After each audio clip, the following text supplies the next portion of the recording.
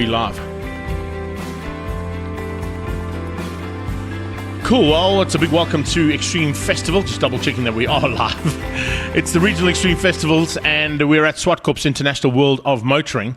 As you can see on your screens right there, that is our change in program of the original program that was, of course, published in the week. So we've got BMW. Okay, and looks like we're going to catch up with Nick Macris quickly as well before they go out. So I'll come back to this one. Let's go down to pre-race and catch up with Nick before the BMW M Performance Race Series classes A, B, and C.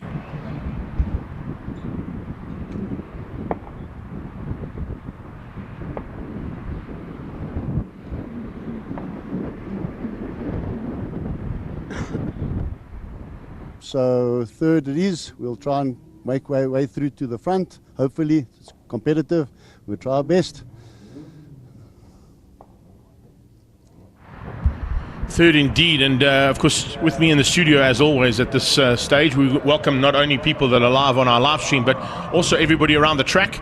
Big welcome to everybody. We are going live on the PA system as well as on our live stream. So for myself, Greg Maloney, a big welcome to you.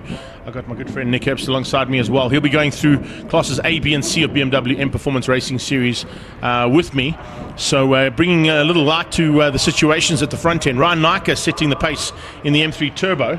So incredible little lap coming out of him as well. But I know there's been a lot of development being done on that car to try and ensure they can get it to work like Ryan wants it to.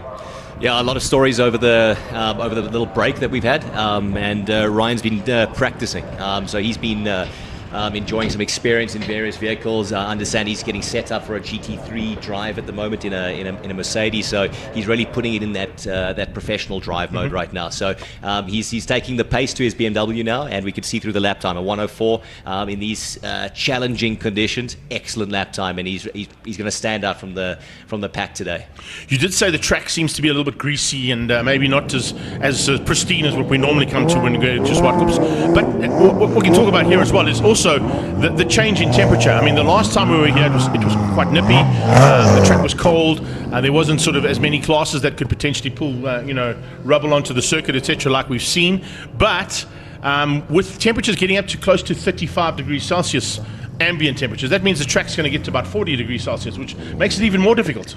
Standard South African story. We just wish for a spring and we never get one. We go straight from winter straight into summer, and there's just no relief or any kind of Goldilocks weather. So here we are. We're going to bake today. Apparently we're forecast for around 33 degrees. Yeah, I understand. Real feel of 35. Jeez, and so good luck in that cockpit later, bro. So again, we wish race cars were at the point where we returned the air conditioners back inside them, but that would be no fun. We want to see the guys sweat and put it out. I know Troy Cochran's got an aircon in that Arabian. He looks far too happy. I think definitely Gearing's got one. There's no doubt about it. Or did that car come with aircon? I don't think it did. A big retrofit would have had to have happened. Listen, we got BMW M Performance Racing Series on track. Of course, Dunlop Shod machines. It's going to be an interesting little battle because, as you heard there from Nick, he starts in third place behind Renier and behind Andres Meyer. But Renier Smith, a big surprise at the front end. We saw how quick he was the last time here, but he sort of didn't quite have it go according to plan at the other tracks that we've been to so far. I think he's putting the experience in now. So, some reliable performance coming his way, and that comes after years and years of car development and putting in the time, and we're seeing it now. So putting in some great time for Class B, and that means Andreas is not going to get an easy run, from pole in Class B, and we can expect some big challenges and fighting in that Class B pack. Well, there we see the man in Class C as well going through there. That was the 27 car there of Alan Hilligen. And then, of course, interesting to see a change up at the front of a Class C, and Hein van der Merwe finding some pace. Big change. I mean, Hein set an incredible time. When we look at practice, we were expecting maybe a pole, maybe from Reynard, bringing excellent performance from Cape Town. And he's really, in his best performance right now. He's doing fantastically. And Hein put it on pole. But sad story. And we got a car stricken there, Greg. Is that the Curve End car? Is that Willie Koch? I think it is. Willie Koch, I think, is parked on the side lane. Yeah, the Curve International car parked on the side there. These cars both, of course, all getting 2 laps to get some heat into the rubber. because they do a rolling start. So most of the rolling starts today, you'll see we'll have 2 laps. He's got going again. Okay. So they had the yellow flag there out. So I'm not sure if they're going to have to do another formation lap because they've done the warm-up. We'll see if the lights go out in the safety car. But I think the fact that he's got back in, the race coordinators may want to get the show on rolling and then on its way. Well, it certainly looks like they are ready to go. We're being joined all the way from down under by Vanna Smith and Nikki Smith. It's nice to see them there in New Zealand, waking up to, or about to go to sleep, I'd say. Before they go to sleep, they're going to catch a bit of action. That looks like a race delay. Yeah. Board that's just been put up. Yeah, safety car board there. So I think another formation lap is just to get those cars back into the race formation that they needed to be in. So we could, carry on the story. So Hein van der Merwe put it on pole, but unfortunately a couple, maybe 10 or 20 minutes, before the race, we were informed that he's out. So I expect some kind of mechanical other issue, unfortunately, has stricken that car. So really sad after an excellent performance in qualifying, and that'll leave pole to the current informed Reynard Miller. Now, I did hear you talk to me before we went on air regarding the changes of a couple of rules that didn't quite work according to plan, and that's possibly the reason why we're down to such a low number of Class B competitors. I know you guys have got plans to sort it all out, but it is a concern, because if you look at the top three, it's Class A, then the next three are Class B. The rest of this field basically are Class C competitors. Massive Class C field, and it almost justifies its own race heat. So, from last year where we had a very, very big Class B field and huge battles and tussles, it looks like that field is not terribly well represented right now. So I believe the committee are working on some draft regulations for next year to inspire and encourage more competitors in Class B, and so that we start seeing, a good number of battles happening in each class. Because, 3 cars versus currently in Class C, we've got 16 cars in that field. Very different type of competition, and the guys in Class C are definitely going to have a ding-dong or two between their colleagues. Look, the cool thing about it is that no matter where we go, this is certainly and arguably one of the biggest growing classes in motorsport in the country at the moment. You guys have got M-Fest coming up real soon as well. So there's just a non-stop sort of flow to the finish of 2024 season for you guys. That's absolutely right, and the regulations are going to support that potentially for next year. So we understand next year we may be introducing another class, more stratification and more groups to be able to participate where your car best fits and where your driving skills best fit. So greatest race series, I think, in the country right now to become a part of, and usually these kind of numbers, we've got 50 cars in the BMW M Performance Parts race series today. Those are numbers we used to only see at BMW M Fest, and now we're seeing that for a conventional Zwartkops Extreme event. And it's one of the reasons we've had to split the class, because unfortunately there's just not enough grid positions painted on the track. I think you'd be allowed to go. I think it's up to 42 you're allowed to go up to here. It's not lining up from corner 4. But yeah, can you imagine that's sort of where they are now? They've themselves sort of. Nice to see a big crowd as well here, and of course they're going to start coming in a little bit later on in the day as well. Normally what happens with Zwartkops is a lot more people start to join us at around about sort of the lunchtime break. That's when all the school sports are done, the shopping's done, and they come to enjoy the afternoon's activities. We're about to kick things off here for this morning's action with BMW M Performance Racing Series, and on pole position Ryan Nijker. Alongside him, a hard-charging Bob Neal, and Bob Neal certainly wants to turn his luck around. He really hasn't had it go according to plan in terms of that Class A battle, but I think he's going to be in for one today, and never count out Leon Loebscher. Never count him out. Last year's champion. Let's see what he does going into the first corner. Well, they're down towards turn 1 for the first time. You can see that big field. This is all Class C coming through here now. And looks like a little bit of a change up there as you get to the front end of the Class B and C battle. They're starting to mix it up already, which is exactly what we expected. Big move from the German. I saw just in the foreground of the shot. We're watching Alan Hilligen go through there. A little bit further back there, just pushing through is Cochran. But looks like he ran a little bit wide coming out of turn 2. But it is Nijker that leads up. Neal in second and Loebscher is third. That's Class A 1, 2 and 3. And at the front end, it is Renier Smith, who's at the front ahead of the German Andreas Meyer. Looking very racy from Lorenzo Gualtieri. He's driving the Selby's old car, that E36 red 328i, putting mega pressure on Nick Makris, sitting there in third just behind Andreas Meyer. So they're very tightly packed in this first lap over there. The Class A guys still slowly will get away, and Ryan Nijker has made a very comfortable start and starting to build a gap between himself and Bob.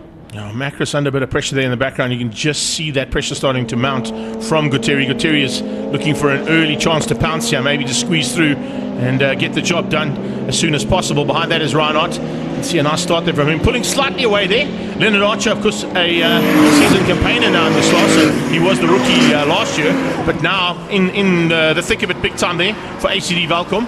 And a big move coming through there from the Big Boss car as well. Nice to see that machine coming through there with Devin Robertson. Expect some big move there. Oh, we've got Nick Makris pulling off to the side over there. We've got most of Class C going past him. So has he got a problem? Something's gone wrong. So that'll leave Class B, who behind him was Lorenzo Gualtieri. Yes, so he'll be left free to hunt down the German. And that's exactly what he wanted, I think. A little bit of free air is certainly what he needs to play around with. As I said, watching out for that big boss car of Devin Robertson. Might probably not have the same amount of power as some of the cars in front of him, but if you take the experience behind the wheel with Dev, I mean, there's a former world champion at the wheel there. He knows exactly how to pedal around this track. No, there's no doubt about his experience in that race car. So seeing that naturally aspirated car, that's Leonard Archer getting past Gary Mott at the Grease Monkey Motor Garage, but he's going to put it down the inside there. Will he defend? No, it looks like Leonard's got the move done, and that's the German going slowly there. Yeah, German pulling to the side. Another Class B car has appeared to have suffered a problem. So now we've got Lorenzo who will take the Class B lead. Yeah, just hang in there, you've got the win. Nothing wrong with that. Class C now, the battle continues. Leonard Archer fighting hard there, as you said, with the Grease Monkey machine. Devin Robertson right on the heels of those two. If those two make a mistake or get tangled, he's going to come through. It looks like Reinhard Miller is really putting the form down. He's keeping a pretty tight gap between that Class B field, which has just been removed half of the pack right now. Reinhard's putting down some excellent time. So we've effectively got Renier. That's the one we missed out. Renier's still there. Renier in the lead, that's right. We forgot about him. Apologies on that. He'd made such a gap. Yeah, he's pulled a big gap, but the 911 car coming through there rapidly and looking to try and close him down. Maybe with that 911, call 911 and you might be able to get Renier Smith. That's exactly what Gutierrez is trying to do now as he gets to the top. A little bit of a fight on here. Bob Neal putting a bit of pressure in front of Bob Neal. So an overtake has happened over there, but you said he's looking very close. Oh, he goes sideways. That's the way to do it. I suppose that's what you want to do. When you're in full flight in a BMW and you're right in front of your opposition from another German motor manufacturer, get the car sideways. Seeing these two Class A cars. Now, Ryan Nike is getting away nicely, but we've seen some epic battles between Bob Neal and Leon Loubser, and these two are spaced by what looks like less than a second right now. Leon's got ahead of Bob. Let's see if Bob can bring the competition back and challenge for that position back again. Yeah, it's a nice little start here for these three. It really is. They're pushing it to the limit and going to try and keep it all until the end of the race. Loubser, though, has got the advantage over Neal, and that's kind of what he wanted to do, I think, as early as possible. There goes the Arrow car. That's, of course, Cochrane. Hilligen back into the front of this little fight. It's a nice little three-way fight here. He's got Naidu behind him. Then not too far behind that is Bernie. So he's got Barish right behind him over there. Exactly. And then, of course, you're looking to see what's going to be happening there. I'm just looking further back there. Rob Gearing fighting hard. So Devin's got some space between him and Alan Hilligen behind. Behind Alan, we've got a Naidu there. And also just picking up, I think we lost Gary Martin. Gary Martin seems to have gone missing in the diesel car. So that gas monkey machine or the grease monkey machine, unfortunately, looks like it's gone missing somewhere at the front end. We'll try and pick up on it at some point in time. But that's not what he wanted. That is for sure. No, I mean Gary was doing incredibly well. I may be speaking under correction, but I think he's leading Class C. So yeah, epic. Big fight on, big fight. Just keeping you in front of the camera. So there we go. So big move on, yeah. Devin Robertson had just got through on Gary Martin, according to the producer in my ear here, saying that he just got through, and as soon as Devin got through, all of a sudden there was a problem, and he had to back out. So it didn't quite work out according to plan there for him.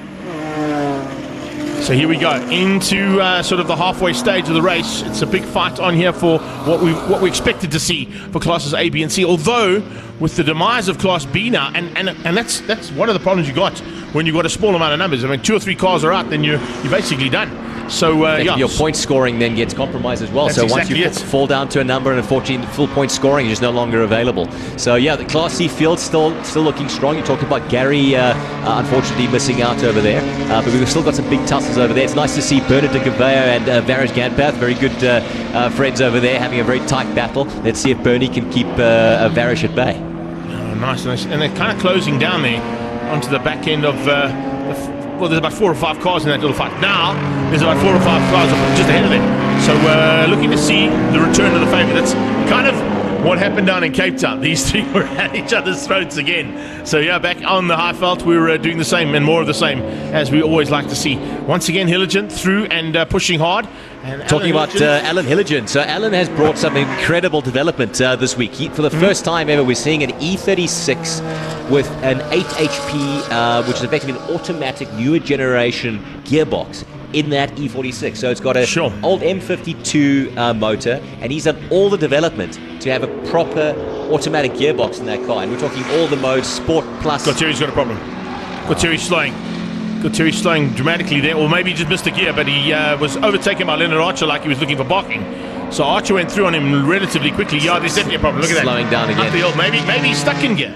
Maybe he's stuck in one of the high gears and he can't, he's going to have to drive it on the torque of the car there, by the looks of it. I wonder if he's backing off maybe to manage coolants. We've got a hot track out there. I'm wondering how many of these cars are going to suffer fatigue as soon as we get to the last remaining laps, and unfortunately those cooling systems just go through absolute nightmare conditions. The leaders are on to the 4 laps to go, so there's 4 of them to go now for Leonard Archer as he crosses the line.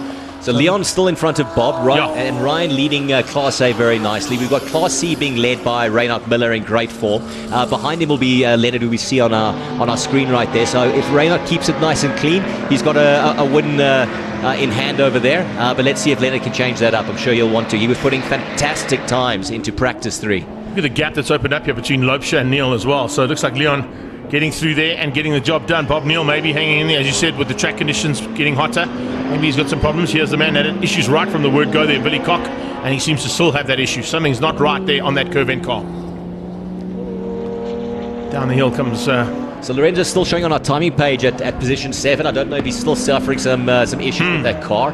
He's kind of midway through that the top of that Class C pack. Is that Billy pulling off? Yeah, Billy getting into pits now. Okay. So Billy Koch out as Renier Smith goes down in to start another lap. We watch the reigning champion through turn 2 coming out of Cashel Corner. And now heading up towards the big fast sweeper. And on that's the left. Nick Muckris pulled over on the side. We saw him earlier on, yeah. Corner 3.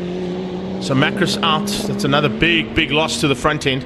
We were chatting to him just before the race started, and he said from coming from 3rd place, he felt pretty confident. He felt the car was good. It just didn't quite work out for him there in the actual race heat itself. I don't think Lopes is going to be able to catch Nike. Nike is just in a class of his own now. Look at him in amongst the back markers now, scything through relatively unscathed. And that's Alan Hilligan, unfortunately, in the background over there, pulling over into the pit. So he was doing nicely in that mid-class C pack. Unfortunately, another casualty of this Class ABC race. Andre van Vuren also having to give up a space there for our leader as he goes through. He's got 2 to go. So 2 more of these 2.1k circuits to complete here for the man out front. You mentioned the fact that he's working on a drive for next year. That's brilliant, because remember, he's also part and parcel of next weekend's national championships in Cape Town. He's got to get into a Toyota and have some fun in that as well. So still some work to do there. Bernard Gouveia doing a nice job over there. He's still keeping Varish Camp at that bay, but 2 laps left. He's got to keep his focus together and see if he can fend off his mate. Oh, Cochrane in the kitty litter on the left-hand side there as we watch the leader going past Neil Reynolds. Is that corner 4 there, Greg? That's turn 4, yeah. I'm expecting them to have yellow flags there. That's a dangerous corner. I wonder if that's going to bring out a safety car. I don't know if they'll bring the safety car. They might keep it under yellow for now because there's only 1 lap to go. He's beached. That's certainly going to be a safety car unless they red flag it. I tell you, the issue there is we've seen it on numerous occasions now when with the new kitty litter at the circuit. Whatever you do, I'm just warning you, don't go off. Okay, because if you do get into that kitty litter, you're not getting out. Unless they've changed up the sort of substrate. Yeah, and it's working so well because some of the big stuff that we've had. Yeah, that's exactly what you want. Some of the big ones we had at the previous inland and historic championship race meeting we had here, the cars literally were not able to be pulled out, and even Big Macs battled to get them out. That's how deeply dug in they got. So Ryan's going to have to be careful here. We're going to go, so we've got blue flags still there, but there's going to be double wave yellows at the very least coming up onto that corner. Let's see what happens as he comes up. I think he's going to be able to make the pass now. Got to be very careful. No, he'll back out of it. There we go. He backs out of it. Good thinking there. Passing the yellows, you'll get a big penalty. Passing the chairman's not what you want to do under yellow either. That's for sure. Rather give it 5 more minutes and get past. I'm sure we're going to get we get a red flag. That's why. There we go. Red flag's out. So red flag will bring us back to lap, what was that, lap 8 I think it was, eh? You guys ran 10 today, yeah, so it was lap 8 that we'll go back to. 8 out of 10 is enough, eh? That will certainly be full points. So I think we're going to get some nice pictures of Troy, unfortunately, in that corner, and someone's going to definitely make the comment, you can't park there. But unfortunately, that kitty litter's got it eaten Someone up. TikTok that, please, come on. Somebody, you cannot park your car there. No, you can't park your car there, Troy Cochrane. And we were having a bit of a joke about him going through there with the aircon. Maybe this was the air conditioning issue he had in turn 4 there, eh? I think those things tend to get problems, right? He went to try and push it off and hit the boost button instead. Listen, he's one of our associate sponsors of this category. That's why we can give him a little bit of a ragging, and I'm sure he's going to enjoy that when he listens to this a little bit later on. But that does wrap up things here for our first heat of BMW M Performance Racing Series. Now, Paulie, I don't know if we can get an official sort of result put up, or unofficial result, but as they finished up, it was Ryan Nike, Leon Lopesha and Bob Neal, top 3 in Class A. Then Renier Smith ahead of Reinhard Miller and Leonard Archer. So a little bit of mix up there between our B's and C's, as you can see. Devin Robertson finished up in 7th, just behind Archer. It was Gauthier, I think, who just finished outside the top 10, but he was still on track. And I think he was stuck in a high gear. I think he was driving the car on torque there. I think he was just stuck in a gear, and he couldn't do anything more than what it was able to, because you could see on the acceleration up the hill, he was fine. But as soon as he got into the tight and twisty bits, he had no pull at all. So probably stuck in 4th or 5th, maybe. I don't know, depending on what gearing he's running in that car. He needs that auto gearbox from Alan Hilligan. Exactly, 100% right. Troy, I think, got out the car then. You could see even his race boots dug into the kitty litter. Listen, Nick, yes. Okay, so I'm going to just wrap up here with Nick. Fantastic to have you again. Good luck for the first heat, and please come and join me straight after lunch for another exciting round. Hopefully a full set of, what we've got, 10 laps again later on for M Performance Racing Series classes A, B, and C. As always fantastic to have your insight, and thanks for all the insight that you do bring. And good luck for the first heat of D's and E's, brother. Awesome. Thanks, Greg. Looking forward to the next one. Awesome job.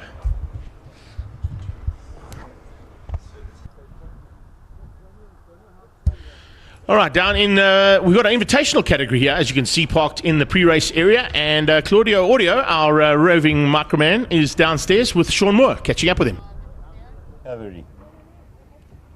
Larry Wolford, a welcome change. It's not Sean, but it's you and his car. Talk me through the plans. How's this car compared to your V8?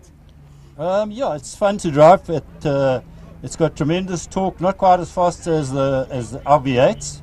And Sean very kindly offered me a drive last night, so yeah, looking forward to it. Qualified this morning, not ideal. I need to get to the rhythm of the car and the gear changes and that, but I'm having fun.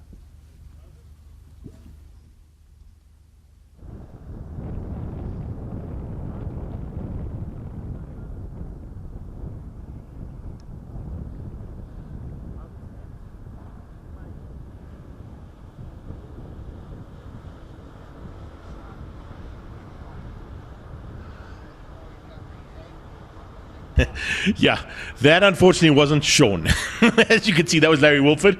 He's been given an opportunity, as he was in Cape Town, to drive that car at the regional round of the Extreme Festival that we went there. Remember, that round literally started in a torrential downpour, which caused chaos on the circuit for both the V8 Supercars and our Pirelli V8 Masters Series. So I'm not quite sure if that was part and parcel of the deal here, but it is fantastic to have our friends from Cape Town here coming to join us. There are a couple of sort of usual contenders that are here, and of course there's a couple of local competitors like Larry and Roy Campos who will be joining them in the various cars out there. Man on pole is Barry Ingle in the NAC helicopters machine, and looks like Audio Claudio is down there with him. Let's catch up with him. Barry Engel, first time at Zwartkops in this car. How's it been? Yeah, it's been tough, eh? We arrived here basically yesterday, had a couple of laps, and went straight into qualifying this morning. So yeah, we're still learning the car, learning setups, learning engine upgrades and various other technical difficulties that we've experienced. But the team from Cape Town have done a remarkable job. Competitors are doing really well, so let's hope we have a good, clean race and bring it all home. You don't seem to be doing too bad. I mean, you put your car on pole. Yeah, it was hard work this morning. It wasn't a very easy pole, I must be honest. But nevertheless, we got it done. Fabio, I mean, he's been a champion for many, many years in this category. I'm more of a rookie if I look at my experience compared to his. But yeah, we'll go out and we'll have a good, clean dice and see who wins it at the end of the day. All the best, man. Thank you. So there you have it, just catching up with our pole man there in the NAC helicopters machine, Barry Ingle. Of course, he's also the man behind Pirelli, so nice to see them helping the guys out with some rubber here today. A big welcome, of course, to Luke Selby and Moira Thompson and Eden Miles. And looks like Pops is in the house as well, coming to see what's going to happen with the V8 Masters Series here for qualifying. Barry Ingle, Fabio Tofani on the front row. We've got Brandon Dean and Roy Campos, Carl Nell and Jason Ibbotson. Now, if you look at what happened at the previous race, there was a big incident there between Jason Ibbotson and Roy Campos after a crash at turn 2 at the Killarney International Raceway. But as I said, that was in a torrential downpour. So we're in for ideal conditions here for race number 1. And looking forward to all the action that's going to be happening here at Zwartkops International World of Motoring. Down in pre-race once again. Let's go and catch up with audio. Looks like he's caught up with Roy Campos in the Campos Transport Machine. Roy, how's it feel being in this car at Zwartkops? Oh, it's lovely to be here again, you know. Lovely. Obviously the cars aren't used to it, they're not set up for Zwartkops, but and we're very hot in the car. The cars are running a little bit of temperature, so we've had to play a little bit of jets. But we should be okay. I qualified 4th, not too happy, but that's how it went. All the best, Roy. Thank you very much, bud. Thank you.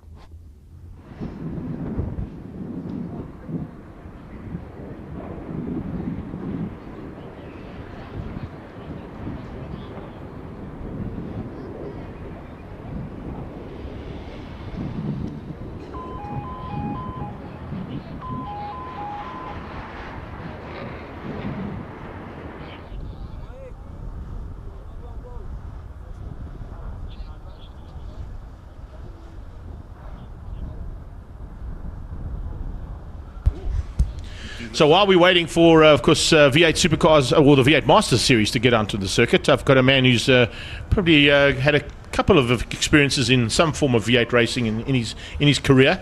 I don't know if we're going to go to the live camera here in the studio, but Big Jim's in the house, and he's basically here to do some entertainment on the skid pan, I believe. We've got some, talking of V8s, we do have our V8 Luminous doing some rides on the skid pan, so we're here doing some rides, entertaining the crowds, and if you want to come for a drift experience, come and join us. But you've had a couple of busy weekends back to back, eh? Hey, I mean, we saw you at Festival of Motoring. 2 weeks later, a week later, we were at Fast 5 Motorsports event, and then here at Zwartkops. So it's been a busy couple of weeks, Pete. Yeah, we're fortunate. You know, drifting is it's a great motorsport. Everyone wants to see drifting or experience it, and at every single one of those places, we're here for people to experience the sideways craze. That's why we're here. And of course, we're going live not only on our live stream, Jimbo, but also out onto the PA. So where do the people outside sitting at Zwartkops come and see you? How do they get there? We're down at the skid pan. We've got our 2 Luminas going sideways. We've got our 2 pro drivers doing their thing.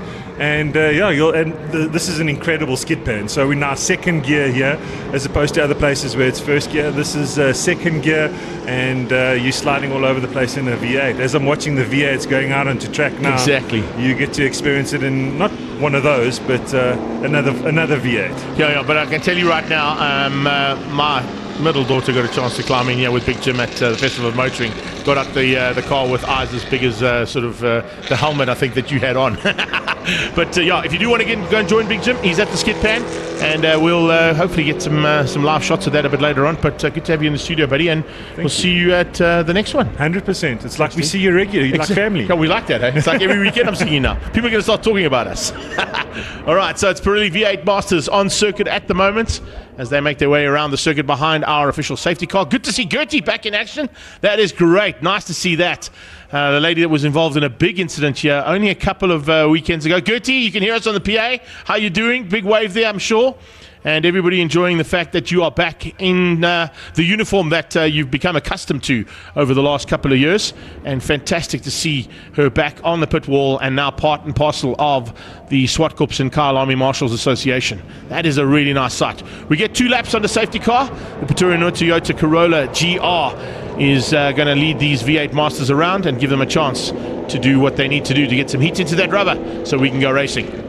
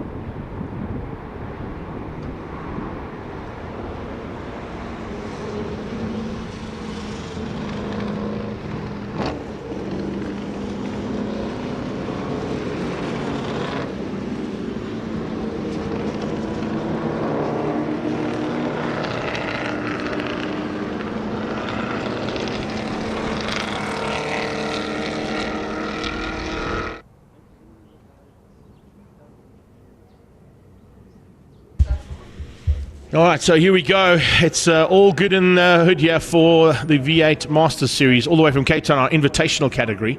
Remember, they run a gold and silver class in this. It's the two separate classes that differentiate between the slightly quicker cars and the slightly slower cars. There's no differentiate in terms of the engine capacity or what the cars look like, other than the colors. As you can see, you've got an option of running a stripe down the car and any other color that you want to with that, but you do have to go with the official sort of Mustang style stripe on that car. Willie Adams joined us as well. Good to have you here. And Eden Miles is in the house as well. Thank you so much. And everybody else that's joined us on YouTube and all the other channels that I can't see. Well, welcome to you guys too, and everybody here at the track. We're about to go racing for the second time today. It's the Pirelli V8 Masters Series from Cape Town, and it's the NAC helicopters machine out front, piloted today by my good friend Barry Engel. So let's see what Engel can do now at the front end of this pack. They'll go double yellows into turn 1 and 2 just to keep the field at bay and just make sure that everybody gets through turn 1 and 2. Turn 2, we get green flags, and then we go racing officially. Brandon Dean will be looking to try and close through there as quickly as possible. Watch out for Larry Wilford coming through in that 00 car. He's running Fuchs lubricants on the side, but of course it is his good friend Sean, who comes from Cape Town's car that he's piloting today. As I said, he got a chance to climb in that car in Cape Town when his own car broke after a huge crash into the wall at turn 5 in his V8 Falcon. So good to see him back in track and back in action as we now under full flight. 29 is Campos as he flies through turn 4, trying to make up some ground there. He's got Carl Nell, I think, on his tail, looking for a way through there, and maybe trying to squeeze him out. Oh, he's going to give him a little bit of a tougher time of it up into turn 5. It is Engel who leads out. Looks like Tafani in second, yes, hanging in there for the second spot, right on their tail, Brennan Dean. And as you can see, the rest of the pack now trying to find a way through there, dropping back one position, losing out to a couple of cars there, actually. You can see was Larry Wolford. He's dropped back one place, hoping to try and make it up as they come across the line and complete the first one in anger. This, of course, is a 12-lap race, so it's Engel from Tafani, Brennan Dean. A little bit off-track excursion there for the 21 car Vogel. Oh, is it a 10-lapper? Sorry, beg your pardon. Thanks for that. So 10-lapper there. They've changed that one up. It was publicised as a 12-lapper, but going down 2 less than what was published. So let's see now as they come out of turn 2, Castrol corner. Ibbetson's up to 7th. He's trying to close things down there on Campos, and already pressure on the leader. Here comes Tafani looking for a way through. Nice to see the way they've incorporated the Italian flag into sort of almost the Gulf racing colours of Fabio Tafani's V8 Master, because these cars all built in Cape Town and out of a stable in Cape Town. They're all basically exactly the same machinery, as you can see, just with slightly different colours on them. Some of the guys going with the chrome wheels, some of the guys going with coloured wheels. That's also an option that you can play with, but majority of them, of course, run exactly the same machinery under the bonnet and under the carbon fibre bodywork, as you can see them now down towards turn 8. So, incredible charge coming on here, and the biggest man on the move at the moment is Ken Finneran. Good move there from Finneran, trying to get onto the back there of Carl Nell. Carl Nell hanging on for now on Brandon Dean, and the two of them fighting for third. Dean and Nell very closely matched, but as I said, Finneran fastest of the pack there, 107.8, and certainly closing down. Someone's off at turn 1. That's a big moment at turn 1 and a big ball of dust, which means probably stuck in the kitty litter somewhere in that dust. As it clears, we'll get to see either a car stuck there, or did he make it all the way through and was able to get back on track? Well, I can't tell you right now because there's just so much dust. Oh no, that's a huge one. That looks like it's Everton. I think it's Jason Everton who's gone off there. Just waiting to get confirmation on that, but it certainly looked like the black and yellow car there of Jason Everton, the 46 machine, who has gone off at turn number 1. And either possibilities of a safety car or even potentially red flag. We'll keep an eye for what's happening. Hands up, I'm going to go red flag. If I see Barry Engel with his hand up, I'd have to assume that the red flag has come out. And he's decided, no, we're going to have to slow it down, boys, and bring it to the line. Carl Nell, I don't think saw any flags. He was all over the back trying to find a way through there on Brandon Dean, and yeah, it's 100%. That is Ibbetson's car. So that is 2 races in a row there for Jason Ibbetson, where there's been exceptionally huge damage. And we've gone a safety car. Okay, so we're going to try and clear that car under safety car. Jay, if you can hear us down there on the PA, just give us a wave, buddy. Looks like that was a big moment there into turn 4. All okay? Just give us a wave out there, Jay, if you can hear us. No, you can't. I don't think you can pick up on the PA system with the V8s going past him.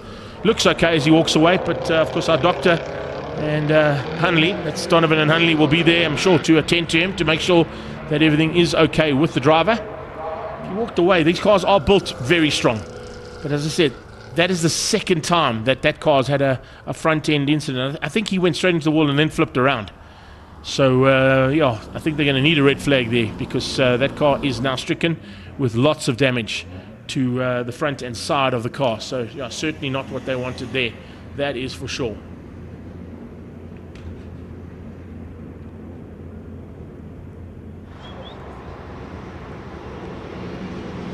As we came to a close, though, it was Ingle, Fabio Tafani, Brennan, Dean, Colnell, Ken Finner, and still was quickest on a 107.8. We're going to send our recovery team out onto the circuit to assist in getting Jason Ibbetson's car out of harm's way and back into race conditions where we can go and restart this one.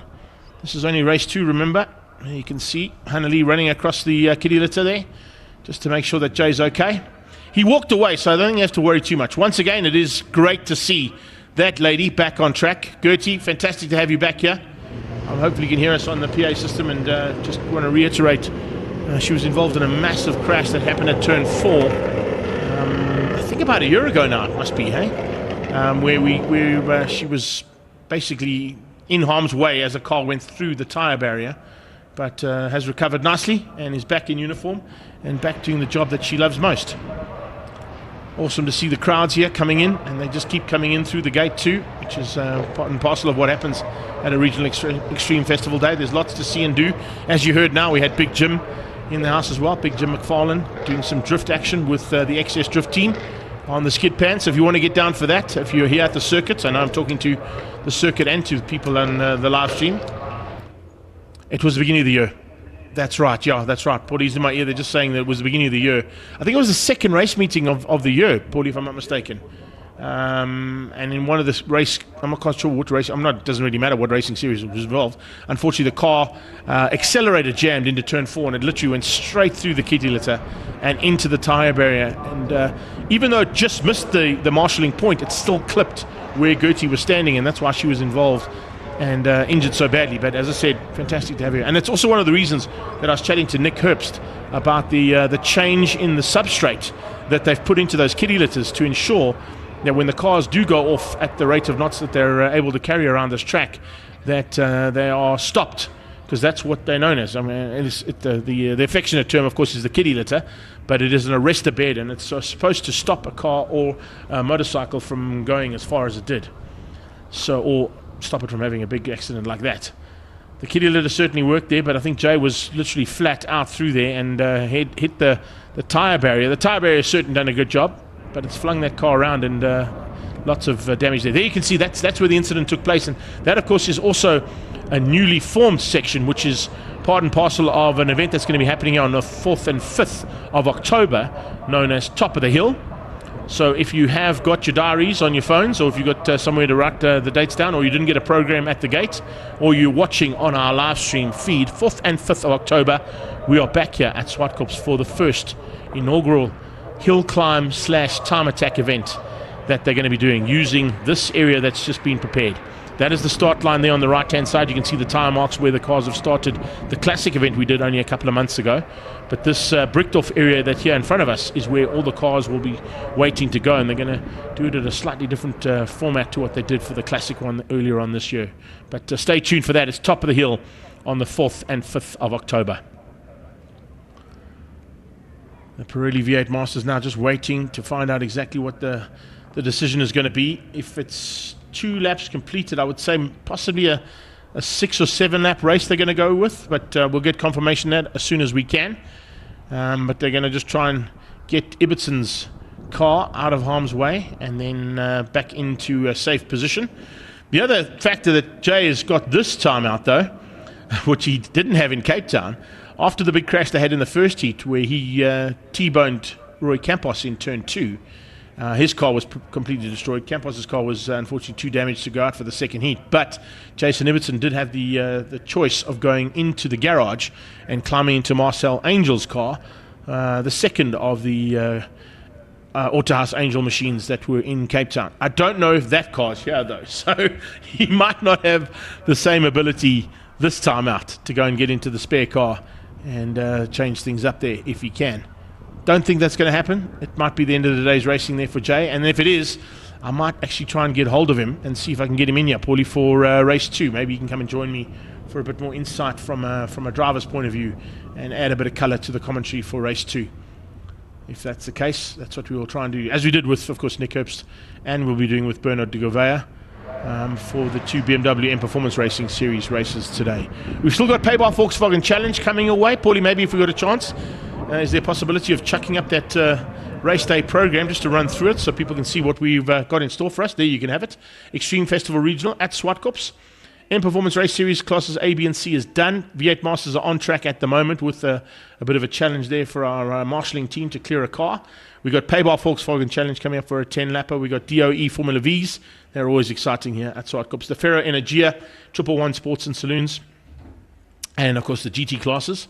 And then we got Mobile 1 V8 Supercars. Once again, it's M Performance Racing Series. This time, though, it'll be classes D and E. And then, of course, we'll be having classes D and E and Super Hatch of the Ferro Energia category. They've got such a big class here this weekend. They've also had to split them up into 2 separate races. And then we'll run through all of them again. And at the end of the day, a nice 200-kilometer endurance race to wrap it all up for our 111 and GT Sports and Saloons and Super Hatch competitors, the ATS Zwartkops 200. It's kind of taken over from what was originally the Pekisa 200.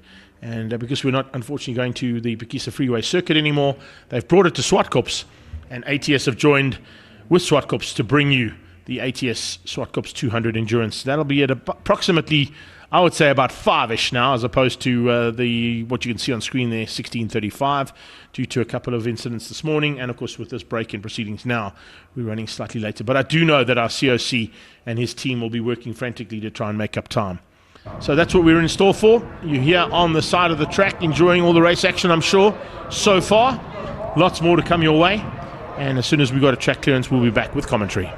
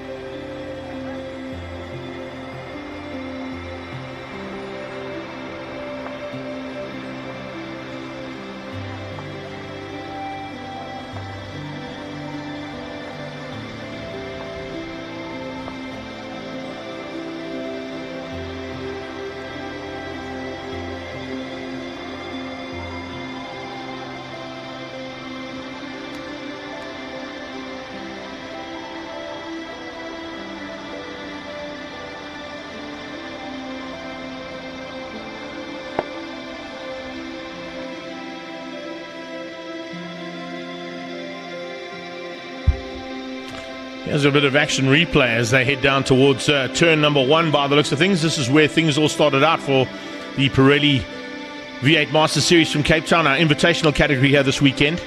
Everything was clean and clear into turn 2, but it's because we're in double yellows into turn 2, and then as soon as they come out of turn 2, of course, things change up dramatically. The green flag drops and we go racing. Out front, great start from Carl Nell. He kind of led the field from Barry Engel, I beg your pardon, leading the field there ahead of Fabio Tofani. Carl Nell and Brandon Dean were just behind that. Then Roy Campos was fighting hard. And Jason Ibbotson just in the background there. That's the car to keep an eye out on, because that's what's going to cause the issue that we're now having to be on the sideline for. You can see just how hard the pressure was there, and there was no holding back from the initial stages here from the Pirelli V8 Master Series from Cape Town. Ibbotson there in the Autohaus Angel machine going through in the black, yellow and white colours. Larry Wolford, of course, joining into the team that he piloted that car with in Cape Town and had some fun and games. And I can see our COC is going to step into my office here. So as we watch them go across the line there, Giles going to just whisper in my ear how many laps we've got for the restart.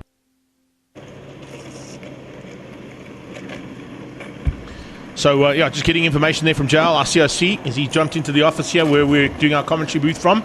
And it's an 8-lap sprint race as Jason Ibbetson's car is rolled back into pit lane. I don't know if they're going to have enough parts or be able to fly in some spare parts from Japan to sort that machine out in time for race 2 later on this afternoon. But you never know. There may be some spares in the truck that they brought along and they can bolt those spares on. So it'll be an 8-lap restart for the V8 Masters from Cape Town, sponsored by Pirelli and our invitational category here this weekend.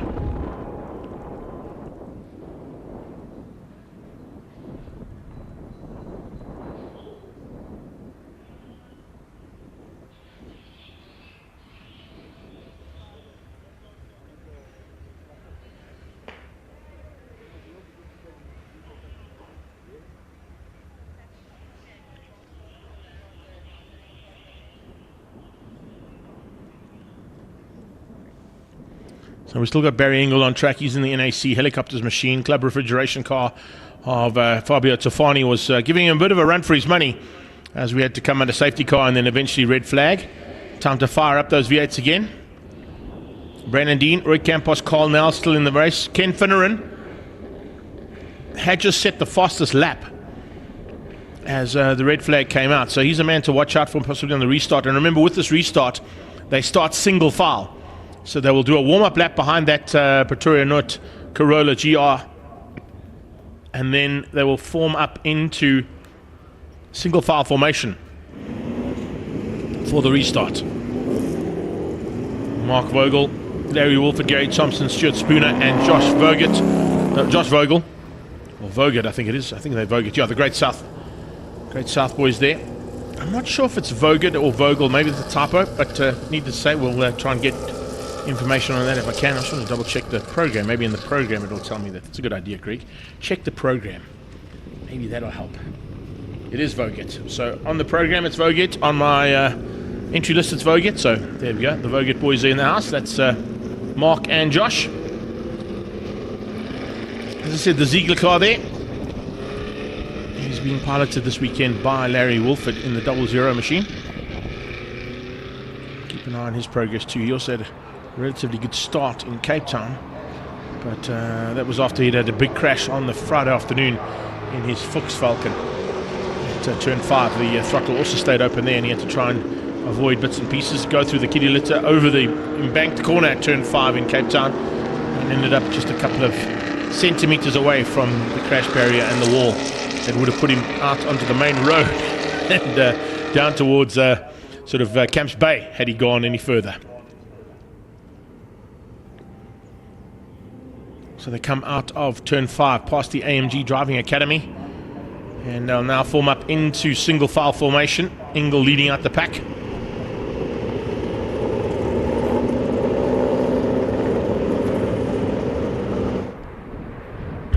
As that Corolla's lights go out, means we're going to go back into racing. As I said, 8-lap race.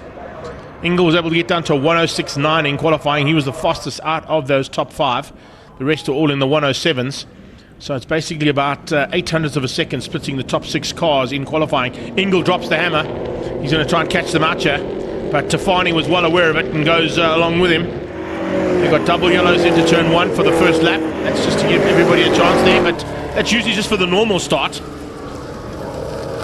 On the restart, I don't think the double yellows apply. I think they have to just go into normal race action, as we saw there. And already a few attempts to get through. The 21 car coming through the pack rapidly is Mark Vogert. He's got Wilford on his tail. And now as they head through, there's official green flag out of turn number 3.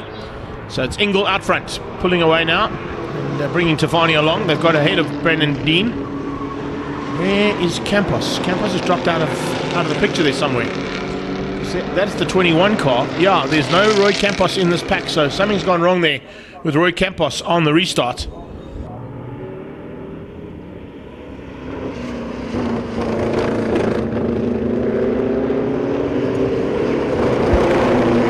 Not sure where that Campos transport machine ended up, but it certainly hasn't made it around into the second lap of the new 8-lap formation that they're doing now on the restart of Pirelli V8 Masters. If you've just joined us, if you have just joined us from all around the world, a big welcome on all of our platforms. I see Ford and Friends is going well in PE, and we got Jody Edenfeld down there. He's live streaming us though directly from Aldo Scrivanti, so getting the best of both worlds.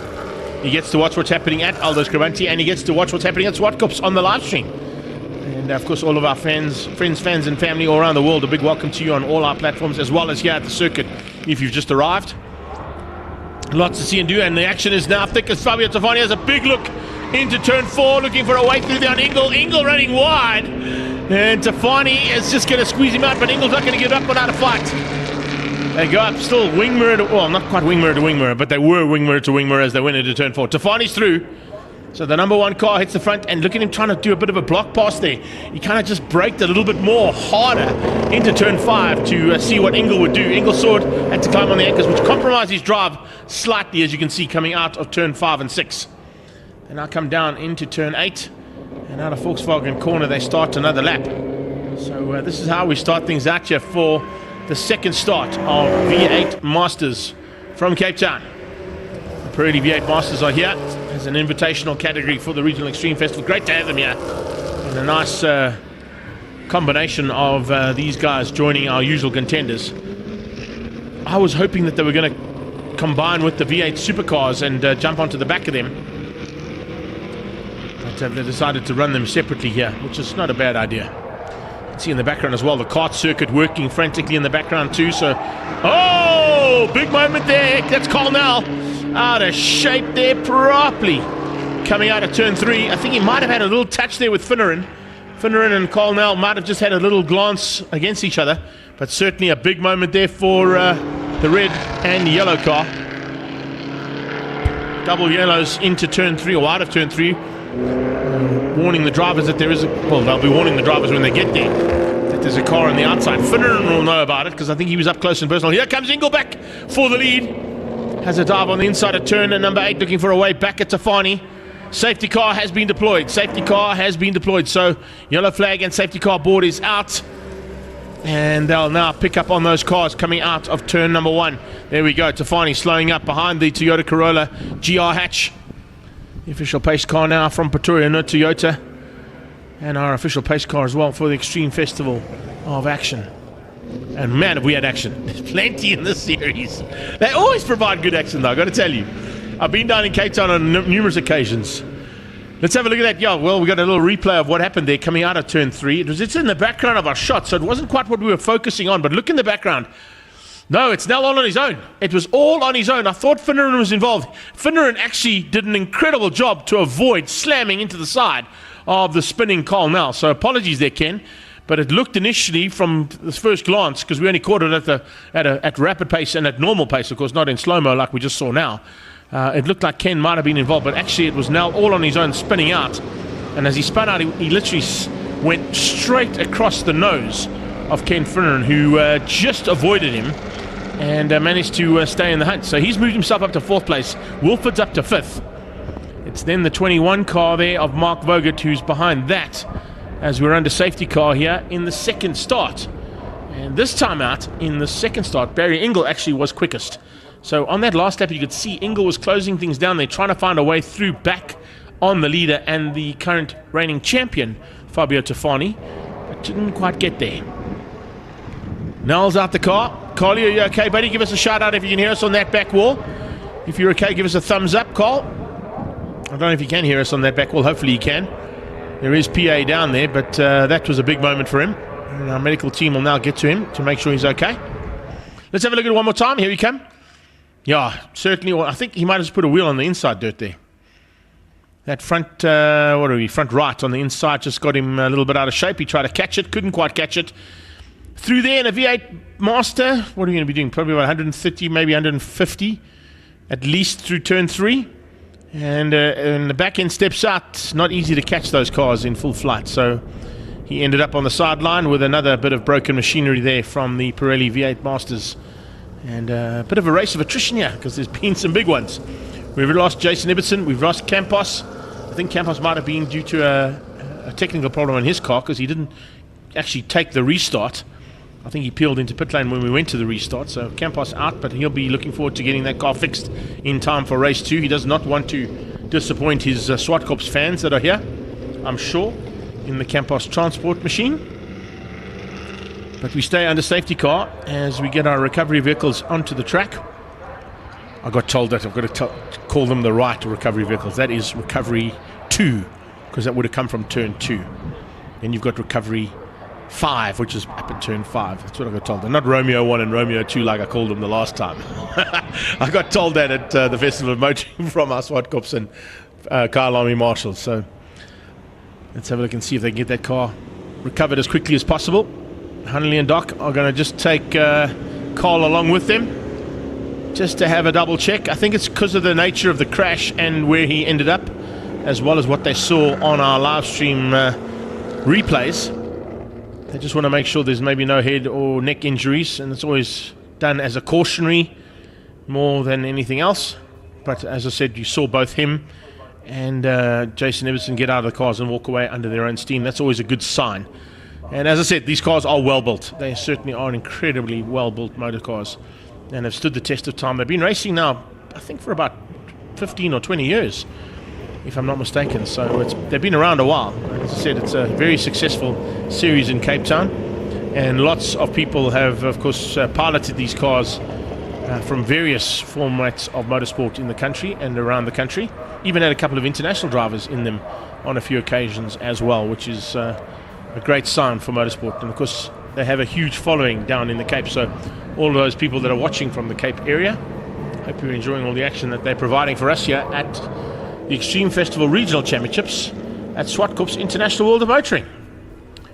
We're just west of Pretoria. I think if they've got that car out the way, by this next lap we may be able to go racing again.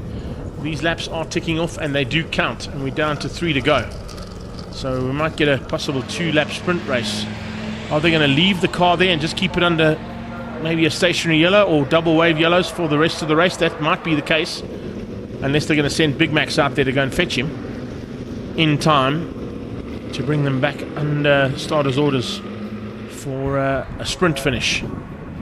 But we've still got lights on our pace car and safety car, so it means that they haven't decided to do this. The restart, remember, works the same as what it would have for what you just saw earlier on. They're going to single file formation for the restart, and you may not overtake until you've crossed the finish line. And of course, the finish line and start line here at Zwartkops are 2 different lines, so drivers that are not used to racing at Zwartkops might get caught out by that. They hopefully have read their rules, that there are 2 separate lines, one for the start and one for the finish. And you may not overtake until you've crossed the finish line, which is the first line that you cross past hanging the flag. Lights are out, so it looks like we're going racing. Looks like they're going to keep that car there and recover it after these next 2 laps. Yeah, 2-lap sprint coming your way. And it is Pirelli V8 Masters, led out by Fabio Tofani as the Corolla Hatch GR from Pretoria North Toyota, and Zwartkops pulled into pit lane. Tofani drops the hammer, trying to catch out Barry Engel. Engel sees him and matches him as they get across the line. Double yellows once again on the start, so no overtaking until they get out of turn 3, and in fact they won't be able to do overtaking until they're out of turn 4, because turn 3 will be under double yellows as well, due to the fact that that car's stricken on the exit of turn 3. So there'll be no overtaking with these cars until they get onto the back straightaway. And then you've only got, what, a lap and a half. So it's not really even 2 laps of race action. it's a lap and a half that they're allowed to do any overtaking opportunities that might come their way. Now they can go racing. We're clear of that car, and we've got a green flag into turn 4, so it's hammer down time now for the Pirelli Masters as they head up towards turn number 4. To the top, there's a bit of a move on there from Ken Finner, and he's probably one of the quicker cars out there. We saw in the first start of this one that he actually got up as the quickest driver. He got down to a 107.8. 107.5 from Ingle on the second start was the quickest lap, and now we'll see what they can do as they're going to complete this one. They're going to have one basically sprint lap. Here comes Ingle. Oh, what a move, dive on the inside, and he gets it out of shape as well. Tafani saw him coming. Just nicely done. Puts the hand out, says thanks, Fabio. Appreciate the space. Fabio could have stayed in that, and if he had, I think the two of them might have come together there. But Ingle puts his hand out, says thanks very much. A little bit of a thank you to the man behind him for giving him some room to play. Now there's no overtaking through this next corner, so Fabio's going to set things up. Try and maybe get the drag up the back straight through turn 4. Oh, Wilford's off. Wilford's off at turn 2 at Castrol. Running wide in the 00 car there for the Ziegler team. So it's Ingle who leads out. Can Tafani try something up the hill? Is he close enough? I don't think he is. I don't think he's close enough there to try something. Ingle knew exactly where to overtake to try and use the advantage of that yellow flag, and it certainly proved very, very good for the NAC man. So it's going to be NAC helicopters to take the victory. Barry Ingle at the wheel of that V8 Master. Fabio Tafani for Club Refrigeration is going to take second. It's going to be Brandon Dean hanging on for third by the looks of it, unless Finneran has a go here into the final corner. The flag's out. And as they cross the line, it is 1 and 2 there for Ingle and Tafani. Brandon Dean is spun out. On the last corner, Dean spun out. I kind of thought that might happen. I was hoping you were going to swing back to that, but I saw it in the background. There was a little bit of rubbing his racing there between him and Ken Finneran. Finneran has got through. He's got third. Vogert's come through to take the 4th place. Gary Thompson will take 5. Josh Vogert will take 6. And Brandon Dean will get 7 if he can get that car started up again. So that Ice Pond Transport machine, unfortunately, has looped out at turn number 8. And he looks like he might be stuck there. So it's been an action-packed start to the day. Welcome to Extreme Festival Regional Championships at Zwartkops and the V8 Master Series shod by Pirelli that have provided some pretty spectacular stuff to start the day's racing. We had BMW M Performance Racing Series parts classes A, B and C just before them, and they also gave us a bit of action to enjoy. But up next we're going to classes GT, A, B and X. No, we're not. We're going to Paybar Volkswagen Challenge first, I beg your pardon. So it's Paybar Volkswagen Challenge who are up next. And there you can see Chris Tate about to climb into his car to go and do the business out on track. He's the man who leads the championship overall. So we'll be looking to try and score as many points as possible here today to maintain that lead in the Paybar Volkswagen Challenge. But we've got a big battle expected amongst them. And I think I've probably also got Claudio down there trying to find us a couple of interviews. I think he might be trying to catch up there with Chris Tate because he's right there by his car, if I can see that correctly. Let's give him 2 seconds to get that sorted out, and then we'll pass you down to him and go and find out from the man himself what his plans are. There's going to be a bit of time for him to do that. So that car of Brandon Dean is spun out and is stuck in turn 8. So they're going to have to send recovery 2 or 5 to go and fetch that car before we can get back under race action here today for Paybar Volkswagen Challenge. Michael Bagley's company, of course, supporting this category now for the last couple of seasons. Right, let's go down into that pre-race area and catch up with our championship leader, Chris Tate. Christopher Tate, championship leader overall. What's the plan of action for today? Realistically, to win. Yeah, so just really trying to fight off the championship lead, preferably get the overall championship as well at the end of the year. Tough fight with the Class Bs, they're just so consistent. How did you qualifying, I thought I was quite slow, but surprisingly I got pole, so it's a good surprise when I came to Park for May, but feeling good now. All the best, man. Thank you. Also like the fact that we could see from the shot that Claudio gave us there the modification they've done for Chris to try and give him a bit of cool air in the car. Did you see that air ducting tucked in behind his race seat, literally over his right shoulder, to try and possibly pull some cool air into the car while they're racing in hot conditions? I also see, I think, if I'm not mistaken, Claudio, if you can hear me down there, just on your left-hand side, I think there's also an interview you might want to catch up there with Mr. Zafirio, who, of course, was involved in a massive crash at Kyalami at the bumper round that we had there, where championship of regionals and nationals were combined. But looks like he's gone down there to catch up. Is that with the CPS warehouse car? Yes, it is. Let's go and catch up with Bevan Williams. Masters, I beg your pardon. Bevan Masters, are you going to get revenge on your brother for what he did the last time out at Zwartkops at the final turn? I'm going to do my best. We've got a nice mix of cars with the X-turbo cars in between us and that, so it's going to make it a bit more of a challenge. But I'm going to try my best and make it very exciting, and let's see how it turns out. Tell us, how was it out there in qualifying today? Qualifying, I got a bit wrong with my pressures, etc., but I'm confident it's right now, and I think I'll be on pace to have a good fight. All the best, Bev. Thank you very much. Yeah, apologies there, Bev. I meant Masters, not Williams. When you dealing with the amount of categories that I deal with on a daily basis in terms of commentary, every now and again there's a faux pas and a slip of the tongue. So, yeah, there is a Bevan Williams, but that was definitely Bevan Masters we were chatting to. And it looks like Claudio's gone now to find his brother to find out what Wayne's plans are, or have they got enough time to possibly get that interview in? I'm not sure. But interesting to see. Wayne Masters is on pole, ahead of Bjorn Berthold, and then it's Bevan Masters. So Bjorn Berthold, look at that. That's quite cool to see. A couple of Pumas, a couple of, that's military helicopters heading just to the north of Pretoria from the west of Pretoria. So I think that's probably out of the Air Force Base. But out of the Air Force Base down to pre-race, let's go and catch up with Wayne Masters. Wayne Masters, Bevan said your brother is going to get retribution for when you guys were last out at Zwartkops, where you hit him on the inside in the final turn. Yeah, he's coming for me. He made a mistake for his quali, but I think he's got the pace. So I look forward to him to catch me up, and we'll have a go. How was qualifying this morning for you? No, the car was good. I had to bed brakes in because we lost brakes yesterday, and so I managed to do 2 flyers, and it was good enough for pole. All the best, Wayne. Thank you.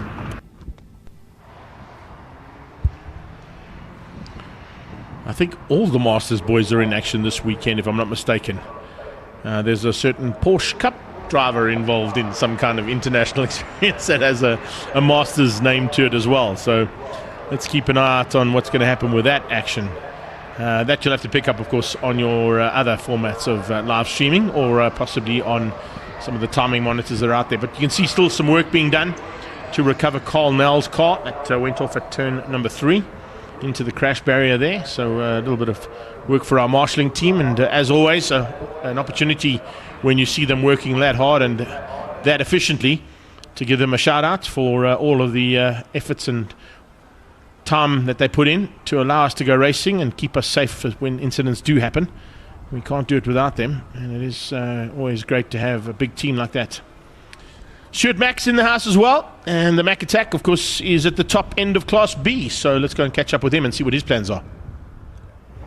Stuart Mack, it's a close dice in the overall championship between you and Christopher. Tell me, what's your plan for the day? Well, it's very hard in the overall because we don't race directly against each other, so all I can do is try and win my heat and see what Christopher does, and then afterwards see where it goes. But looking to a good hot race. Qualifying this morning, how did it go? Went very well. Managed to get on pole. Struck a good lap together. But yeah, all going well so far. All the best to you. Thanks very much. He certainly did put it on pole position, but was pretty evenly matched up with Mokarodia from Fast 5 Motorsport.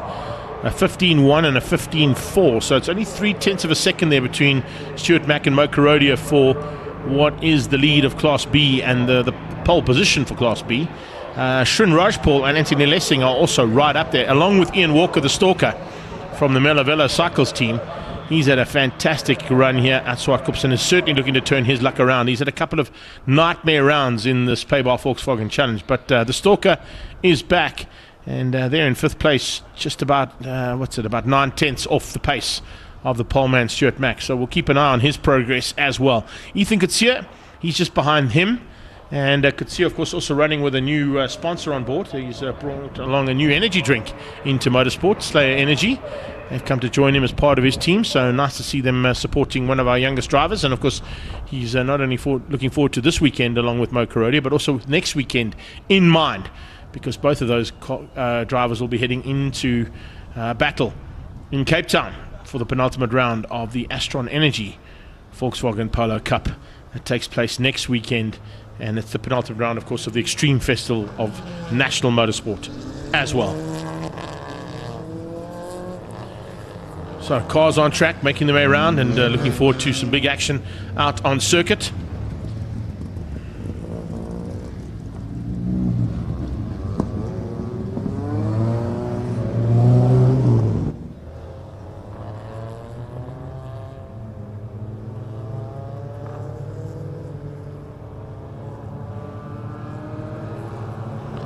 As they make their way around there, you can see the pay-bar cars also starting to come through.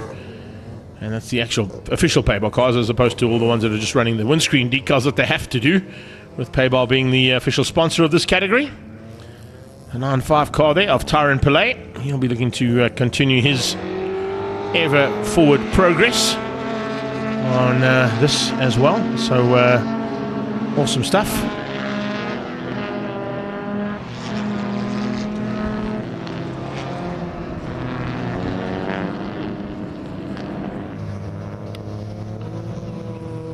Just want to keep an eye on a couple of cars that will be there as well. That always are a big threat in this category. I wanted to see where we had the likes of Dean Ross and Mighty Mfana. They're a bit further back in the pack when it comes to Class A. Class X at this stage, as I said, is that car that we just seen shot in the foreground. That's Bjorn Berthold.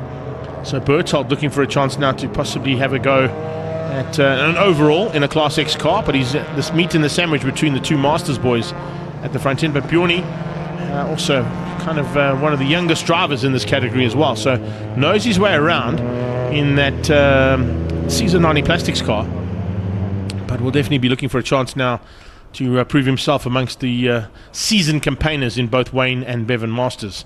He's going to line up on the right-hand side of your shot, the left-hand side of the circuit, and sometimes, in fact the majority of the time, that left-hand side of the track is actually the better one to be on if you want traction from a standing start, and these guys do have a standing start. So classes A and X start by themselves. There's a little bit of a gap, and that'll see Class B start, and then a little bit of a gap, and Class C will start all separately. That was Jared Ray just running away there from the Performance Masters car. Little tap on the roof to Wayne to say, listen, give it everything you can, but heads up, right behind you is your brother. And as you heard there from Claudio's interviews, no love lost between the two brothers. There's love off the circuit, brotherly love that is, but I think it's red mist and race action that is always between those two boys when we get into it. Shirley McMurray's just joined us. How you doing, Shores? Hope you're enjoying all the action so far. Thumbs up all the way down there from the A9 car of Bevan Masters. Miguel Diaz also a man to watch out for. He'll be starting from 4th place ahead of Luigi Ferro, the man from Ferro Energia. And he is, of course, the teammate to Wayne Masters in this class, as well as in the Masters category for Astron Energy Polo Cup next weekend. Mark Babaglia, Mighty Mfana, and then we go to Class B. Class B is led up by Stuart Mack, Mo Karodia in second. It's Raj Paul and Lessing, Walker and Kutsia, Dioval Teron and Jacques Hayes. Then it's Francis Aldrich and Chris Davison, and Tanae and Kube will be pushing hard ahead of that Hermoinsa car of Davison. Tate, the championship leader, is the leader of Class C. He's got Gossman alongside him, Mitch Kutsia, Carl Peterson, and then it's Philip Cruiser and Dimitri Zafirio, Tyron Pillay, Dino Smith, Cody Peterson, and Vishva Govender there at the back of the pack. 29 cars in total about to go to battle. And as I said, I did see Michael Zafirio in the pit lane. Great to see him there after that big crash. We actually caught up with him in Cape Town, so he's back here at Zwartkops and enjoying all the action with his brother behind the wheel of the car. We're under starters' orders. It is race 1 of Paybar Volkswagen Challenge. 10 laps of action coming your way. 5-second board. It'll be the fastest 5 seconds of their lives. There it is. 30-5, 5 to red lights on, red lights off for the first start, and it's classes A and X that get away initially. Berthold on the inside might have got the drop there on Bevan. I'm not quite sure if he got on the inside of Wayne, but he's certainly going to try hard to do that. Class B will then start dramatically afterwards. It's a good start there coming out of Mack. He looks like he might have got the slight advantage off the line there to hang on for the whole shot into Class B, and then a small break in the proceedings sees Class C head down towards turn 1. That's Davison in the Hermoinsa car, just ahead of Tanay and Kube as they head down towards turn 2. Class C on their way to turn 1. Everybody off the line now, and all cars racing. All 29 of them. Well, except for Jacques Hayes, who's decided he's going to do World Rallycross. He's done. Jacques Hayes got a problem. He pulls onto the inside of the track there. That's such a pity. To make it, what's it, probably about 800 meters. And then speaking about such a pity, you don't want to go off track, guys. Whatever you do, do not get into that kiddie litter. The amount of work that Zwartkops has done to ensure that kiddie litter does its job, you can see how well it's working. And it's working well there for the Garmin and Melavella Cycles car of Ian Walker, the Stalker. Stalker up into about 5th place in Class B and making up a bit of ground there, trying to close down on Carodia. Carodia leads out. You can see that's the classic Polo as opposed to the hatchback machine for Fast 5 Motorsport. And Lee Thompson Racing and Fast 5 Motorsport prepping that car after a big crash, and they've got it back up at the front end right from the word go. So nice start there from Mo Carodia. He leads out of a Mack in the stage, hanging in there and pushing behind. Watch out for Shrin Rajpal, and of course that number 14 car of Rajpal from the Dubcorp team doing a superb job. So it's Carodia leading Class B through turn 1 in the Fast 5, and Lee Thompson Racing prepped Polo Classic. He's got Stuart Mack on his tail, and Mack has got Lessing and Rajpal with Walker, as I said, in 5th place. Ethan Gutierrez just behind that with Diabal Tehran tucking in on his tail, looking for a way through. Class A are through turn 4, heading up to the top of the hill, and is it Masters? It is. It is Wayne Masters who leads out ahead of Bjorn Berthold. So we got Class A's leader and Class X's leader sitting 1 and 2 on the road at this point in time. As they come out of AMG Driving Academy, someone's run wide. Someone running wide at the top of the hill. I think that might be Dean Ross. It is Dean Ross off track and back onto the slip road. Fortunately, there's a slip road right in front of the Gazoo Racing Academy HQ there, and he's able to get back on track just before Mo Carodia brings the Fast 5 car through turn 5 and 6. So Ross has dropped right back there. The 47 car just not getting it right up into the braking point there for turn 5. He ran wide. Fortunately, he kept the loud pedal on and got through the thick kiddie litter and then onto the side road that brought him back on circuit. Berthold under pressure. Bjorn Berthold under massive pressure there from Bevan Masters for Class A and Class X. As we go back to the battle here further back in the pack, this is that's Tate, I think. Chris Tate leading things out, yes indeed, over Andy Gossman. That's the lead for Class C through turn 8. So we'll be chopping and changing throughout the race with another 8 laps to go and watching what's happening between Class A, X, B's on their own and C's on their own. And this is the C battle into turn 2. Gossman pulling away ever so slightly there, and at this point in time he has a look on the inside. Oh, Chris Tate's not going to be happy with that. He's going to lose the lead of the race. Remember, Chris Tate's got to concentrate on trying to take as many points as he can to stay at the front end of Class C first of all, and at the front end of the overall championship, which he's fighting hard with Stuart Mack. Now Stuart Mack is in 2nd place as well, so it's not too much of a damaging issue to be in there for Chris Tate as he goes into turn 4 to be 2nd behind that man out front, Andy Gossman. Gossman, huge amounts of experience in this category though. And it looks like just in the foreground of our shots there, and we'll probably pick up on it in a few moments time, there's a possibility that Stuart Mack might have got to the front end of Class B. We're watching the Class C battle. There you go, confirmation of it. Into turn 1, exactly what we thought. Creation Wealth Machine and Motor Car of Stuart Mack now leads out. Leading Class B into turn 2 ahead of that Fast 5 and Lee Thompson Racing Polo Classic. If I'm not mistaken, it's probably the only Polo Classic racing in the country at the moment. So something completely different there for Mo Carodia to be piloting, and he's got a stable of cars to pilot, I can tell you that much. If you go down to Fast 5 Raceway on any Tuesday night, you'll definitely get to see what Mo Carodia has in his race stable. Behind that, it's Lessing and Rajpal. Walker's still hanging on here, keeping out Kutsia, keeping out Diabal Tehran. And I think just behind that is, in fact, sneaking through there is Hayes. Jacques Hayes has got back on track. So we saw Hayes go off the track completely. He must be a lap down because he's not coming up on the timing monitor where they are.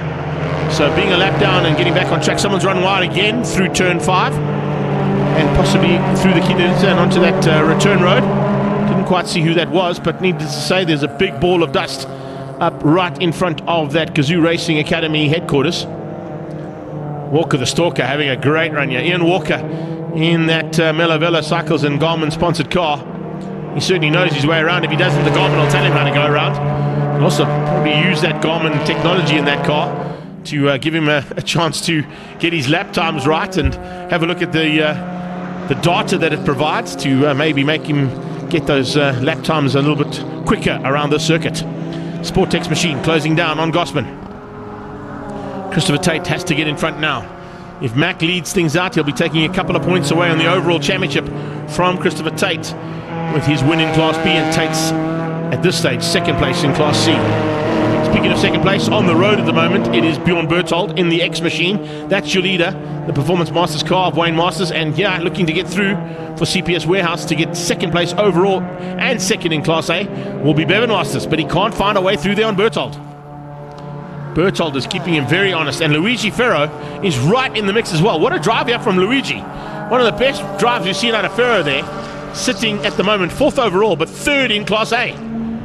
So the track time and the seat time are paying off, Luge. So keep that up, buddy. I like the kind of style we're getting there. And of course, with today's ideal conditions of about 33 degrees Celsius, 35 real fuel, Class X, yeah, it is a Class X drive for Luigi, but I'm talking about 3rd overall on the track there, or 4th overall on the track, I beg your pardon. I forgot about that, yeah. So Luigi in Class X, 2nd in Class X, behind Berthold. I was going to just say, that if I'm not mistaken, the Class X cars are in a very similar vein to the Polo Cup cars. I think that was one of the reasons why they were sort of playing around and touting them as a Class X car as opposed to a Class A car. But needless to say, they're providing great action. And continuing on my thought with what Luigi's doing, it's certainly one of his best performances. And you can see why he's enjoying life so much in his race car, because he doesn't only pilot this car, he pilots a Ferro Energia machine as part of a team that he is in with Wayne Masters next weekend in Cape Town in the Masters side of Astron Energy Polo Cup. So, as I said, that additional seat time is paying off, and Luigi is getting quicker and quicker. Oh, Govinder's off. That's coming out of turn 8. That's on the main straightaway. So it's out of turn 8, and he's now stuck in the middle of the island between the front straight and the back straight. So possibilities of some yellow flags there. You can see the dust ball there as they all go through it. That's due to the TPAS machine. It's TPAS machine of Govinder on the sideline. Have to wait for a safe moment to bring that car back on track, hopefully. And yeah, I think he has got back on track just in the background of our shot there. But out front, Karodia has lost ground to Mack. Look at how Mack has pulled away here from Karodia, Shrin Rajpal, and tucked in behind them, Anthony Lessing. They don't seem to have an answer there to Mack's ability in this Class B car. Look at this. That's a huge, huge gap that Stuart Mack's pulled out now. Change up again for the lead in Class C. Tate is through. Tate is back ahead of Gosman, heading to turn 2. A great little fight here between the two of them. Youngster and the seasoned campaigner. I want to say an elderly statesman, actually, when you come to Andy Gosman, but I mean that in the nicest form. Ooh, back marker in the way there. Almost got in the way of an attempt there from Tate, but I think it's played into the hands of Gosman, and Gosman might have retaken the lead. Lead of the race is this man. That's Wayne Masters, Class A. Oh, and Bevan has snuck through. Coming up on some back markers. He's used them to his advantage, and Bevan is up to second place. So we've got Class X now. First and second in Class X are now 3 and 4 on the road. And Barbaglia has joined the party. He's also in Class X. So we got 1, 2, and 3 in Class X, fighting for 3rd, 4th, and 5th place overall. And Mike Barbaglia is now giving Luigi a run for his money. There'll be a little bit of a side bet, I think, on there between Mike B and Luigi, if I'm not mistaken. They kind of that kind of way inclined. Anyone who's missing from that side bet today would have been Chris Dell, but he's not here. He's concentrating his efforts on next weekend's Masters race in Cape Town. Tate back out front with 2 to go, if I'm not mistaken. Or was it 3? 3 to go. 3 to go, beg your pardon. 3 laps to go there. You know, it should be 2. I saw 2 on the board, but the lap monitor hasn't changed yet. Oh! sideways for the 9.5. That's the way to do it. That's not Lightning McQueen there. No, that's Tyron Pillay. That's second of the TPAS machines, getting it sideways out of turn 6. It's back on track. Didn't cost him too much ground, but he's lost his fight in that little battle he was having there at the back of the pack, so didn't quite work out for him. Ross is back up and running in the no-brake car, but he lost ground earlier on after that little mistake. He's closing things down now on Miguel Diaz in the PMD machine. So we're into the closing stages. Yeah, it's 2 laps to go.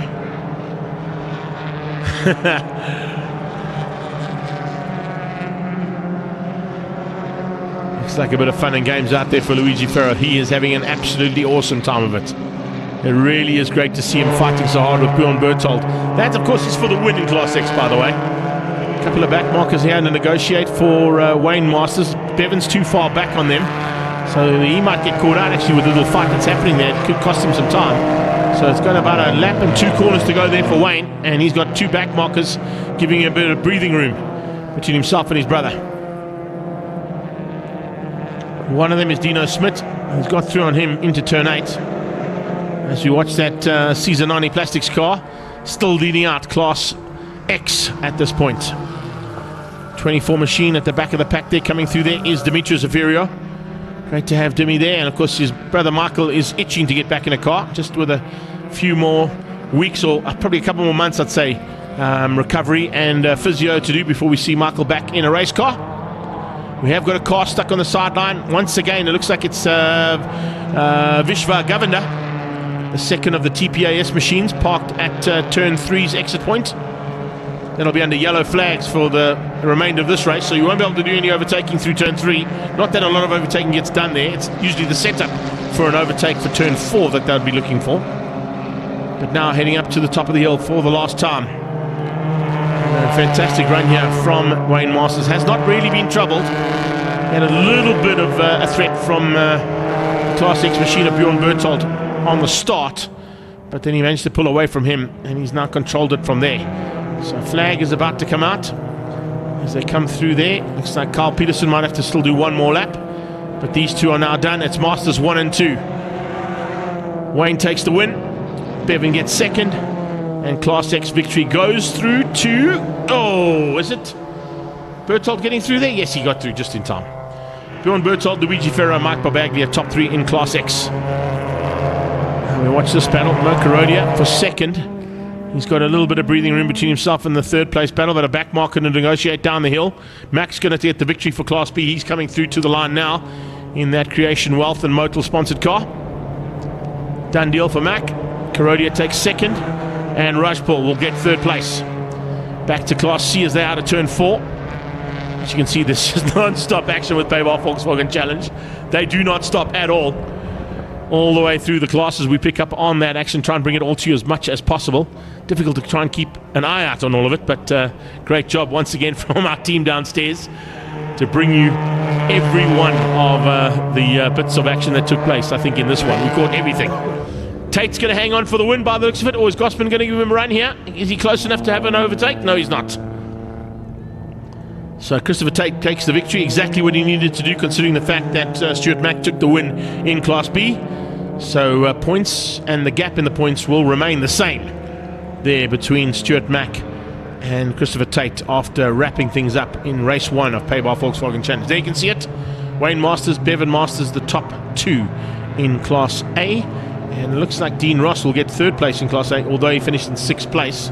Class X win goes to Bjorn Berthold in 3rd overall, ahead of Luigi Ferro and Mike Barbaglia. That's the top 3 there for X. Mac takes the winner ahead of Carodia and Rajpal for the top 3 in Class B. And as we saw coming across the line there, taking the win was Chris Tate ahead of Andy Gossman. And if I'm not mistaken, it was Mitch Kutsia who finished up behind them for the 3rd spot.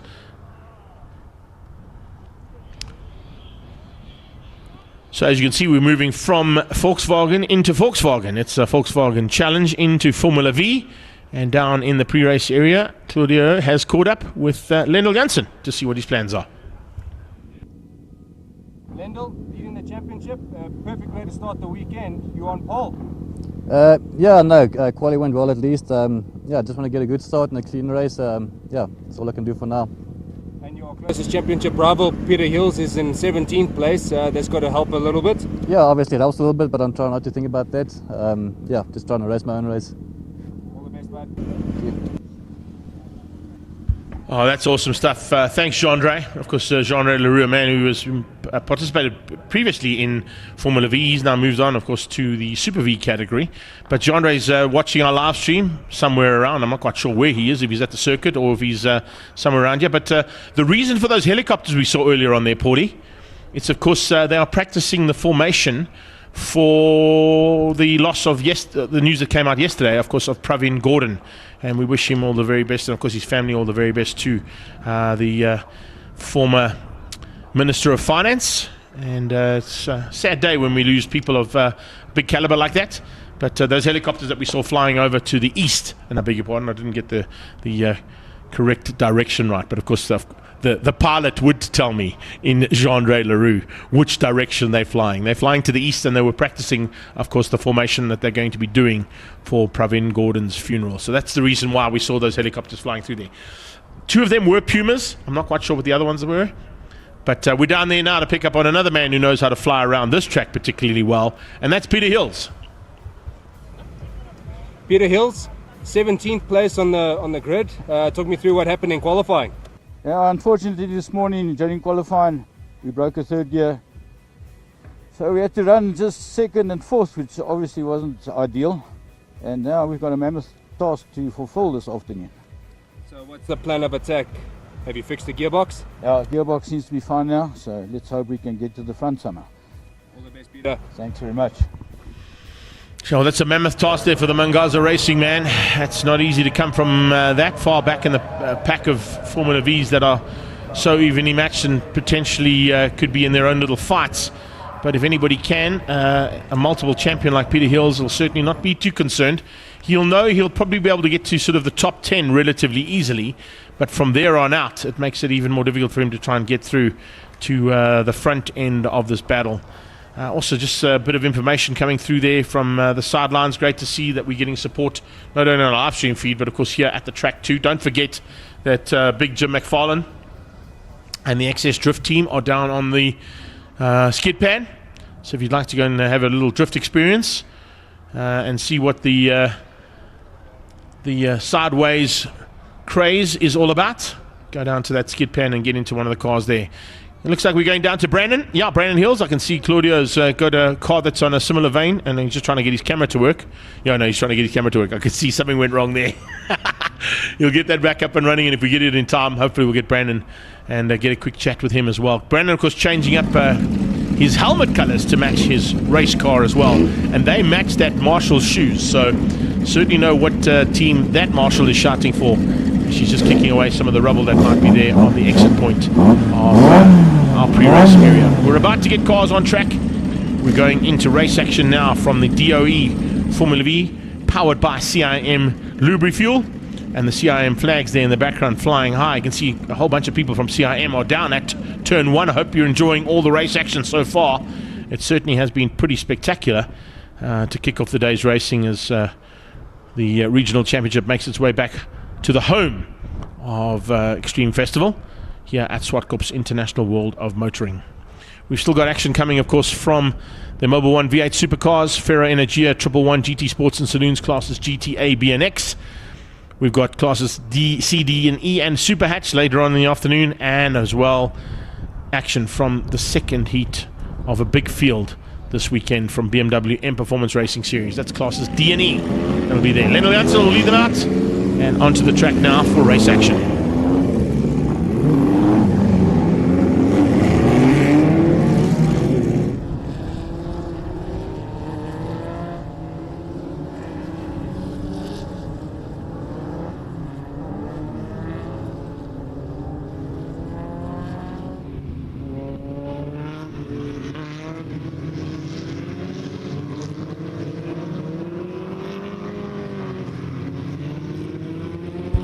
As we get into the race action here, of course, and the cars on track for their warm-up, just to run through.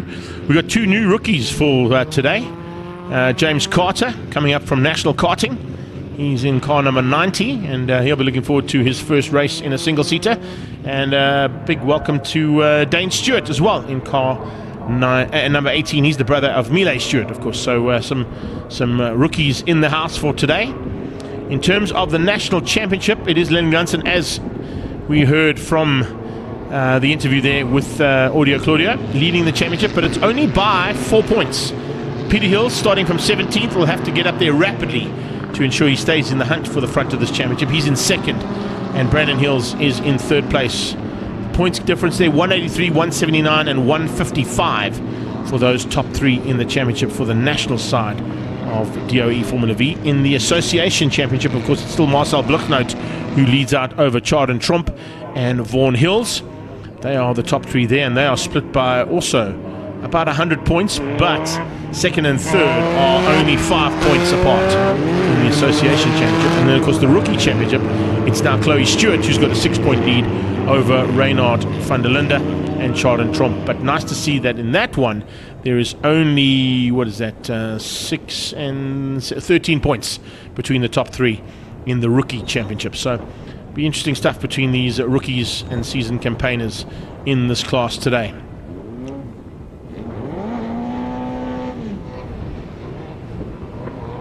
Yellow flags waving down into turn number 8 just to slow them down as they come to take up their positions. And of course, with them taking up their positions, we can also give you an idea of how they're going to line up, because at this point in time it is Lennel Janssen and Johan Goos who incredibly put in a lap of note.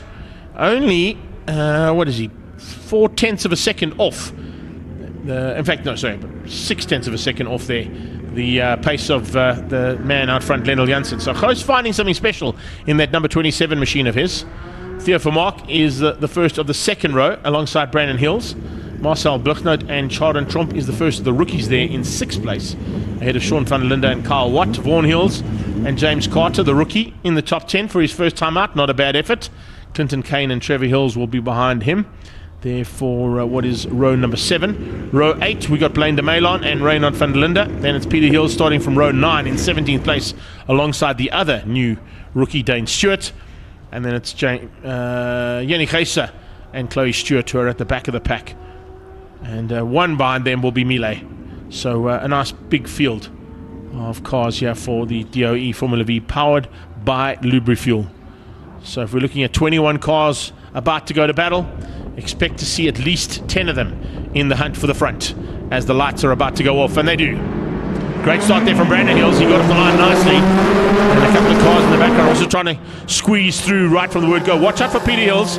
He'll be the man on the move right from the word go. You can see he's already made up about 3 positions as they go through turn 1, trying to get as quickly as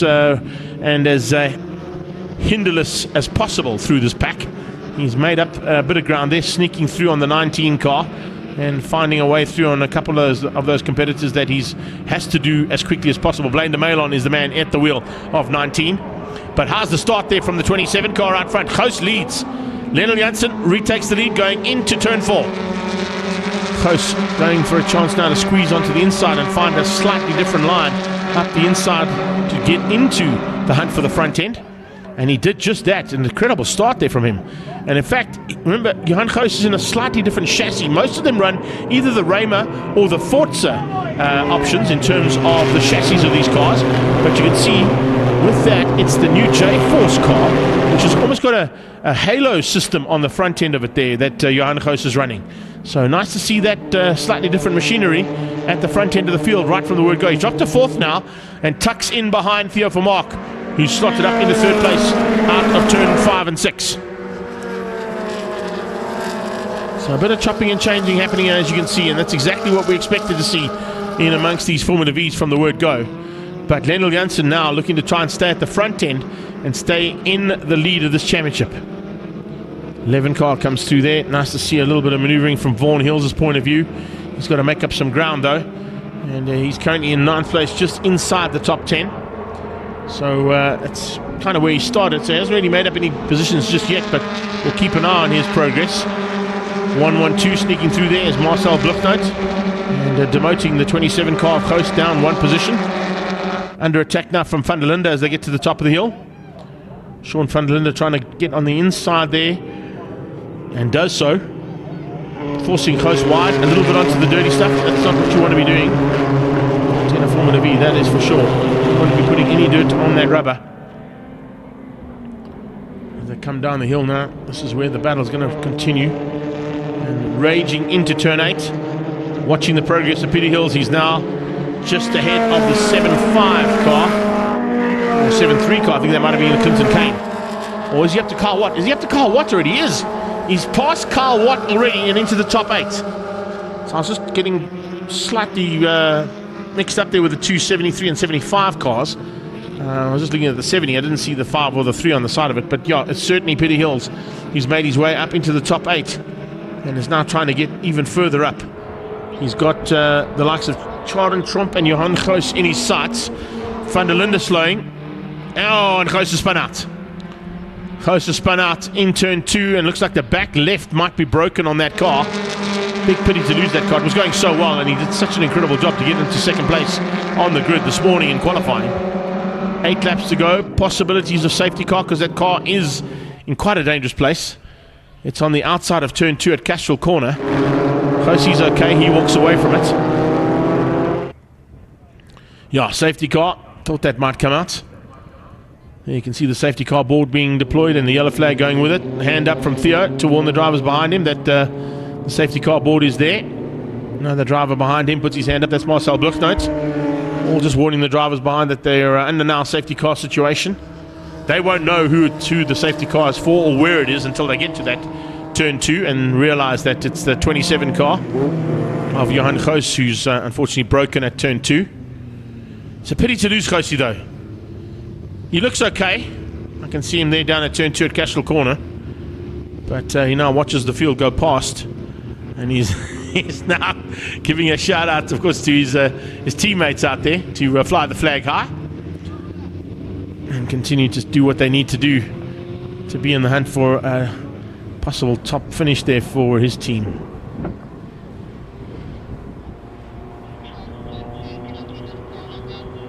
Well, let's have a look and see on the background there, on the back wall. Can you guys hear me on the loudspeakers? This makes a noise. You're on the live stream. Give us a wave as we go past you. We've got our field of DOE Formula V partnered by CIM Lube Fuel. There you go. I can see you all guys. Thanks for that, man. Yeah, come out of the portable shade there and give us a wave. I like that, sir. Thank you. Other guy just takes his cap off, says, "What's up, Greg? How you doing?" I'm good, thanks. And you, buddy? I'm good, thanks. I hope you're enjoying all the race action so far. It has been quite a hectic start to this first bit of the day's racing. And that, of course, is just something that we need to keep an eye on. And, of course, in terms of timing, we'll be keeping an eye on that pretty rapidly as well. But under safety car now, due to a car stricken at turn 2. If you haven't seen the action, remember that if you are here at the track and you've got a smart device, you can join us on the live stream and pick up on some of the stuff that you might not see in front of you on that back straightaway. That happens up at the top of the hill here, or around the corner at turn 2, which you might not be able to see. If you want the live timing, of course, it's on Speed Hive. You can pick up on that as well on a smart device. So maybe one of you get your smart device out and put the live timing on. The other one go to the live stream and come and watch us here at the track live and on the live stream at the same time. I'll try and give you a shout out if you come on and say how's it on one of our channels. Live stream, of course, going out on YouTube if you don't have Facebook, but if you've got Facebook, it's on the Extreme Festivals page, it's on Zwartkops' page, and on yours truly is the Voice of Choice page as well. Up to 60 seconds and Two Wheels TV on YouTube. That's where we're picking up on the action, and it looks like Peter Hill's just gesticulating to the sideline. That looks like everything's okay with that issue he had. And if he's made his way up into the top 6 in the space of a couple... There you go. What's up, guys? How you doing? We can see you, yes, ma'am, in the cowboy hat. How you doing? Is that Monster going down well, ma'am? It looks like it is, eh? Did you go with the pink juice option Monster because it's a pink day? There we go. How's everybody doing there? All good? Now we go down the gallery there at Pretoria Noord Toyota. Yes, ma'am, we can see you in the pink cap there, young lady, at the end. You can give us a wave. Give us a wave. Come on, don't be scared. We can see you in the pink cap. Don't. There you go. See ya. Yeah, there you go. Guy next to you standing there, ma'am. He looks like he means business, eh? The guy on the left-hand side. On the right-hand side of you. He means business. He's here to watch racing. It's going to be a great day's racing, yeah, that's for sure. It has been so far. So far, so good. Yes, you guys were on the live stream as well, by the way. Love interacting with the crowd while we got a chance to, especially when we're on the PA as well. There you go. You can see it on our live stream feed inside race control and inside some of the pit building too. There you go. What's up? Are you enjoying that too, hey? Don't worry, you'll see yourself about 30 seconds time again.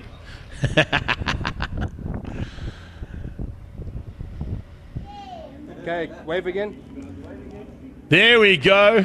Young, looks like a little Verstappen fan there in the house as well, by the looks of it, eh? Nice. That's the way we like to do it. All right, looks like we're back under safety car and the lights are out. So it could possibly be race action coming away again for DOE Formula V, partnered by CIM Lubrifuel. Yes, the Corolla Hatch GR about to make its way back into pit lane, which means we are going racing again. Let's do this. Let's see if we can keep them all on track this time. And they're going to be led out by Lionel Janssen, the championship leader. Brandon Hills trying to close that gap down in the championship, but Peter Hills is not too far behind. He is 5 cars back in 6th place, and will be looking to try and scythe his way through, I should say, into at least the top 3 by the time the checkered flag comes out in 5 laps time.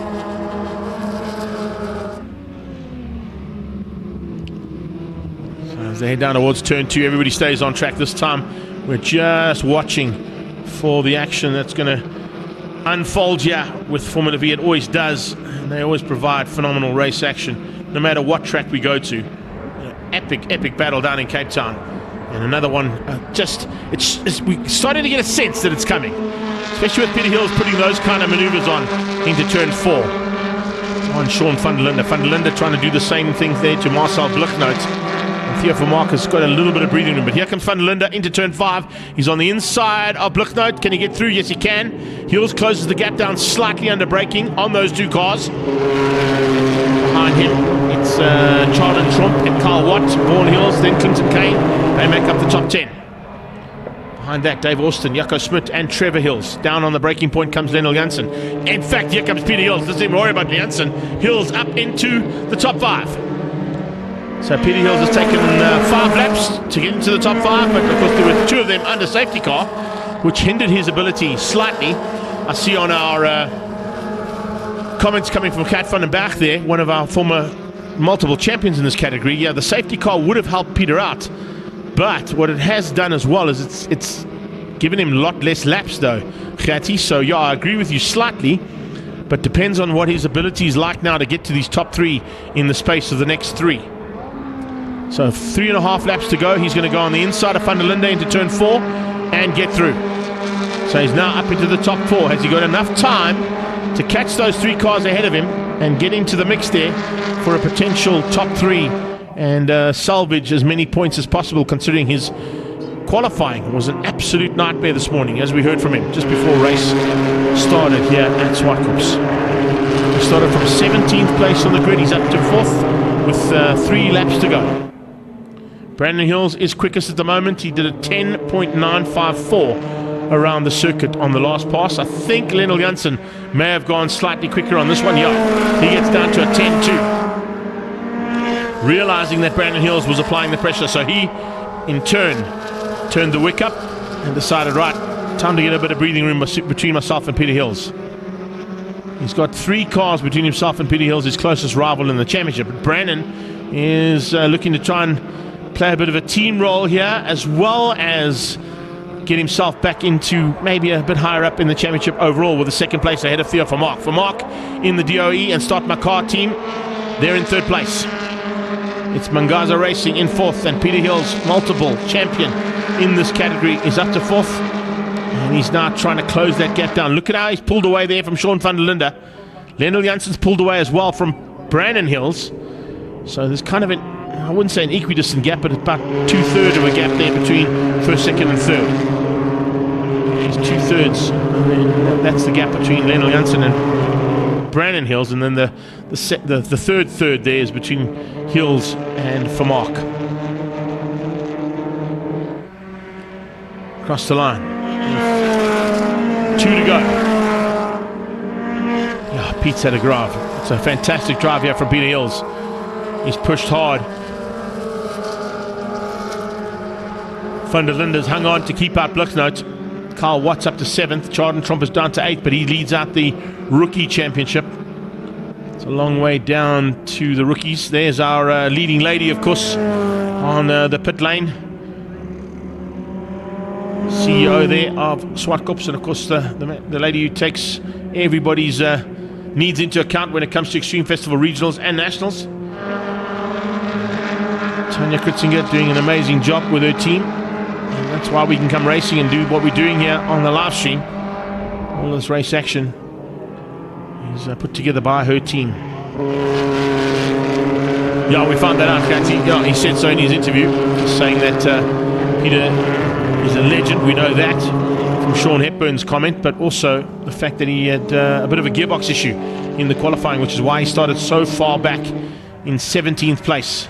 Last lap starts, he's in 4th at the moment. I don't think he's going to get higher than 4th, but 4th place will still secure him some points, and he won't lose too much of an advantage to Lennel Janssen's 1st place, though, with the recovery drive he's done here. So that's a nice recovery from him. Let's just go back to those championship points quickly to have a look at it. Remember when I spoke about it earlier, it's only 4-point difference there between Lendl and Pete. 183 plays 179, and the pole position point, of course, is going to go to Lennel Janssen. But now we'll see who gets the fastest lap. And at this point in time, Lendl's got the fastest, so he could get an additional bonus point there for the fastest lap as well. So that might be a bit of a worry there for Peter, but he'll have to try and see what he can do for race 1 and race 2 to salvage what he can in terms of race positions to keep himself still in the hunt for today's championship battle.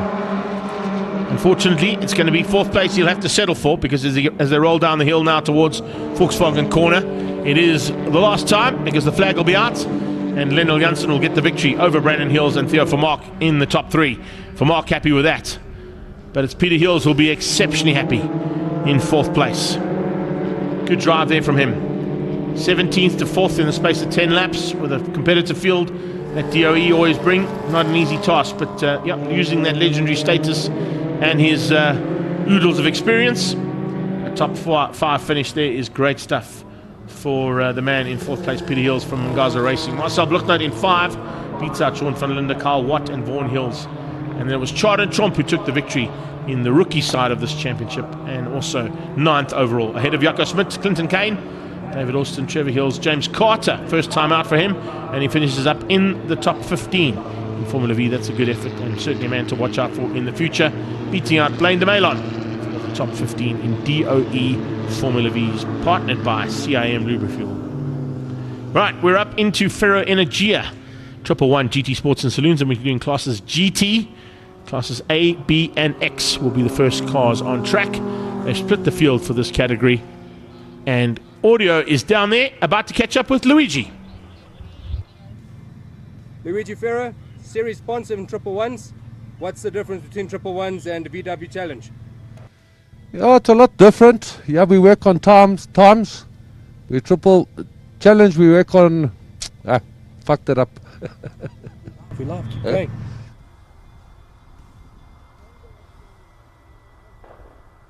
Let's see if we can get his teeth in and try again, shall we?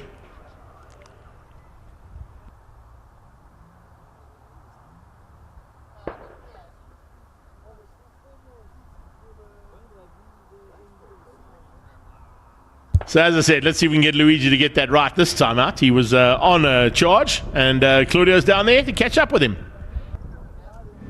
Luigi, tell me about 111s and VW Challenge. What's the difference? In 111, it's all about the times. So in Class A, you can't break out on 1 minute 11 seconds. Class B, I think it's 1 minute 13 seconds. Where in VW Challenge, it's where your best time is where you qualify on the grid. And what's your plan now in 111s? Well, it's to try to keep the lead in Class B. We're 1 point away from leading the championship in Class B. So let's see how it goes. All the best, Luigi. Thank you. Yes, it's fantastic to go live stream racing, isn't it, Paul? Especially when we get some comments like that. But yeah, that's how we do it. Ferro Energia 111 GT Sports and Saloons, classes GT, A, B, and X, about to roll out for their first heat. And they are out there for 8 laps of action. And on pole position would be George Economides, who of course was the man to beat in Cape Town as well, in his magnificent Martini Racing Wealth Avenue Golf Turbo. It's a Golf 1 Turbo. He pushed hard in qualifying though. Both Davy Olivier in the International Race Suppliers BMW and Mark du Toit in the Trans-Africa Racing Z4 BMW were all over him and didn't give him an easy run for it. He eventually got in a 109.494 as his qualifying time. But, yeah, du Toit and Olivier were there as well, pushing him hard. Let's go down into see what Mel Spur, the birthday lady for this month and Class A contender, has in store for us today.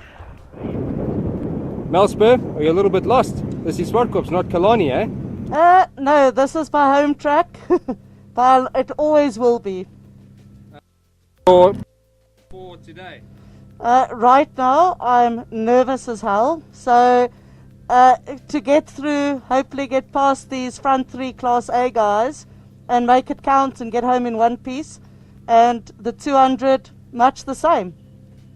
And we know you've changed car, you've been in this car for a while. What's the difference between this car and your small little Polo that you used to drive that you now gave to Vota? Well, you told me that this is live and it's a family show, so I can't say how fast this Golf truly is. And Vota definitely did a better job and gave it more justice. Luckily, I can get my Polo back next year. All the best, Mel. Thanks. Mel, do you want to tell Luigi that? Because he clearly didn't get that memo. But anyway, yeah, Mel Spur always a seasoned campaigner when it comes to this format of racing. And as you heard, into the Golf as opposed to her original Polo. But we saw that earlier on in the season, and she certainly has got into that car and loved every moment of it. She'll be sharing it with Elna Cruiser later on. Because remember what happens with today's racing is there are 2 heats of 8 laps for each of the competitors in the various classes, and then they combine all together at the end of the day for the ATS Zwartkops 200, which includes all of our class GT, A, B, C, D, and E, and Super Hatch, all combined for the big 200-kilometer race at the end of the day, kind of taking over for what was originally the Pekisa 200. Let's go and catch up with a man who is, of course, a front runner at this circuit, and certainly has been in every category he races in. Mark du Toit. Mark du Toit, you've worn a groove around this track. Talk me through your plans for the day in Triple Ones. Yeah, I'm trying a slightly different setup on the car today.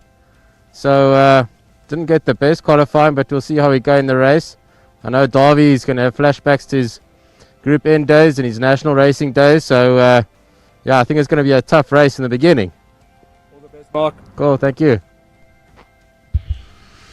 Not a problem at all there for Mark du Toit. As he said, he's got a bit of a groove around this track because he does pilot a few machines around this track in various formats of the events that happen here, and will also be, of course, participating in the Top of the Hill event on the 4th, 5th, and 6th of October here at Zwartkops. So make sure you got those dates in your diaries. Sorry, 4 and 5, not 4, 5, and 6, 4th and 5th of October. It's this Friday and Saturday that we'll have Top of the Hill here, and that's a whole new event that we're going to be having some fun with. So keep an eye out on your diaries and watch social media from the Extreme Festival page and from Zwartkops' page as well. Also watch out for, as I said, the change up from Pekisa to Zwartkops for the 200 kilometer. It's one that also ran as a standard option every year, and combined 111 GT Sports and Saloons, Super Hatch, and a couple of other categories that jumped in. There were a few paybar cars that actually jumped in as well. Hi Tanya, how you doing? Hope you're enjoying your day so far. Just the hair doesn't seem to be working with the wind, eh? I'll see how that works. It's okay. There's a fire hydrant behind you because you're so hot. Alrighty, let's get into race action now. Is everybody enjoying themselves out there on the track though, guys? I can see some crowd out there that are sort of quieting down a bit. Should we bring you some action so that we can get you revved up again? I think that's a good idea. Let's get that green light on and cars on track. There you go. We can see you on the back wall. Yeah, we see you waving there. Is that an official school holiday haircut you got going on there with the bleached blonde hair down that back straightaway? Huh? Mm-hmm. Saw that. Time to roll cars out. Martini Racing Wealth Avenue Golf 1 Turbo will be the first car on track with George Economides at the wheel. As I said, he was the dominant factor in Cape Town. He certainly knows what to do in this car around this circuit.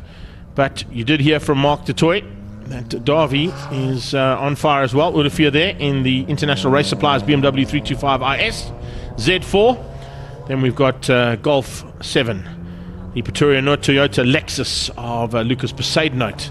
Didn't mention much of him, but he's out there, of course, in that very strong Lexus ahead of Pete Portita, Miles Burner, Craig Priestley, Wayne Robb, Luigi Ferro, Michael Krobler, Jonathan Visser, Miguel Diaz, Marty Mfana, Leonard Archer, Josh Veyers, Jonathan van der Pfeiffer making his way onto the circuit as well, Seton Naidu and Chris Gerber, with George and Francis Aldrich sharing the Opel Corsa today.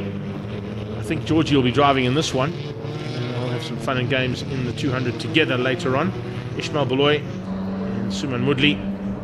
Not sure if Vishva Govender got his Honda Civic back on track, but hopefully he did. He had some problems earlier on with his Volkswagen Challenge car, but hopefully he's got his Super Hatch car all right, or Class X car, I should say, all right for this one.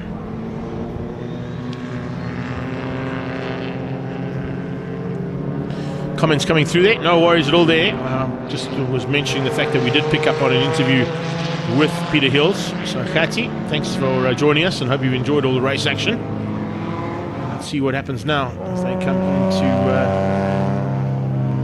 the battleground. That is Zwartkops International World of Motoring for 2 warm-up laps, and then they form up behind George Economides for race 1 start. Now race 1 of 111's GT Sports and Saloons, Class GT, Class A, B and X are combined there for the Ferro Energia sponsored class. But later on this afternoon we'll get into classes C, D and E and Super Hatch, and then we're going to combine them all at the end of the day for a big ATS Zwartkops 200.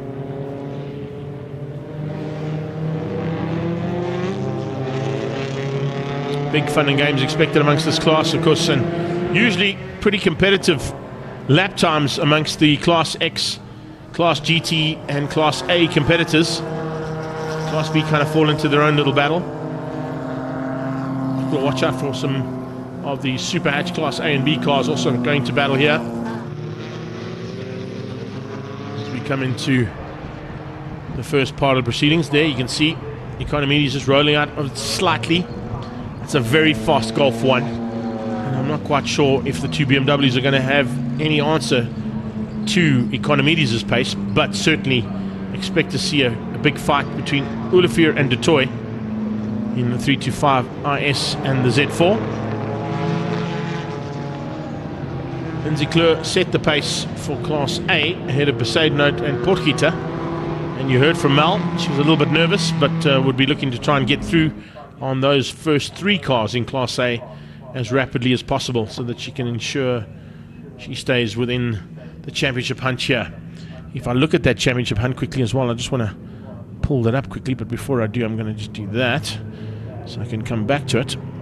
But in that championship hunt from Voti this morning, just want to pull that up quickly.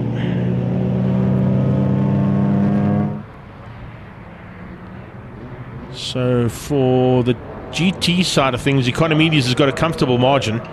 He leads out over Davy Olivier and Philip Meyer. Philip Meyer not here this weekend, so he'll be losing a little bit of ground there, but making up some ground will be Leonard Archer and Mark du Toit, as well as Davy Olivier. That's for the GT side as the lights are about to go out.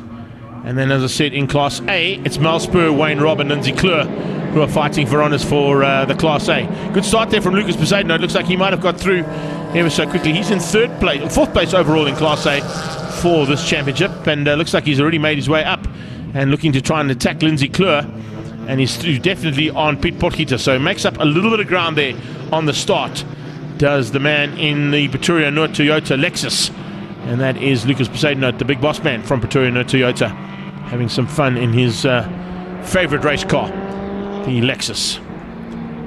Yeah, remember, it is also Mal Spur's birthday month, so she'll be looking for some birthday presents from her fellow Nathan's Motorsport teammates. One of them is Pete Portgieter, and he's about to get outgunned up the hill, but look at the charge coming from Archer.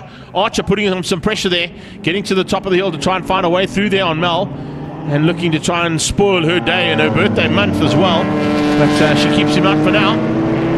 Leonard Archer fighting hard to try and cut through there as rapidly as possible. And now trying to find a way through there. Oh, actually, it might be Craig Priestley. I think it is. Beg your pardon, it is. It's Craig Priestley. I was just looking at the car. It looked very similar to Leonard Archer's car, but it's actually Craig Priestley who's in that one. The Ford of Volkswagen Polo. So he's now charging hard to try and find a way past. Behind that's Wayne Robb in the Ford Focus. Out front, change up for the lead. Olivier leads over Economides. I didn't expect that, that's for sure. Not with the kind of pace we saw out of George Economides down in Cape Town. He was really on a flyer, giving everything he can. Even in the tricky conditions, we had some treacherous conditions down in Cape Town. The last round of the Regional Extreme Festival Championship at the Killarney International Raceway. Some downpour caused chaos on circuit. Didn't affect George Economides at all. And he's now fighting hard with Davy Olivier, who certainly knows his way around this track and has done arguably as many laps as what the two cars behind him have done. Three very seasoned campaigners at the circuit, fighting for Class GT honours. Behind that, Lindsay Kleur hangs on, ahead of Besaidenote. Besaidenote ahead of Spur. Mel's made her way up now, but it's Craig Priestley coming along for the ride. He's going to try and get through on Spur. Pete Potgieter has dropped back quite a long way, in fact, behind Wayne Robb. He's on his own, just ahead of Luigi Ferro. He's got Michael Krobler and Miguel Diaz not too far behind. So Craig Priestley now trying to close that gap down on Spur. Priestley, of course, in the Polo, the little wing on the top. Mel's in the Golf. ST Focus behind the two of them. And it's another Golf. And speaking of Golfs, the Golf 1 looking for a way through. Doesn't find it. Nice move there from Economides, though. Certainly looking to try and get back to the front end of the field if he can. He's got great turn of pace up the hill. The turbo kicks in nicely up the hill there to close down on that BMW. And the 325 just keeps him out for now. Here comes the Z4. Oh, big move here from Mark Totoy. And a big look on the inside of George Economides, who maybe compromised his drive out of turn 5 slightly, which gave an opportunity to Mark to have a look. But yeah, he couldn't quite get up there. You'll have to watch out for Mark Totoy, because he did say he's running a slightly different setup on that Z4. So will it prove to be the setup that'll allow him to beat the Golf 1? And possibly the 325 as well. We'll wait and see. Remember, this is an 8-lapper. We got an 8-lapper of the C, D, and Super Hatch coming your way pretty shortly. Josh Veyers. Good run there from him in the Opel Corsa. He's fighting hard, I think, on the back end of... who's that? Marty Mfana, I think. Yeah, Marty Mfana. Great little battle. So Marty Mfana and Veyers fighting into turn 2. Good line from Marty Mfana out of there. Captain Potgieter just in the background. And then we see that battle continuing down towards turn number 4. It's the back end of Class B. Then we wait to see Super Hatch and C's in the mix. Looks like, yeah, Veyers is through. Josh Veyers has made his way through there on Marty Mfana. So the back end of Class B heating up just as much as it's heating up at the front end of Class A and Class GT. Besaidenote comfortable in the lead of Class A at this stage. Mel's up to second. Finding a way through there on Lindsay Kleur. And now Kleur under attack from Priestley. So watch that board change up as we cross the line. Definitely a change up there from Mel Spur. Yeah, up to 5th. Lindsay Kleur down to 6th. Priestley behind him. Oh! Lindsay Kleur out of shape out of turn 1. Good catch. Great catch there from Lindsay Kleur out of turn 1. That Golf was sideways. Man, that was a big moment there. Well held. Change of shorts at turn 1 required, I think. As they come out of turn 4, the leaders head up the hill. This is Class A's leader, Besaidenote, into 4th overall. Possibly going to close the gap down on Mel slightly, although second place for Mel has given her a chance to maintain the lead in Class A. There's Miguel Diaz in the PMD transport car. A little bit of action now between the Z4, 325, and a change in the lead. Economides back to the front. So Economides goes back to the front with 3 to go. Him deciding it's time to drop the hammer and get away. Klu's got a problem. Slowing down, allowing Vaz and Marty Mfana through, so looks like whatever the issue was on Lindsay's car when that spin happened, it hasn't brought the car back into full race mode. Maybe it's gone into limp mode, you never know. But some kind of issue certainly there for Lindsay Klu. No issues at all here for the Alpha ESS machine of Luigi Ferro. That Eco Simply Solar machine having a fantastic run there, and all part and parcel, of course, of the Ferro Energia team that runs in all formats of Volkswagen's type cars. We saw him earlier on in Paybar Volkswagen Challenge. We'll see him next weekend piloting his car in the Masters side of the Astron Energy Polo Cup. But right now running in that Eco Simply Solar livery here in his own sponsored Ferro Energia 111 Sports and Saloons and GT Sports and Saloons. Economides has gone quickest so far. He's just done a 10.086. We got a 10.9 out of Olivier and an 11.0 out of Mark du Toit. So it looks like George Economides has timed this to perfection, as he usually does. Michael Krobler behind Luigi, closing the gap down slightly there on Luge. So it's getting a bit tighter there. Mel's also trying to close that gap down with Priestley now ahead of Klu after that incident. So she's got a bit of pressure coming from Craig Priestley, but that pressure is allowing her to keep the hammer down and try and close the gap onto the car in front of her, which is Besaidnote, who's now in the back markers. Coming up on the inside, I think that of Vishva Govender, the Trans-Africa Racing and TPAS Honda Civic. Just being outgunned there by some slightly quicker cars. Mel going past, Priestley goes past. Wayne Robb comes up alongside looking for a way through, but Priestley sees him coming and shuts the door. Not going to give you any room there if necessary. Craig Priestley, did he miss a gear out of turn 5 there? Just was a little bit slow out of turn 5 than previous. Oh, he's running wide. There's a problem there. Priestley's got a problem. Priestley's got some kind of issue as we watch Economides start his final lap.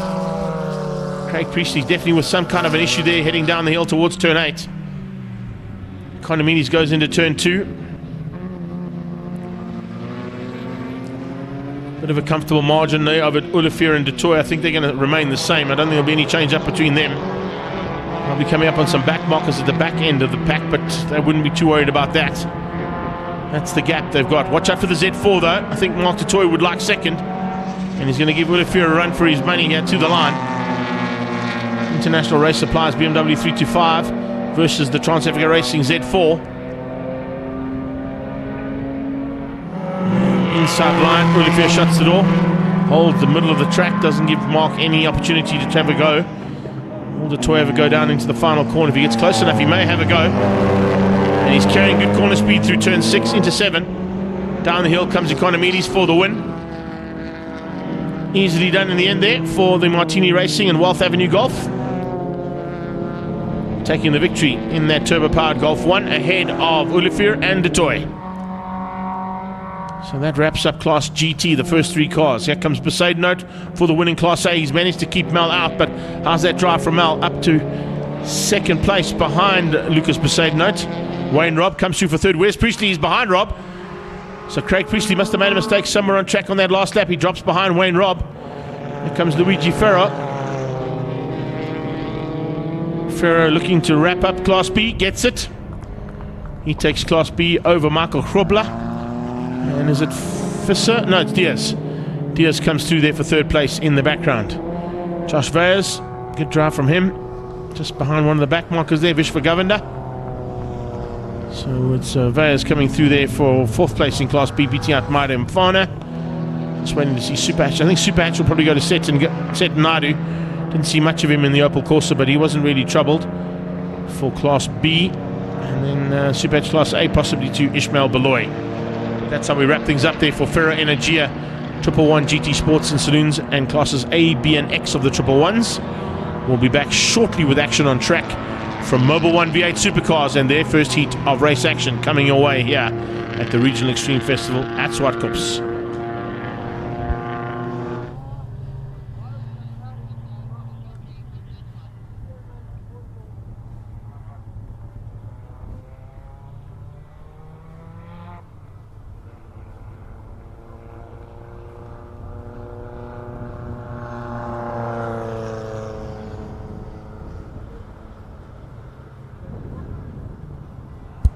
Well, down in pit lane before we get into the Mobil 1 V8 Supercars, let's catch up now with one of our top contenders, Warren Lombard. Warren Lombard, you just seem to be getting your V8 nice and dialed in now. You keep getting faster and faster and faster. Yeah, look, that was the name of the game this year, is to start off with a new car and just keep going, plodding along, getting all the small things out, and give this year a good go and make sure we're ready for next year without any problems, any issues, get all the teething problems out this year. So it seems to be working well. Thank you, brother.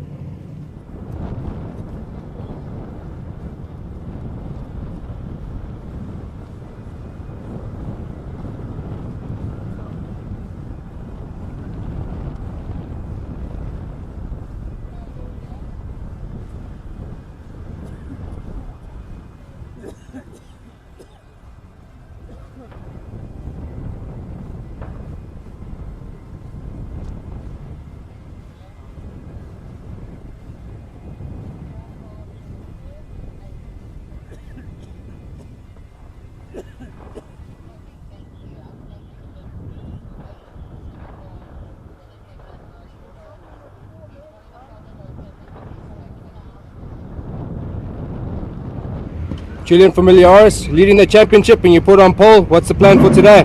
Just try and keep it clean. The temperature is going to be quite high, so we just need to maintain. We have to go now.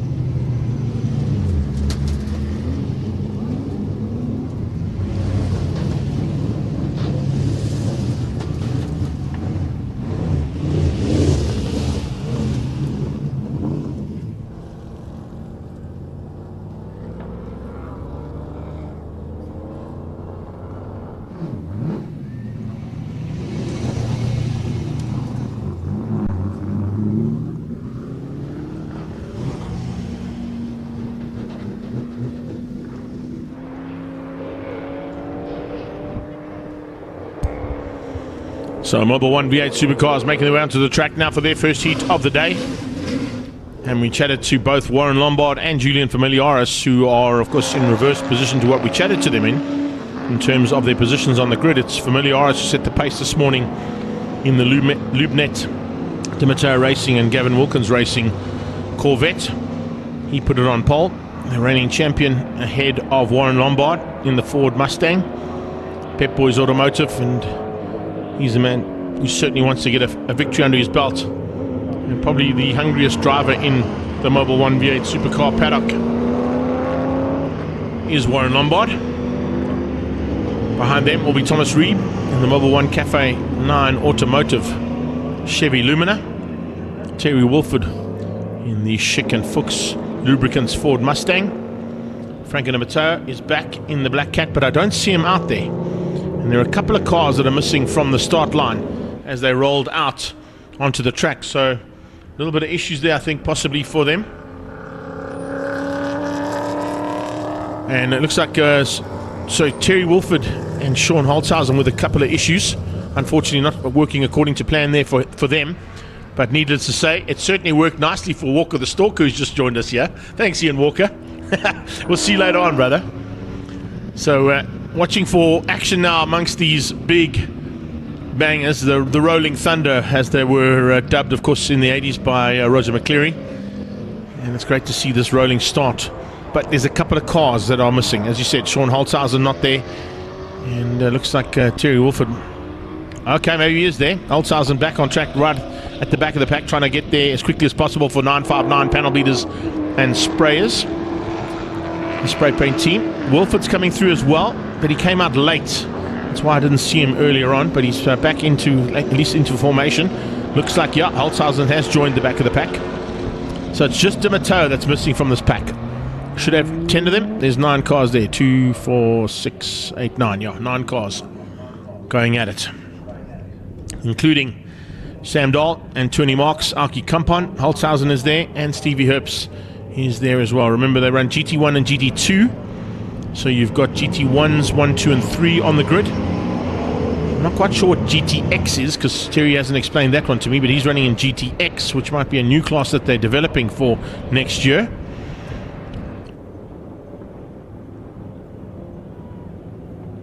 Okay, so he's testing a few things on his car, according to Paul in my ear there, so we'll keep an eye on his progress. Maybe looking for changes for next year. That's probably why he's running as an X category car.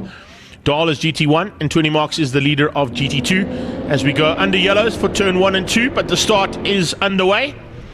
They'll hold their positions out of turn 1 and 2, and green flags out of turn 3. We'll see the race start, just to keep this big pack all together. And we don't want to be losing too many cars into the first couple of corners. And we've seen already how much attrition rate causes chaos here on a race day. Out of Cashel Corner they go. It's the Mobil 1 V8 Supercars in full flight now. Onto that back straight away. Familiaris leading out over Lombard. Thomas Reed with Wilford. Wilford, of course, running in that X category car, as we just mentioned.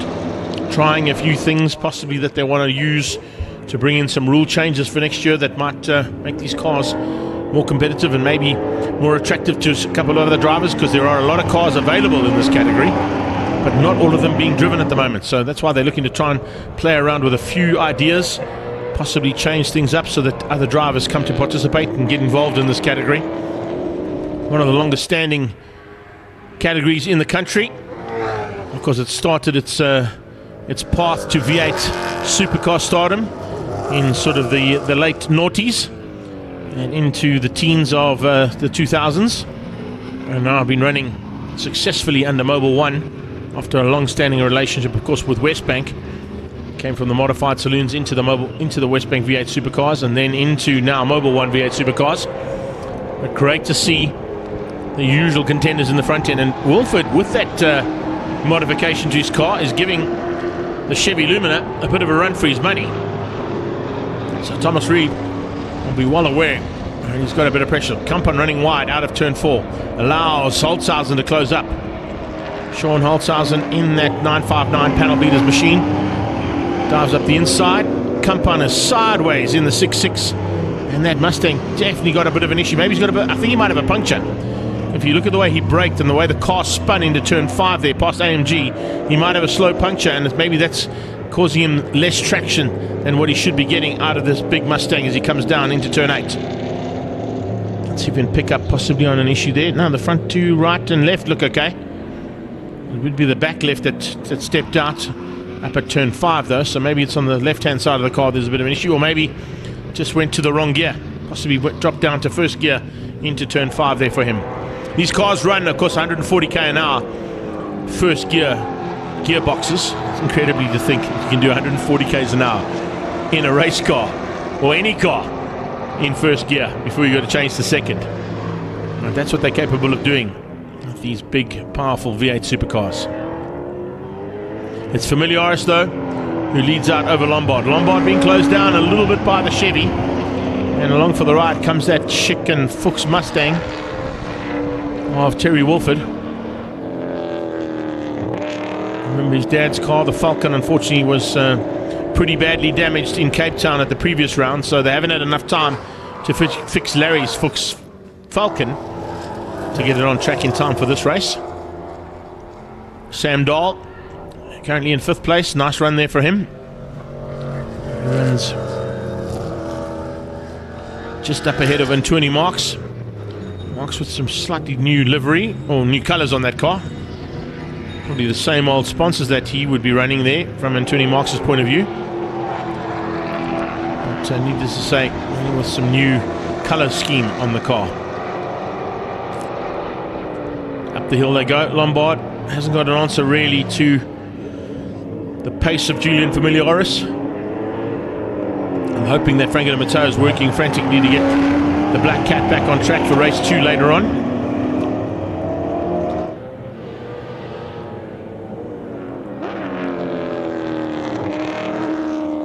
2 10-lappers here this weekend. We had 3 races down in Cape Town for the Mobil 1 V8 Supercars. They were combined, of course, in Cape Town with the Pirelli Shod V8 Masters Series, but they've decided to split the classes here in Zwartkops. Big flame out of that Mobil 1 exhaust pipe out the back end and side of the car there of the Chevy Lumina of Thomas Reeb. Hauke's still out there and continuing to circulate, despite us seeing him having some kind of an issue earlier on, but it looks like he might have sorted that out all on his own.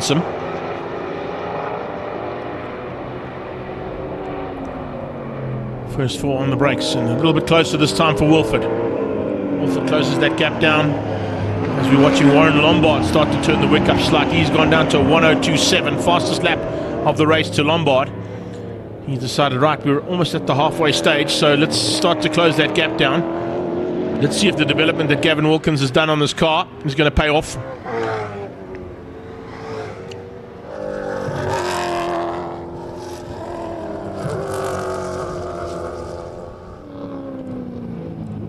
Pep Boys Automotive. Mustang looking good so far in second place. Getting away now from Reeb, who's in the clutches of Wilford. Here comes Auke Kampan to complete another lap. He's losing ground though to Holzhausen. He's pulling away slightly. Holzhausen trying to close down on Anthony Marks and Sam Dahl just up the road from him.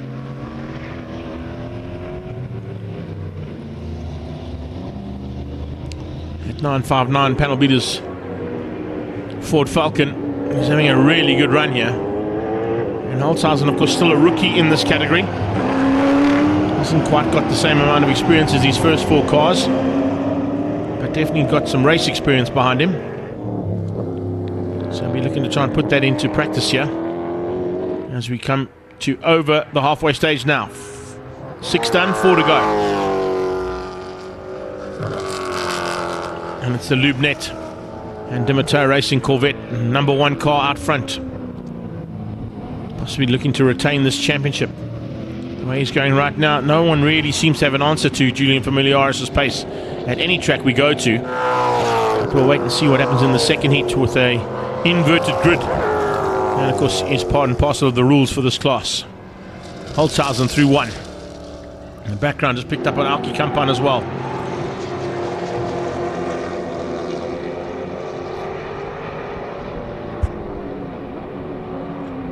Up towards turn 5 go the lead 4. Mobil 1 and Cafe 9 Automotive Chevy. So we got Chevys 1 and 3, Fords 2 and 4. If that's the kind of branding that you like, that's the kind of guys we like to play with. Ford and Chevy fans out there shouting for their favorites. Another lap completed here for them. And we're into 3 laps to go. Are we going to see maybe a chance here for Terry Wilford to have a go? Is he going to try and close that gap down with 3 to go and maybe make it a bit more difficult for Thomas Reeb?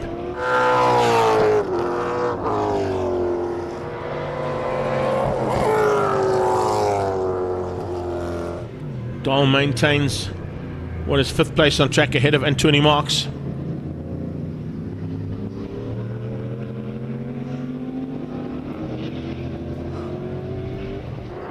Changes here from those 2. That side of things looking good. As I said, Anthony, light grey with bright yellow livery. Slightly different to what we've normally see him in, but a nice change up there from a race car's point of view.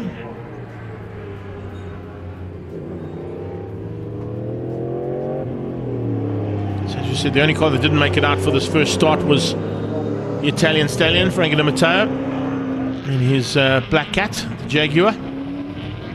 It's the lone Jaguar at the moment. There's only, I don't know where the second Jaguar has got to, but of course Mackie Adams' car, I'm sure would be up for sale if somebody wanted to buy it. Great purchase if somebody could buy that car. 6-time back-to-back champion. It's definitely a car that you'd like to be in if you want to be competitive in this category. If you want to find that car, it's in Rand Francisco Fontaine. The Shell garage as you drive into Rand Francisco Fontaine. Maybe go and chat to Mackie and see if he wants to give that one up. Great to have that car back on track. As they come up on CB Herbst, he's going to have one less lap to do. So getting through there on Herbst in the prior instrumentation Corvette. It looks like he might have a bit of a problem. He's run wide onto the dirty stuff as they're going to start the last lap.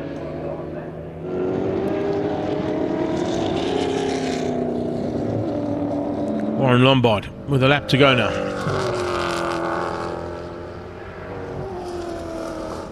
He's not going to close down here on Julian Familiaris.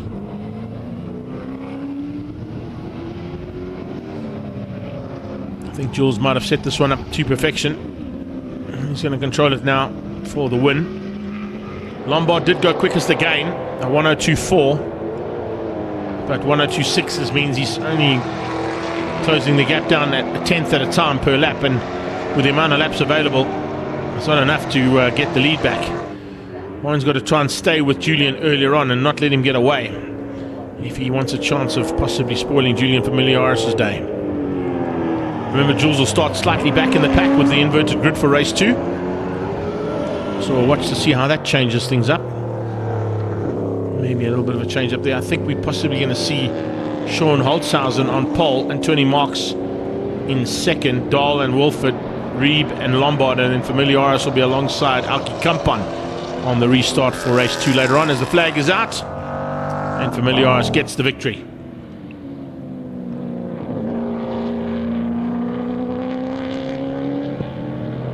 Stevie Herbst across the line there, finishes up, and of course he will be finishing up in third place in the GT2 class. Sam Dahl comes across the line, he's still GT1, and Tony Marks will have the victory in the GT2 class. There he comes to the line, running in the second of the Chevys. It's not a Chevy Corvette, I think it's actually a second of the Chevy Luminas there that he might be in there. That's the reason why he's possibly got to slightly change colours as well. But there you go, Familiaris, Lombard and Reeb, your top 3 in GT1. GDX goes to Wilford. Dahl takes 4th place in GT1, and Tony Marks winning out the GT2 class ahead of Holtzhausen and Alki Kampan. And we'll be back shortly with action from the BMW M Performance Racing Series classes D and E. As you can see them lining up there, ready to go for their first race of the day.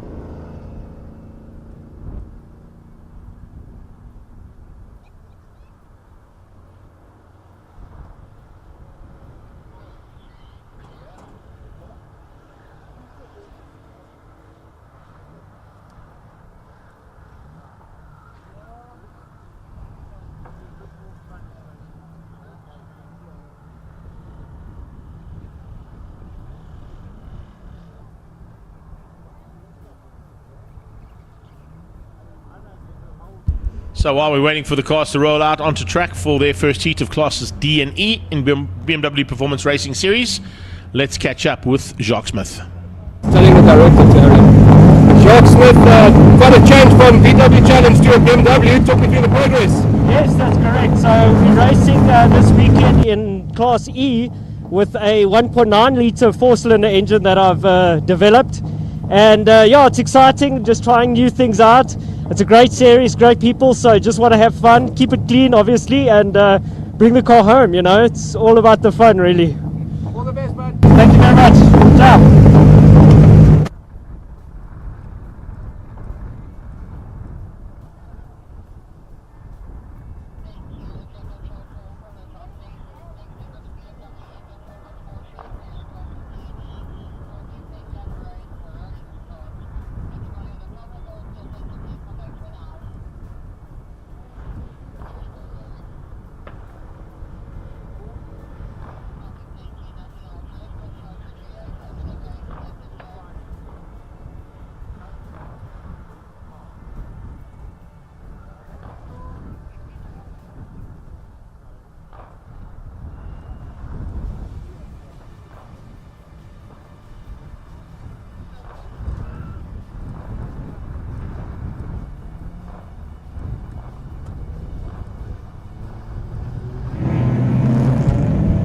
So rolling out now for the first heat, but the second race of the day for BMW M Performance Race Series, classes D and E.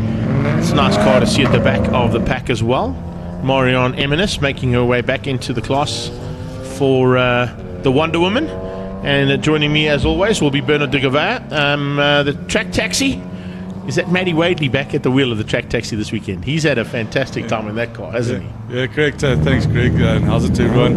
It's nice to be sitting in this air-conditioned it's nice, eh? office. Yeah, the race cars are slightly hot. Yeah, but I wouldn't say. I think Troy Cochrane still had his aircon on. That's why he finished up on the sideline in turn 4, because he ran out of power in the car. No, he was just chilling there. No, it was super hot, super hot. We obviously, with the Class A, B and C, we had a bit of a tough time during yesterday and today with stones and oil being planted all over the track, especially the farmers taking out their stones. But yeah, we eventually got a nice clean race, so it was awesome. Unfortunately, our Troy spun out just in front of me, so I gained his position, so thanks, Troy.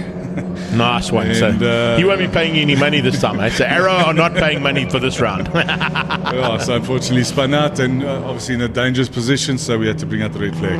Look, the cool thing is that you've been out there, so you know what the track conditions are like. I know from Nick's point of view, he said this morning it was a little bit greasy. It might have been a little bit more difficult to sort of get those times in. It's possibly even more greasy right now because we've got ambient temperature close to the 30-degree now. Well, it improved for our race. Okay. We did our best times of the weekend was in our race 1, so that has improved. But remember, we had the worst conditions in all of our practices. The D&Es had known to man. Yeah. Is that the worst conditions known page to man? 106 of the Book of Excuses. You got to find that one. I'm going to go and find it quickly now. Nice to see a big field though, and if we had an opportunity to combine them, I think it's 50 cars that are here this weekend. It was 52 cars, and then we couldn't combine them at this track. It's too much, so we have to have it split. And looking forward to next year. We're looking at adding a 6th class. I believe so. And then the time gaps are going to be slightly smaller, not as big. So probably, I think it's a 2.5 second gap between all the classes. So we're going for a 6th class next year. We did it in, I don't know if you heard about Cape Town. We've created a race series in Cape Town now, BMW Car Club Cape Town. I can't let you Oaks go to Cape Town ever. Hey? You guys just take over everything. So and they wanted a 6th class, and because we were looking at it, and then they were interested in it, and we were trialing it out there as well. So hopefully that works out. So big up to the Cape Town guys.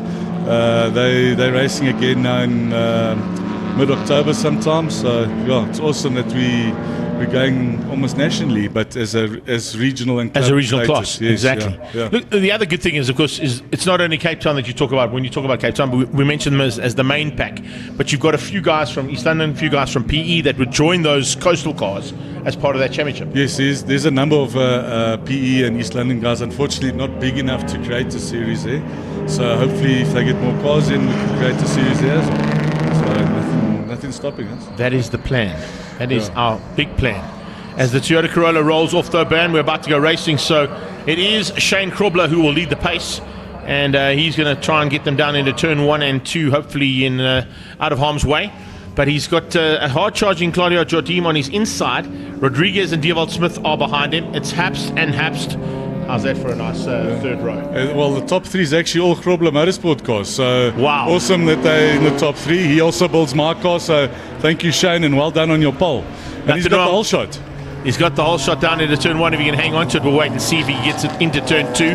Nice start here from the whole pack, and it's a big pack of cars that are about to go to battle here, as you heard from Bernard. Unfortunately, couldn't get them all together, but it would have been really awesome to see all 52 cars going at it. Wadley on the inside, also made up one position there on the start. And there we go, I mentioned it early on, Marion Eminis is back in the pack in that 325 IS. She had many issues with her car. She's now sorted the motor out. She did have an issue in qualifying. We had to push start her. Eventually she got going, so great to see her on track. We've got 2 ladies now on track, so we've got Marion and Karen, so it's great to have the ladies. We should have a 3rd one next year. I don't know where Craig's indicating where he wants to go to, but he's obviously telling everyone where to go. It's an eventual left. He's making an eventual left. It's at the end of the race when he pulls into the pit lane after the next 10 laps of race action. He will eventually turn left into pit lane. I don't think he realized. Oh, off track there. Nice one there. To the road there. And it looks like he stopped as well. I know he did change his motor last week, so maybe still got some issues there. Not quite according to the plan there for Kurbis, but he's now stuck on the sort of exit road right in front of Gazoo Racing's headquarters. Oh, sideways there. He did, yeah. We might pick it up now on the main straightaway to see exactly what's happened. Has he gone into the wall? Is he going in? No. And he's skipped it. Very lucky to survive that one there, bro. That's for sure.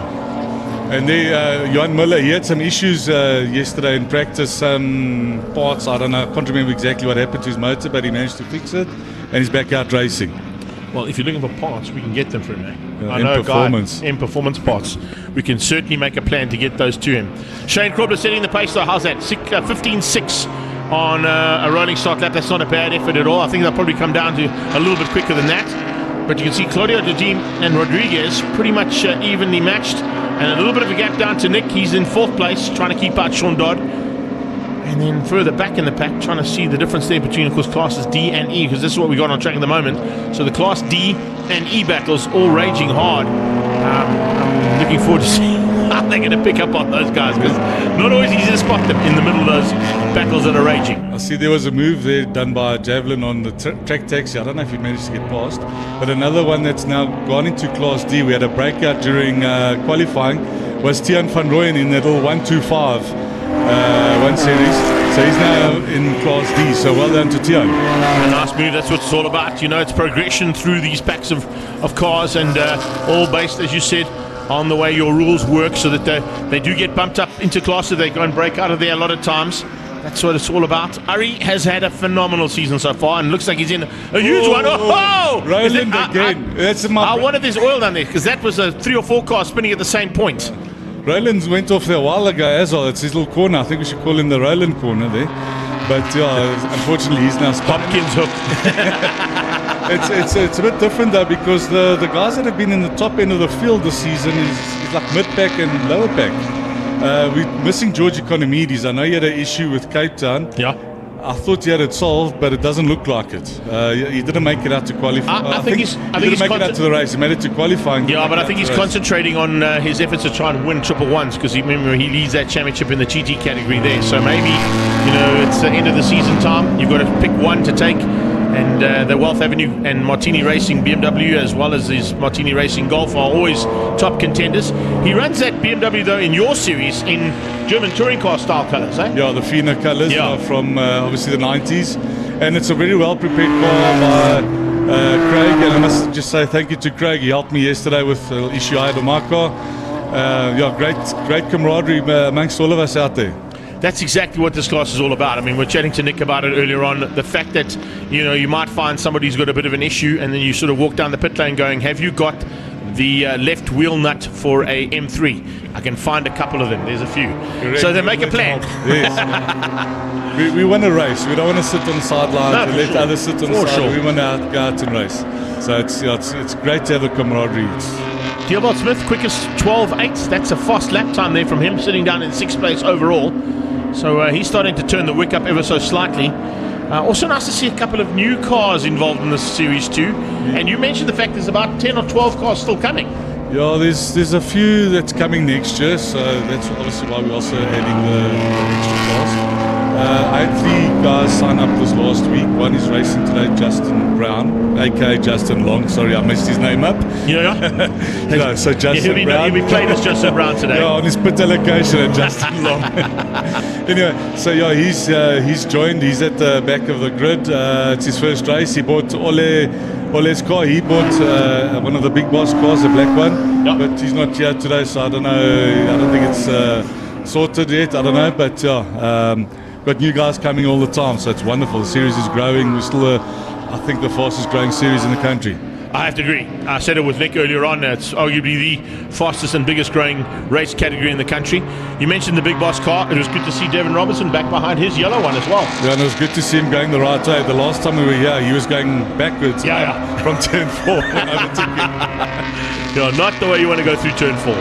Definitely going to have the BMW badge out front and the grille, not the tailpiece, please. So into the sort of mid-pack and halfway stage coming up now. Oh, a bit of a problem there for Diavold as he came out of turn 5. Just bogged down slightly there, so that might cost him some time. And you can see Dottie once passed. Dottie is looking for a return of the favour there. And down into turn 8, he has a look again. it can't quite squeeze through. Nice move though from these guys, and just up the road, as I said, keeping an eye out on Nick. Nick Capps has got the gap closed down pretty rapidly there on Rodriguez. He's now got to try and find a way through. Not always an easy thing to do here, because there are certain points on the track where you'll have an advantage, certain points where you might not. And that's where you got to try and sort of see where the chink in the armor is. Hey? Yeah, and also the heat doesn't help. You know, with the heat, the tires are starting to cook a bit, so it becomes a bit more trickier. I would have had a chat to a guy by the name of Berza. He might know what to do. Yeah, apparently he's not even here today. You know, What? We wanted him here to come and help us cool down the tires, but he's taking a holiday. Unfortunately, he's got a well-deserved holiday. Yeah, but he's got dual duties as well. I think he's on holiday, but doing some duties down in the Aldo Scribanti circuit too, because I think it's Volkswagen Rookie Cup that are running there this weekend. So maybe just spreading the love, and it's difficult to do when you are the main tire and rubber provider for most categories in the country. You have to spread yourself pretty thin. No, I must say he does a wonderful job, and he's always helpful, and you know, you can speak to the man any time of day or night. He'll answer his phone, so it's wonderful to have that type of relationship. 100%. And there's Uncle Mike, or Mike Bond as we like to call him. Yeah, in the James Bond car, I was about to say. His son now on track, he's still leading, so it's wonderful that we've got father and sons as well, and some uncles and nephews all racing together.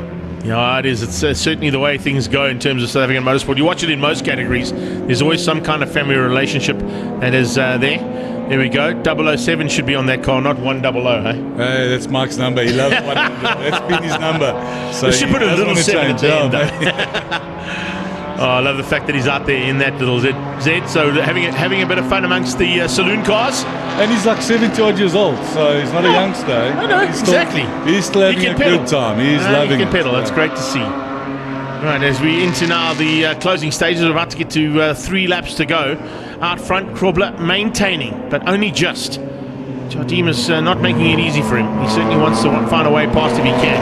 And I think that's what he's putting a bit more pressure on. A little bit of smoke out of there on the left-hander. What could be possibility to watch out for there? I'm not quite sure. I think he's fine. It doesn't look like it's anything serious, so probably just a small little puff. But yeah, he's keeping Shane honest at least, so Shane hasn't run away with the race. But yeah, looking forward, maybe how many laps have we got left? Maybe at the end of the race, maybe they'll be all bunched up together. Oh, Ari's putting some pressure on. Here we go. A little bit more pressure coming from that little Boxy. And well done to Dave. Dave in 735. He actually landed this morning from overseas and he's here racing. So well done to Dave. Nicely done. Yeah. As you would. I mean, what is an overnight flight? You just take some sleeping tablets and you're good to race. Yeah, look, he even forgot his transponder this morning for qualifying. So he's a bit jet lagged. But you know, the effort is made. Well done. Thank you. Yeah, it's great to him back there. Dave Rees, of course, a seasoned campaigner in this category, as we've seen. Perhaps has lost some ground though. So my fellow commentator, I'm going to have a chat to him about that. That's not how we want to be finishing races. He's strong in the mid part of the race, and he seems to be losing a little bit of ground there to Dierwold. Dierwold continues to maintain fastest lap after lap, once again getting down to a 12.8. I think they have to maintain his tyres, because I think now this heat, and in 7-8 laps, those tyres are starting to cook a bit. So it is extremely hot out there, trust me. Slipping and sliding a little bit, running wide as well. Coming up on Corin now. So about to catch the back markers for the first time with 2 to go. This could change things up slightly. Will Claudia try and use this to his advantage? I think Corin realizes, and she knows exactly where to place the car. Now, not a rookie anymore, I have to say. Yeah, she's been racing with us now for about, I think, 2 years almost. So yeah, and like I said earlier on, it's nice to have now more ladies on track. So hopefully we should get another one next year again as well. So yeah, good. There we go. To the back straight away. Two first boxes. And last. Yeah, first and last, about to overtake each other. There we go. And it's now still Krobler maintaining, and he's got a little bit of breathing room now, because it looks like just held up slightly there was Jardim, but that was because of going into turn 4. If you don't have your line right here, I think he was trying a slightly different line because he saw the back marker. It didn't quite work out for him. I think Eddie's also going to try overtake there. No, he can't. He'll probably get to now, this little squirt now. Yep, there we go. 6. There we go. I think also just we may see Nick get through there as well. Yeah, she's leaving some space. CIM car runs wide. Down the hill, should be done. Yeah, done deal. There we go. So with this last lap starting now, the first 4, I don't think we're going to see any changes unless something dramatically happens between either of the first 4 cars. They're equidistant apart and seem to be in a bit of a rhythm of their own. Yet again, a 12.8. Did we get a quicker one from Diewold this time? We do, yeah, 12.831. So he maintains his ability to be the fastest car on track despite being down in 5th place overall. Yeah, he drives quite a lovely M3. Been trying to urge him to come to Class C and race with us, but we need him, just let him go a bit faster. Yeah, no, listen, it'll come. He'll come. You know what happens is these guys they all try and sandbag, but it eventually catches you out. No, it's look, just that red mist on the one day. He's trying. You know? You know, each one goes according to their potential and where they're comfortable, actually. So it'll come. It'll come with time. And he comes from drag racing, so they're used to going straight. Yeah, at least he learned to turn left and right. That's a cool thing, eh? I'd love to see that car actually at Fast 5 on Tuesday night. It'd be pretty cool. Anyway, we're down into the final stages here through turn 7. It is going to be Shane Krobler, literally flag to flag. He has not been bedded. It was a bit of an effort from Claudio to get through at the start. Didn't quite work out, but eventually across the line, it's Krobler for the win. Second place goes to Jardim Rodriguez in 3rd. Pretty much as they started. So is that Krobler 1, 2, 3 again, eh? So Krobler Motorsport 1, 2, 3. Well done to Shane and the team. And Craig is defending now for his life. Hopefully he doesn't get it sideways again through this corner. He's going to try hard not to. And he's still turning left. Yeah. There we go. Hangs on. Ahead of Dave Rees and Ari van Heerden right behind them. In the boxy, Matty Wadley in the track taxi. We'll give him a bit of a shout out because we can. Is he coming first? I think so. I think first he is. In Class E, he is, yeah. Well, then there we go. First in Class E. Well done, Matthew. Lucky number 13, hey, Matty. That's how it's done, boy. Good job. Taking the win in Class And I think Roland, he came 3rd. He did. Did he? Was he lapped? But anyway, well done to Roland. If you did come 3rd, he made it back from the spin. So he did. Yeah, he did. There we go. There we go. So you've got Roland Hopkins behind. No, that's 15th. So yeah, would it be? So Roland Hopkins. It's Matty Wadley, Johan Miller, and Roland Hopkins. That's how it ended up there for the Class E's. You'll be back later on. Yeah. I'm going to go run now because there's a race between this one and then us. Get yourself sorted up. After I get dressed and ready. Yeah. All right, buddy. Well, see you thank later. you so much. Catch you later on. Ciao. So BMW M Performance Racing Series now all done and dusted for their first 2 heats. Classes A, B and C we saw earlier on. That was D and E, and of course Bernard joining me for that. I've also got Chris Tate going to be jumping in here for 2 seconds. Chris, you want to jump into the chair here, buddy? Take us through that first one as we're waiting to catch up with a couple of drivers there as well. I know we chatted to you just before the first race there, and things kind of went according to plan because you managed to get back to the front, but it was a tough battle you had out there. It wasn't an easy day in the saddle, was it? No, it was a very, very, very tough race. For how old Andy is, he can push that. Yeah, he can really put the pressure. So when you're fighting against somebody like Andy, who's had probably more laps around the circuit than you've been alive, but so it's not easy to sort of keep that at bay, and you've got to keep thinking to yourself, where is Stuart? Because Stewie was in a bit of a fight of his own too, and I'm not quite sure if Dad was on the wall sort of giving you indications or maybe chatting to you in the radio. What do you do at that point in time? I have to guess really. They were trying to show me from the pit wall, but I was so focused on Andy behind me and making sure not to bin it. Okay, so you're concentrating on your own race, so you're not really worried about what's happening with Stuart until they get to the end, maybe in Park Fermé and find out there. Yeah. So you've seen now the two of you have had a victory, so it's pretty much even. Steven stays exactly the same in terms of points into the second heat later on, so could be a little bit of a change up there in terms of your strategy. What are you looking to do for race 2? For race 2 to win really, but I can't control it, but need somebody to keep Stuart at bay. So you haven't had a chat to anybody, eh? Is that what you're doing? Okay, cool. Yeah. Hang tight for me, because we're just going to shoot down into pit lane and catch up with Voter, if I'm not mistaken. Voter is. Mel says you got to look after her car today. Well, I'm going to try my best. I'm sure Elka has different plans, but let's see what happens out there and we have fun while we're there. You liking the smaller size car? Love it, love it, love it. All the best. Thank you very much. Now, just chatting to Vota there, you remember that him and Mel have sort of changed up cars, if you didn't know. Mel's in Vota's car and Vota's in Mel's car now. Vota actually likes the Polo a lot more, so I think Mel might be hard for him to try and get that car back for next year. But what are your plans for next year if everything goes according to plan and that championship goes your way? The plan is to go to Rookie Cup next year, then the plan is to win that as well, then Polo Cup, then overseas from there. Okay, cool. So there is a big move all the way through here for Christopher Tate. I like to hear that.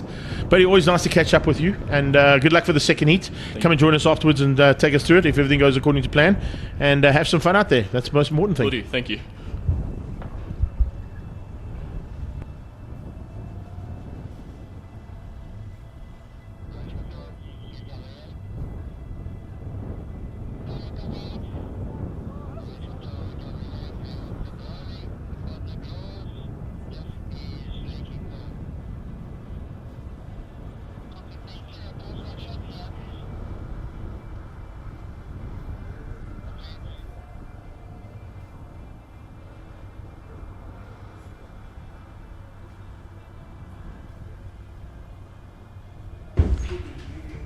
So we're just waiting for the Ferro Energia 111 GD Sports and Saloons classes D, C, D, and E, and Super Hatch. But we've got to go and get Kobus Bomer's car first, the Pepper Shield car that was stuck up at turn number 5 on the exit point on that exit road. So as soon as those cars are cleared, we'll be back with action. And it looks like we're going to go down and catch up with the Bat Lady by the looks of things, as Claudio's waiting there to have a quick chat with Alka van Vledder and see what her plans are to give Wouter Roos a run for his money. Alka, good to see you back on the grid. How's the 111s? Oh, really enjoying it. It's a good, fun class to be in. Yeah, great guys to race with. Yeah, looking forward to this race and then our endurance race a bit later on. All the best. Thank you. Yeah, that Ferro Energia battle at Class C is going to be good, I can tell you. The Bat Lady is a fast lady in any car she gets into, and certainly if that Golf 1 is working well, Vota's going to have his hands full. And you heard it from Vota as well. He realizes he's in for a bit of a fight here. That is for sure. So just getting some messages coming through here from Jean-Andre. Thanks for that information, buddy. And yes, indeed, Feather Zafirio and Michael Zafirio in the house. We are loving that they are back on track. But let's see what's going to happen now as cars are about to roll out for the first heat of the Ferro Energia 111 GD Sports and Saloons classes C, D, E, and Super Hatch.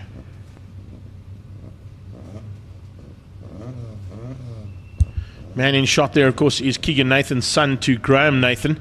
And did he have a phenomenal outing in Cape Town in that Class C car, eventually getting himself up into the top 3 overall in those tricky conditions.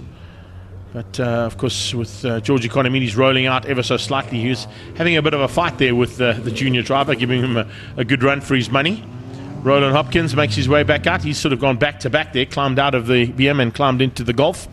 So he's having a busy day in the saddle. But cars are on track, and we're about to go into it for the first heat of classes C, D, E, and Super Hatch.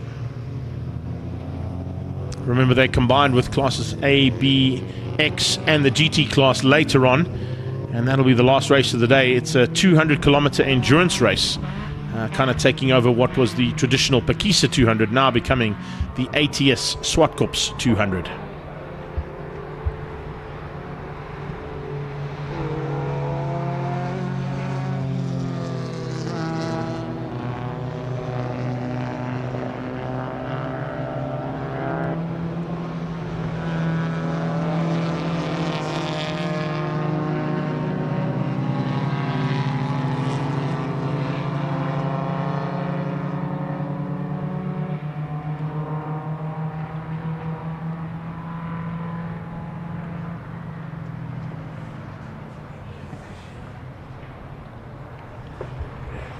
Nice move here from these guys, as well as the Torino Toyota. Just takes them around for 2 laps of warm-up, try and get some heat into the rubber. Give them a chance to try and get as much heat in that rubber as possible before the flag drops for the first part of the race action here for Ferro Energia 111 GD Sports and Saloons.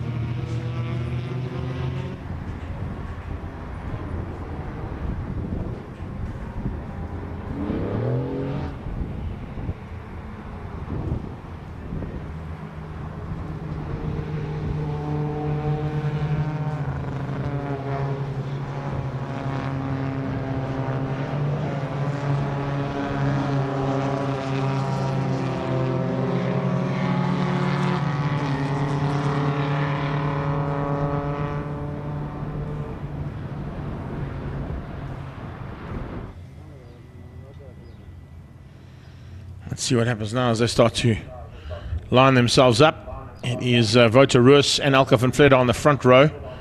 They'll be looking to try and stay at least at the front end of this little battle. And we're expecting to see a bit of a fight between the two of them. Mark du Toit, I'm not sure why Mark du Toit is out there again now in the Super Hatch car, because he'll have to choose one later on. He's got his GT Z4, and he's now also out in the red Z BMW from Trans Africa Racing on the second row, alongside Keegan Nathan. And then it's Seton Naidu, Rob Clark behind them. George Aldrich and Ishmael Beloy ahead of Roland Hopkins and Suman Mudley as we're about to go racing. Let's see what happens now as those lights go out. I'll head down towards turn 1, and it is going to be the Bat Lady on the inside, giving Wouter a bit of a run for his money on the start line. Suman Mudley comes through there in it looks like a Renault by the looks of things there at the back end of the pack. I haven't seen a Renault in race action for a while. It is indeed. So he's on the inside of Ishmael Beloy, trying to squeeze through there and stay ahead of Chris Gerber and Vishva Govender. As they come onto the back straight away, it is Wouter who leads out though, and Wouter hanging on for dear life at this point because he's got big pressure coming from behind in the form of the Bat Lady, Elke van Vletter. Bit of chopping and changing there. Keegan Nathan losing out slightly as they go up the hill. And we see Seton Naidu just squeezing through there on him. Looking for a chance now to get one position higher up. A nice start from Rob Clark. He's pulled the Honda Ballard up into 4th place behind Mark du Toit.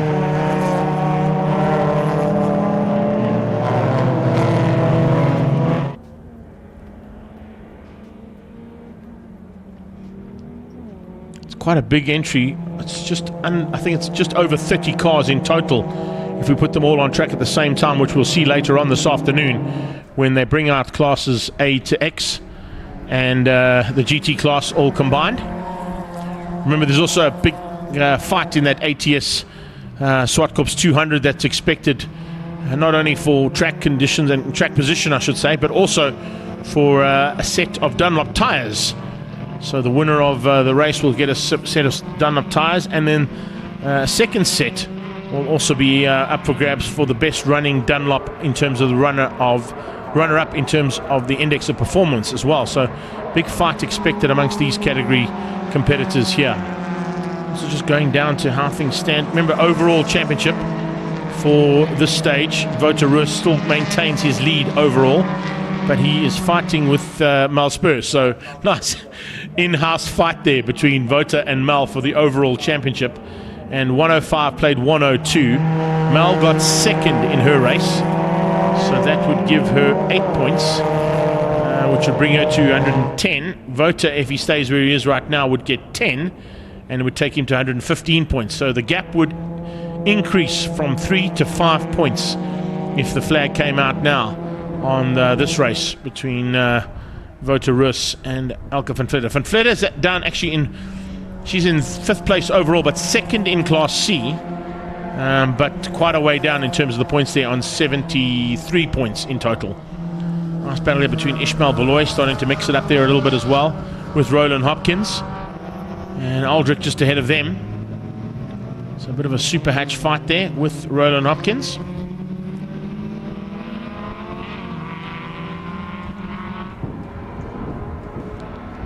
Kind of what we expect to see. And the Mark du Toit, as you can see, they're trying to close that gap down.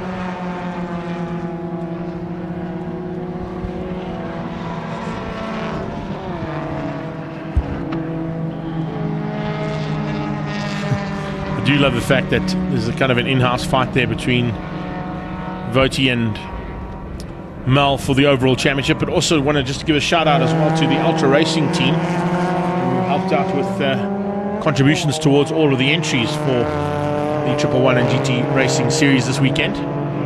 Great to have them joining the party there with First Race and all the other associate sponsors. You know, Ferro Energia are the main ones, but there's a whole bunch of associate sponsors that get behind this. International Race Suppliers being one of them, ACD is the other one, and of course we can't go racing without them.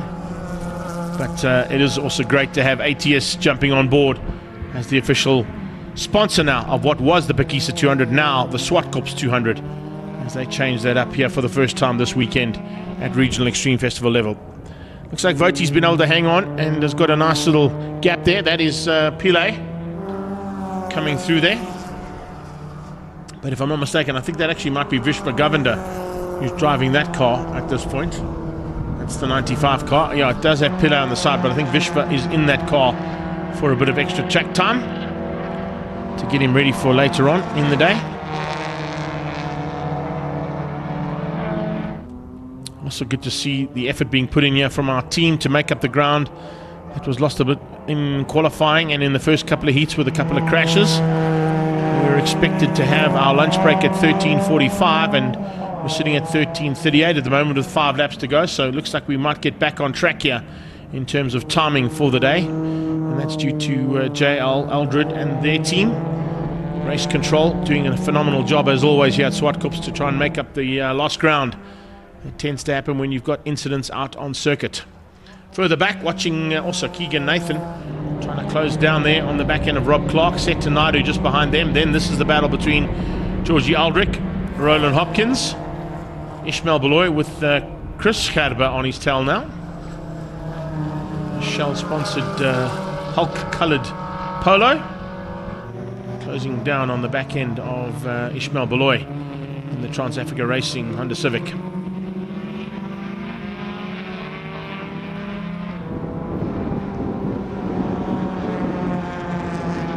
Nathan on the inside now of Clark. He's got the inside line for turn 4. Is it enough to get through?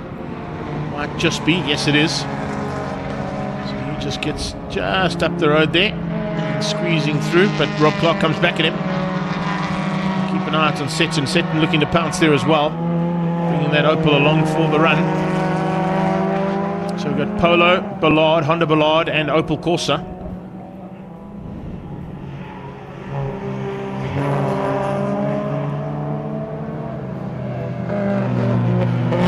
Corners and 3 laps to go for these 3 cars. Leaders already started their run to the line with 4 to go. Now 3 as they've crossed it, of course. So Nathan hangs on for now ahead of Clark and Naidu.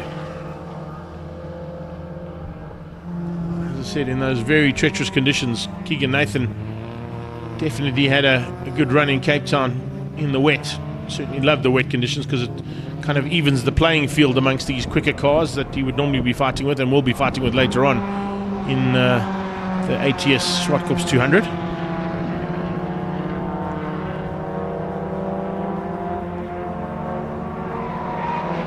Voters gone and put on the fastest lap of the race as well, down to a 16.6 in Class C.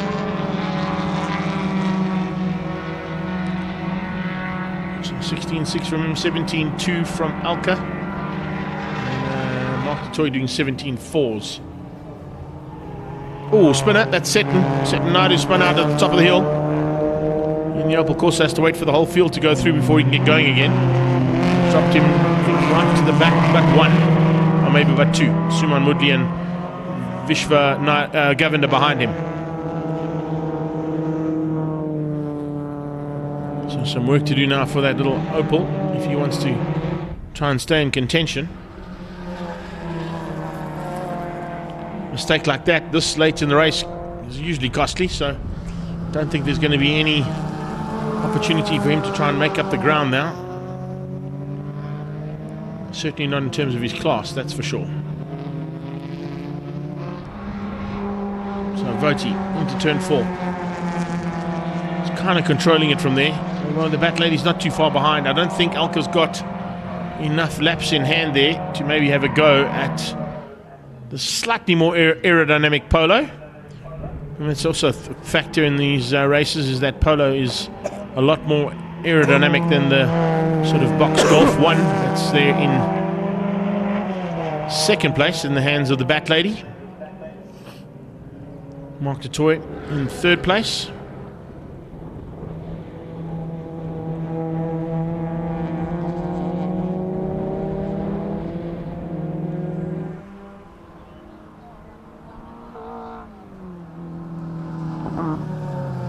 Across the line goes the toy. This is the last lap now for these three cars. So it shouldn't be too much of an issue here for them. The toy's going to get the victory in Super Hatch, that's for sure. It's got a massive margin over the rest of the Super Hatch competitors, but Class C in triple ones is Vota versus Elka. That's for the championship as well as on track today, and Vota has got the advantage in both.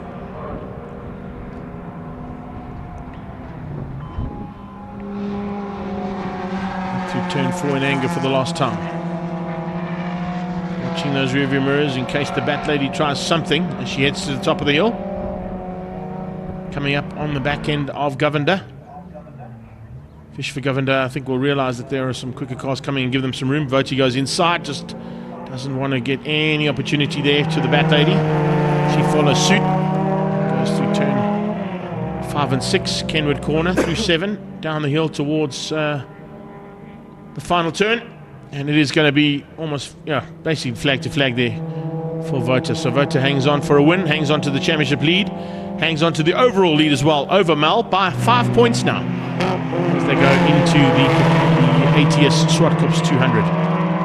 Roland Hopkins has managed to squeeze through there and get ahead of Ishmael Beloy. Gaba on their tail, but 3 of them have not been able to catch Aldrich in the Opel Corsa.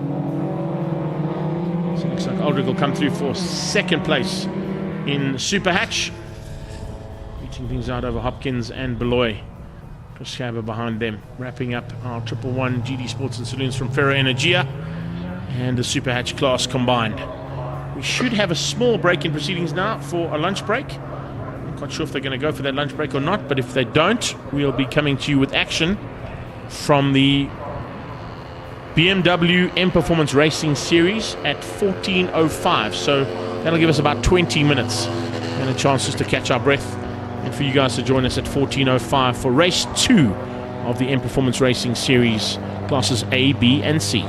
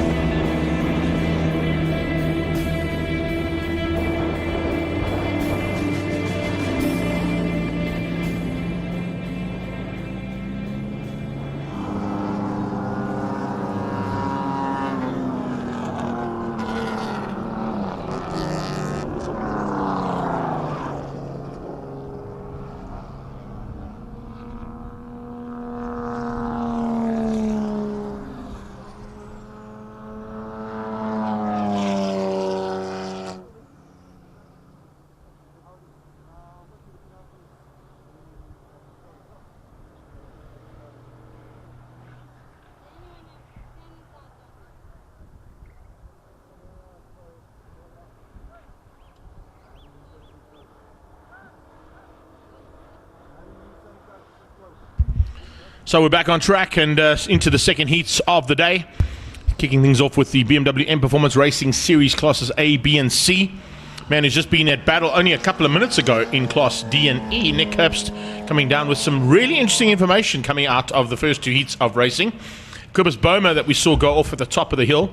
Looks like he broke his diff and has now decided to give Nick some special shocks for race 2. Huh? Hear that, eh? Sneaky. They better work. They better work. If I go backwards, I know who to blame. So listen, first heat was pretty intense. We did see some little battles that were sort of raging in the mid-pack, but it was kind of Renier Smith all on his own. Lorenzo kind of came back in the end, but wasn't really in the mix. Initially he was, but wasn't at the back. We missed that car that you see in shot right now. He disappeared on us completely, leaving us with a bit of a scratch on the head there as to where Gary Martins has gone. Did you find out what happened? Yeah, so lots of updates. I mean, if we start from the front, let's talk about Gary. Gary unfortunately suffered a pretty bad tyre blowout puncture. Front left is absolutely wrecked, so he's got a new tyre back on there, but fortunately nothing on that exquisite diesel-powered M2. Yep. We talk about maybe some Class B guys, because we saw a lot of retirements over there, all the way through to even guys finishing, like Lorenzo. He was struggling with some cooling problems, keeping the coolant in check. Unfortunately, he just had to back it off and that saved the motor. Poor Andreas was suffering from a kind of recurring issue, which impacts the steering on that car. I understand it kind of cuts the power steering when the alternator throws a belt off. So unfortunately, a bad gremlin they're trying to solve over there. But they'll get back into it. Nick Muckris also had a problem with escapes me now, but the flywheel bolts coming loose and breaking off there. He's getting that checked out, and he'll be ready. And I hope he's in the field right now. There we go. I can see Nick. Just spotted him there in the field over there. So we had quite a lot of retirements from various issues, but it doesn't seem any too catastrophic. Bob Neal on pole, a little bit of a change-up. That might just change things up there in terms of the battle. Ryan Naka was the man to beat, but of course we do invert the grid, that's why. So it's Bob Neal from Leon Loebscher and Ryan Naka. That's the first three cars as the lights go out. Look at the drop already coming out of the second pack of cars there. And into the mix, right from the word go, Renier Smith coming through there, Devin Robertson as well. Another good start from him. I was chatting to Bernard when you were out on track, saying it's nice to have that big boss car here. But of course the second big boss car wasn't ready in time to get on track in time for today's racing. Oh, and really got a car off track. Who's gone off there? Can we see? Wait to see as it come out of the dust there. Somebody just maybe tagged a bit of dust. Might be, or no, there's definitely a car left there. That's the red car. Is that Lorenzo? Lorenzo Gutteri, 911. Someone call 911 down in turn 2. Castro Corner has got some problems again. There goes Devin Robertson through turn 4 in the big boss car, looking to try and just sneak maybe a little bit of an advantage over the rest of those sort of dolphin-shaped machines up top there. How's that for late braking? So and I think we might have had a tag there. This car left. Is that Loebscher? That's Loebscher. Leon Loebscher. Loebscher's out as well. So Loebscher out and Gutteri. So top runners in Class A and Class B on the first lap.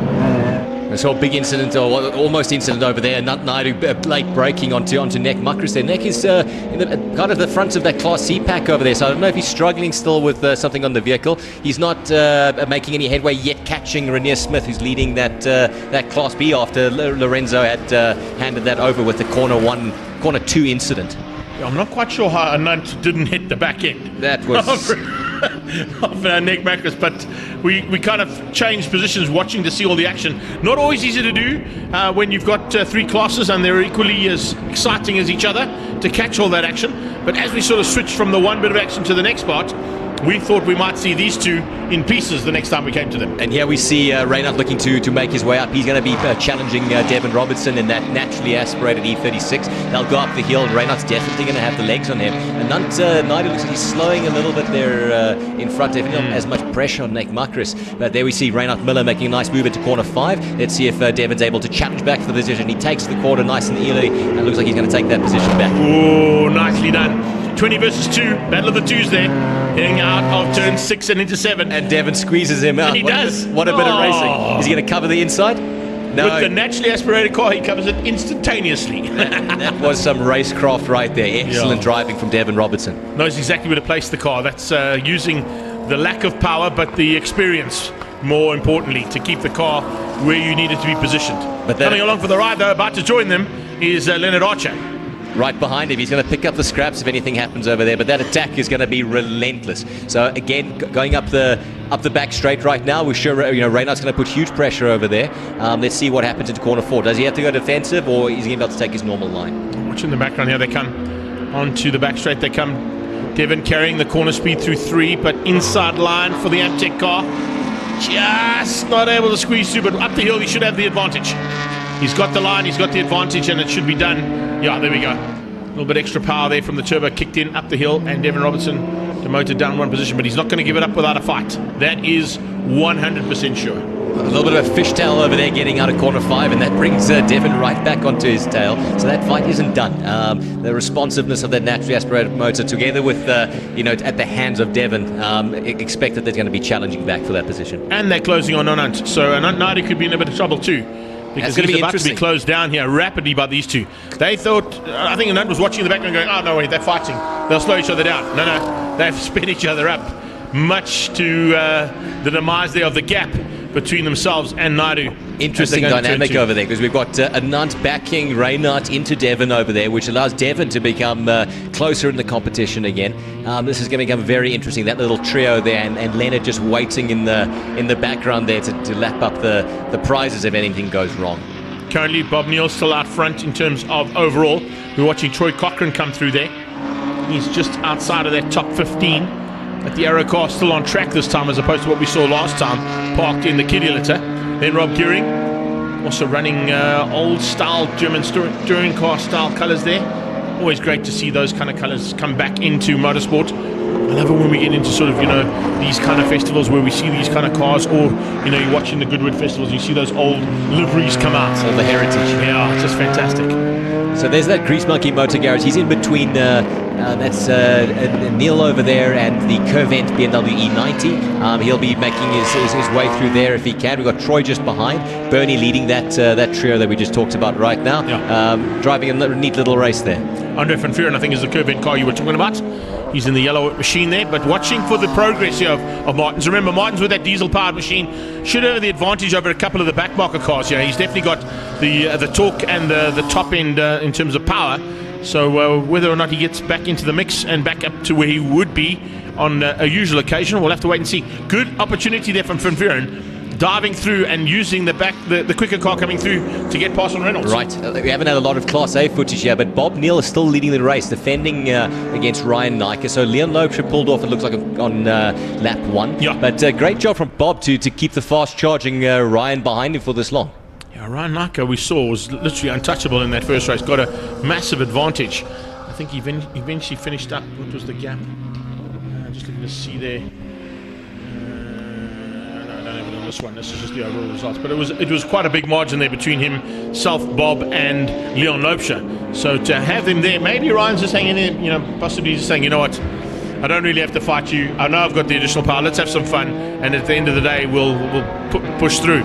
You were about to mention Devon Robertson. I was watching that in the background as well, in the periphery, while I was chatting to you. What a big mix-up over there. So exactly. Devon at the front of that trio. So he's been the winner in that little fight right now. Devon in front of Reynard, and they both got ahead of Anant Naidu.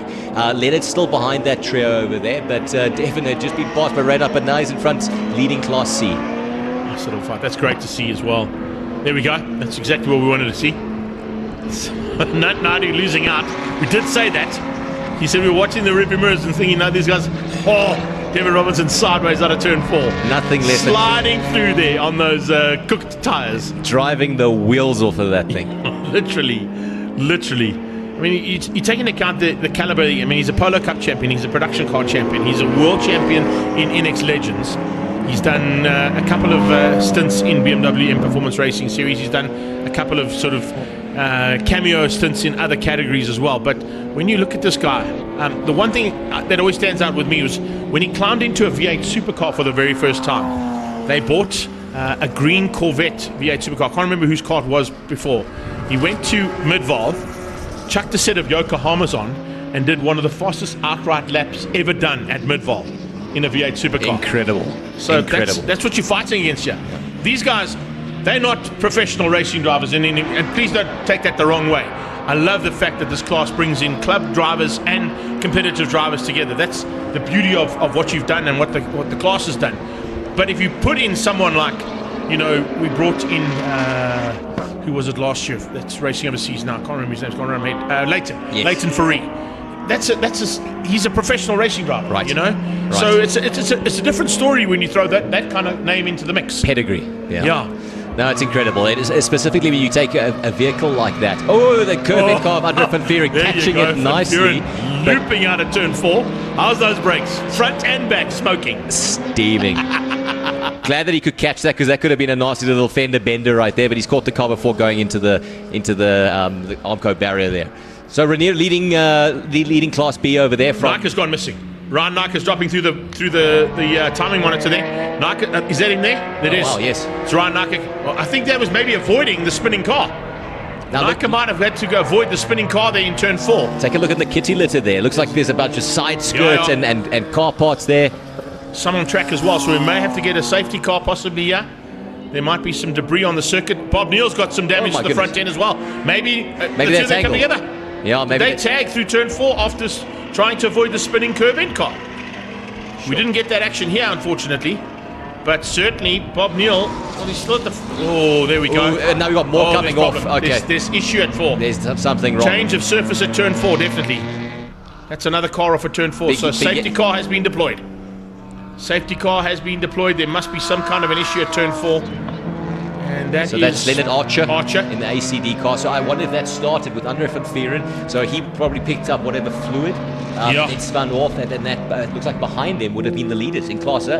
And that's exactly what happened. I think what happened there is Bob Neal has probably gone into the back end of Nika, or Nika into Bob Neal. It looks like the other way around, because Bob's got the front end damage. Now, whether front bumper missing from that beautiful BMW E92 race car.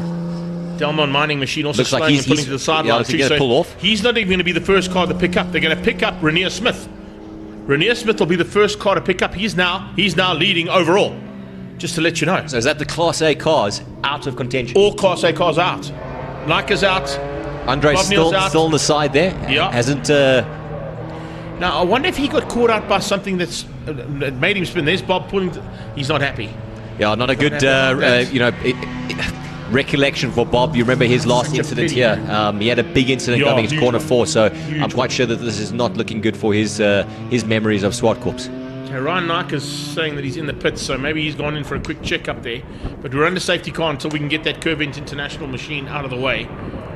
Got 2 laps left. I wonder if they're going to do a restart, or whether we're potentially looking at a red flag session again. Well, possibly they'll probably run it until they get to the 8 laps completed, so they can go back to 1 and make it 8 laps, so that they can then red flag it. That's what they did the last time. So it gives you a chance not have to worry about the percentage being completed in the race.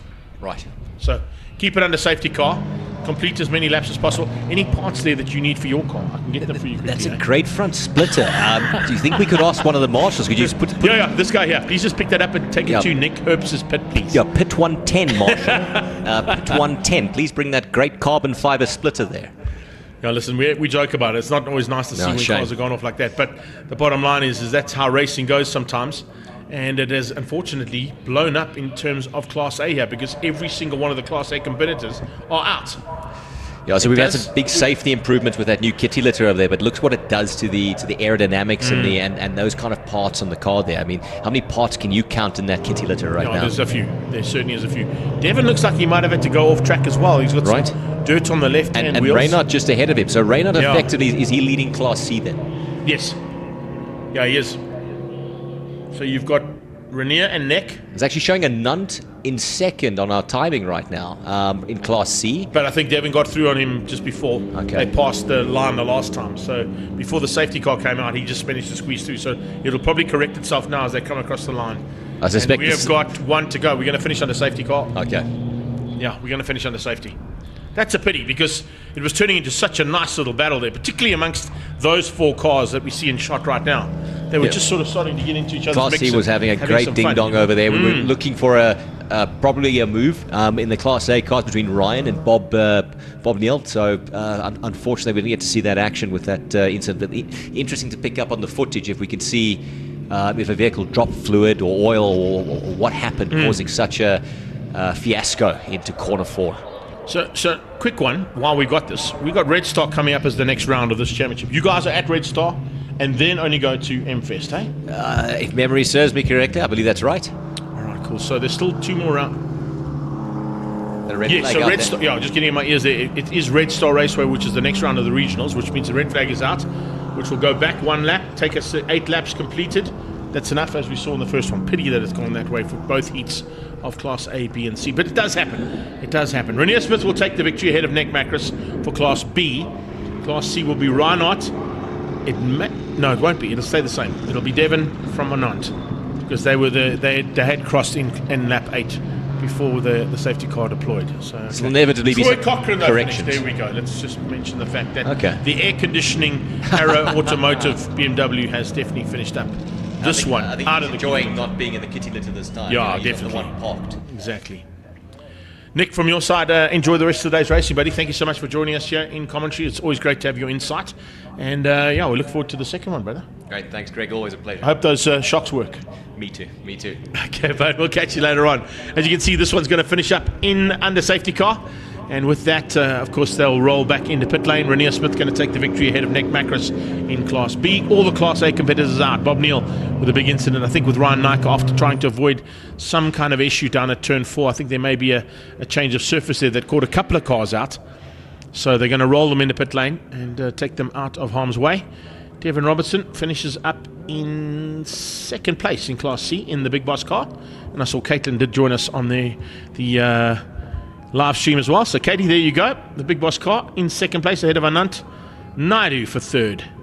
And Rob Gearing comes through finishing up ahead of Gary Martin. Good recovery there from Gary Martins in the diesel to get up into 8th overall. Varish Gunpath and Bernard de Gavea. Top 10 for the boss man.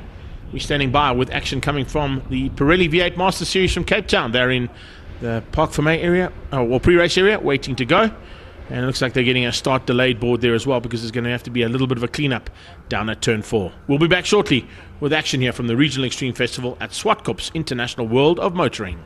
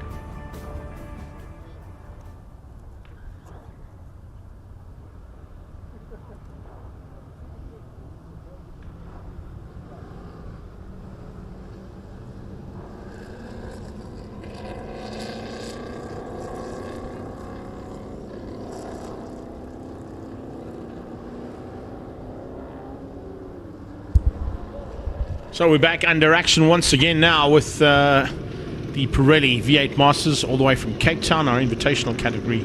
Their second heat is rolling out. We had a little bit of a break in proceedings there just to clear up some debris from our previous race, the BMW M Performance Racing Series classes A, B and C. Bit of a race of attrition there, lots of casualties. Hopefully not going to be as many casualties as in the first race for this one. And yes, there were some spare parts there for Jason Ibbotson by the looks of things, or maybe he's gone for the spare car. However, Barry Engel and Fabio Tofani are back on track, and they will be looking to resume their battle that they had for first place in race number one. Engel eventually taking it over Tofani. It was then Mark Boguet who came through for third place. Also watching to see some damaged cars that we saw involved. The likes of the 21 machine of Mark Boguet is back there. Larry Wolford is back on track as well in the 00 machine. And also just watch to see Brendan Dean, who spun out at the end of the race, back on track and into the fight. Carl Nell looks like he might have had a bit of half a car here, half a car there left over so they could make one car. And yeah, they've taken the front end of one car and put it onto the back end of the other. And it's now half-half for the orange, red and yellow machine there.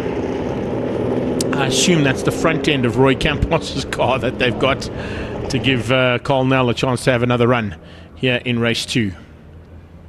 So it's 2 laps, and you can see lots of debris on the circuit. That's because of all the race action that took place in the previous heat with the BMW M Performance Racing Series and a couple of other classes that have had some incidents. And they've had to sort of clear those all up, which is why we've had a break in proceedings. It's change of surface flag at many corners at the moment because of all the debris that was on track.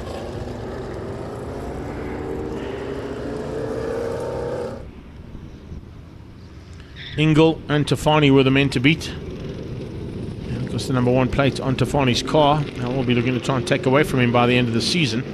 It's great to have them make a trip up to the Highveld from Cape Town. This category only runs at the Cape Town track, so to have them as an invitational class here today is really awesome. A reminder to everybody as well that there is lots to see and do here if you're watching here just for the race action. Lots for the youngsters. And of course, if you want to get a bit of a thrill yourself, the kart track at the bottom end of turn 3 is open. Or if you want to head to the skid pan and go a bit sideways, Big Jim and his team are here as well in the XS Drift luminous. You can go and have a drift session on the big skid pan up near the kart circuit. So do yourselves a favor, check out all the action that's happening around here. There's lots to see and do, and lots of provision being put in here to ensure a great day's racing is had by all, but also that there's entertainment all around the circuit.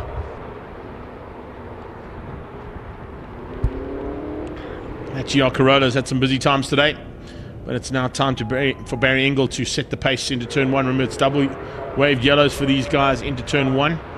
So Tafani and Engel will hold that front row until they come round, and then down into turn 1 and 2 they'll be under double yellows. Out of 3 they get a green flag and we go racing. Engel in the NAC Helicopters V8 will try and hang on to the pace and hopefully be able to maintain what has been a great battle so far between himself and Fabio Tafani. Change of surface and double yellows into turn 1 means no overtaking at all. Let's see if they keep it all together as they come through there. Watch out as well in the background for the return, I think, of the second of the Ziegler cars. Yeah, the second Ziegler car out there as well. The 13 car. 73 car, beg your pardon, of Sean Moore. He didn't make it out for the first heat, but he's definitely out for the second one. And it looks like Everton has gone to get the spare car out of the trailer. And he jumps into his spare car, or they managed to fix his car. We'll wait and see. Here they come. Onto that back straightaway for the first time in anger. Now it's in full flight. And goes through the tricky corner where all that debris was put down. Cole Nels on the inside of Brandon Dean, trying to find a way past early on. And running with Finneran, who's just up ahead of them. So for the 10 laps of race action, here we go. And we're into the thick of it here big time with these V8 Masters from Cape Town.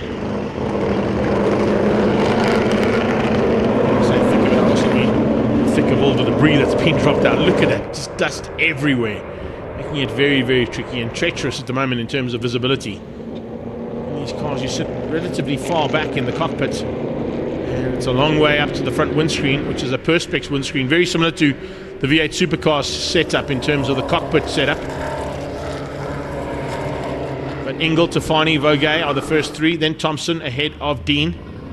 It's actually Gary Thompson that's up the top end there. It was Finneran in that car in the first heat, but it didn't look like Finneran started this one out. So Finneran and Roy Campos are the only 2 cars that are not on track that we can see as they complete that first lap in anger. But certainly a lot closer from Mark Vogay's point of view. He's up into 3rd.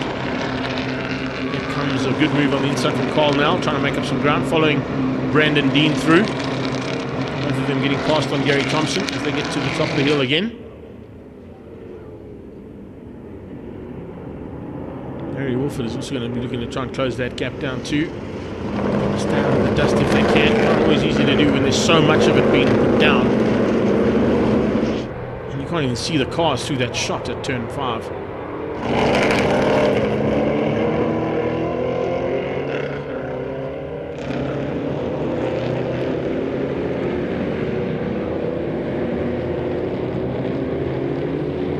So another lap completed of the 10 lapper at this stage, and they've still got 8 of them to go.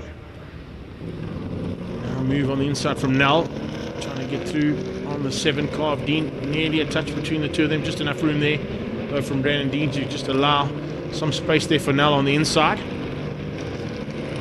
Both live to fight another corner and another back straight.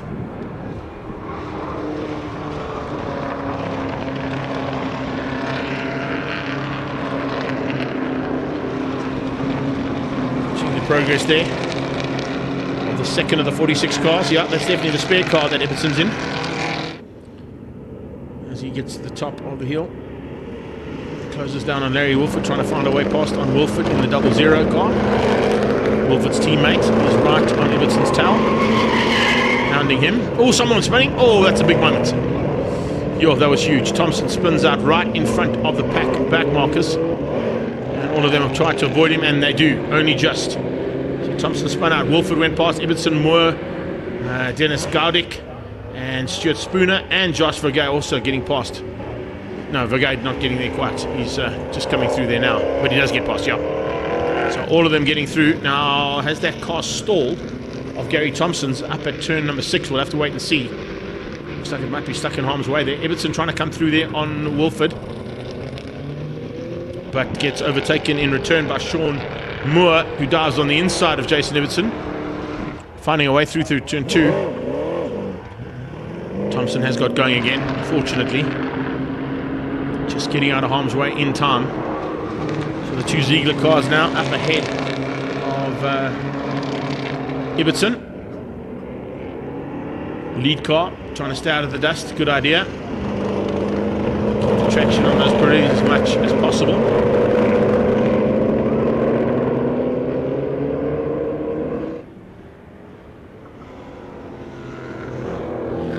Off again, 3rd place ahead of Brandon Dean and Carl Nell, who continue their fight. Now still looking for a way pass on Brandon Dean. Hasn't found it yet. He has a look a few occasions, but hasn't been able to find a spot to get past.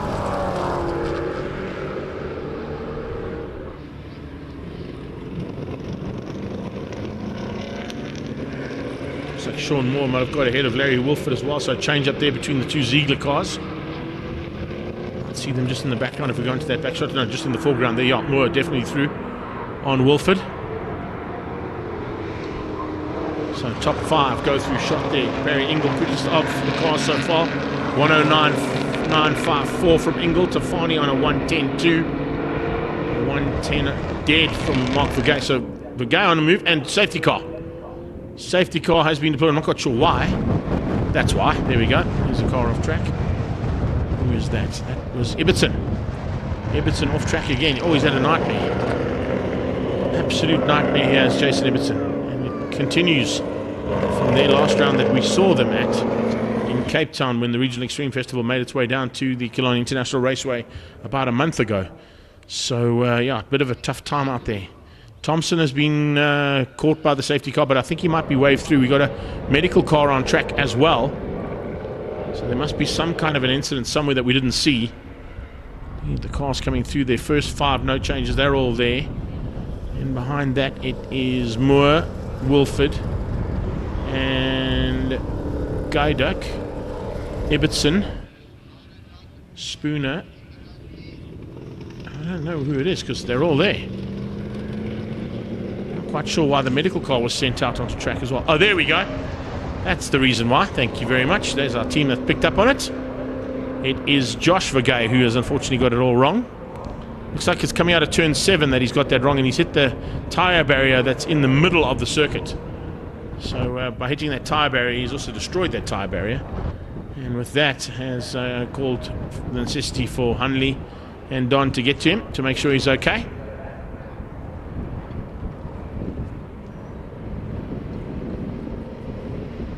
So that must have been coming out of turn 7 after the spin that we saw from Gary Thompson. Maybe he got a bit of target fixation, and with that, unfortunately, caused a bit of a spin of his own, and ended up on the inside of the circuit coming out of turn 7. It's actually down the hill out of turn 7, so something must have gone wrong in that car. It's further down from turn 7 than what I expected. It's almost closer to the sort of split road here, the exit road that the marshals sometimes use. So the car, I wouldn't say is in harm's way there, but they're definitely going to take the driver back to the medical centre. Just make sure he's okay. Just give him a double check down at the Zwartkops Medical Centre and then make a call. But that car is now stuck there, I think, until the end of the race. They might probably try and finish this race up, because, as I said, it's not usually a spot that a car would go off. So these boys from Cape Town have found some special places around Zwartkops to cause some chaos. But it is fantastic to have them here. The Pirelli V8 Masters Series, highly successful down at the Killarney International Raceway. As I said, a couple of very, very seasoned campaigners and even some international guests have joined this party on a few occasions.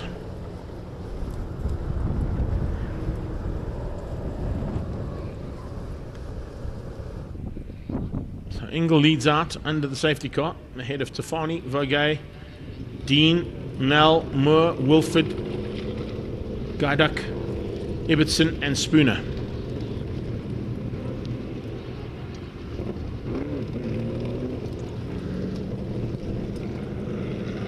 Restart will be line astern, so basically right behind each other, and no overtaking until you've crossed the finish line. Let's see whether those lights go out. They won't go out now, they'll probably only go out at the top of the hill.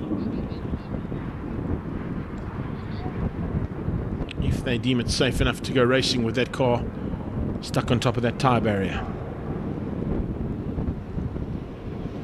Sean Moore would like to try and use the start, if he can, to get the jump on Carl Nell.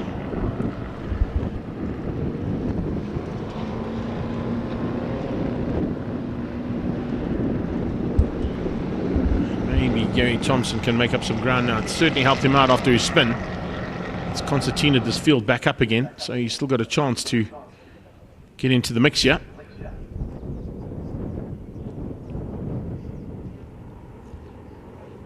Looks like they're starting to speed up slightly there, the first three. Brendan Dean doesn't want to be caught too far behind. He must just speed himself up there and catch onto the back end of the train. Same thing applies to Carl Nell, otherwise they're going to lose the opportunity on the start. Nell has upped the pace slightly now as he realizes that the leaders have put the hammer down. And yeah, there we go. Engel going to try and catch them out, but Fabio Tofani sees him and just matches him almost to perfection as they come across the line and restart. Green flag with 4 laps to go. Nell was caught. So was Sean Moore and Larry Wilford. They were too far back to try and stay with those first 5 cars on the restart.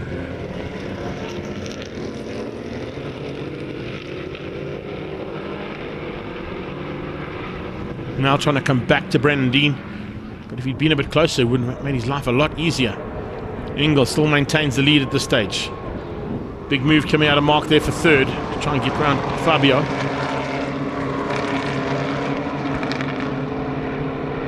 Tofani in second, but again third. It is a good run from Brandon Dean for fourth, but he could have been a lot closer to these first 3 cars. And he has made the ground up slightly. Ooh, a little bit of a misgear, I think, coming out of turn 5 there for the orange car. And that's given Brandon Dean a sniff, and Carl Nell. Both of them closed up now behind that green car for third.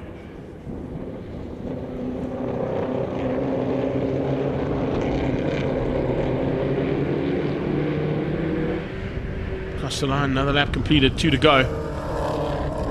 Fogay being pounced on by Dean and by Carl Nell in these closing laps. Big pressure being put on at the lead as well from Tofani's point of view. Carl Nell using the curb slightly there to go through turn 2. Trying to get a slight advantage to get the drive to get past Brandon Dean, but Brandon Dean has shut the door. Oh, Wilford's off. Wilford runs wide at turn 2. And another one as well. Oh, yes, indeed. That is the 17 car of Thompson again.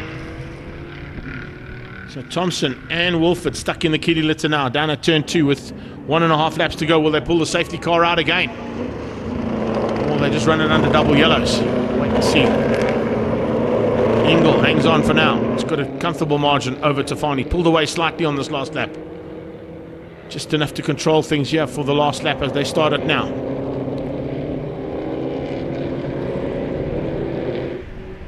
So there's no yellow flags there just yet, but there'll be double yellows certainly at turn 2. No overtaking into turn 2 for anybody who's going to attempt it here on this last lap. There you can see the stricken car of Thompson. Well, just it's on the right to that shot, but on the left of this shot is Wilford's car.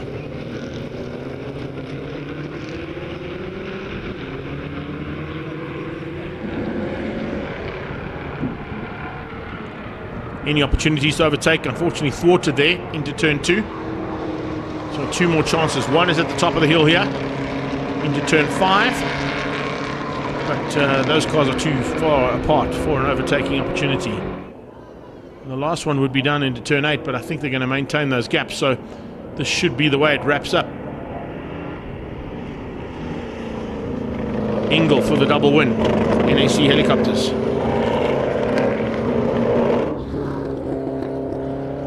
Tofani in second place, third place. Better run here from Mark Vergey for third. Certainly much better than his first heat. Flags out for our Pirelli V8 Masters. Brandon Dean, has he hung on? No, Carl Nell has got through. Brandon Dean spun on the last lap again. He's made a mistake on the last lap again, has Brandon Dean. What a pity there for him. Clearly he doesn't like those last laps of races by the looks of things. Here comes Ibbotson with a bit of patchwork orange done to that car. Just sorted out. There goes Dean. He spun out almost at the same place he spun out the last time. So it's Ibbotson for 5th. And Spooner through for 6th place. Ahead of Brandon Dean, eventually in 7th place across the line. Let's have a look at the official results because we've got cars all over the place at the moment. Ingle from Tafani, Vogay in 3rd, ahead of Colnell and Ibbotson. Stuart Spooner, Brandon Dean, Larry Wolford, if he has got back on track, will finish up in 8th, but I don't think he has got back on track, and neither has Gary Thompson. Dennis Godet and Sean Moore went back into the pits, and of course Josh Vogay, we know, is parked in the middle island on top of some tyre barriers. So maybe a little bit of work to do for the marshals again before we get into DOE Formula V's, partnered with CIM Lubricants for another 10 lapper. That's coming up in a few moments' time. We'll be back shortly.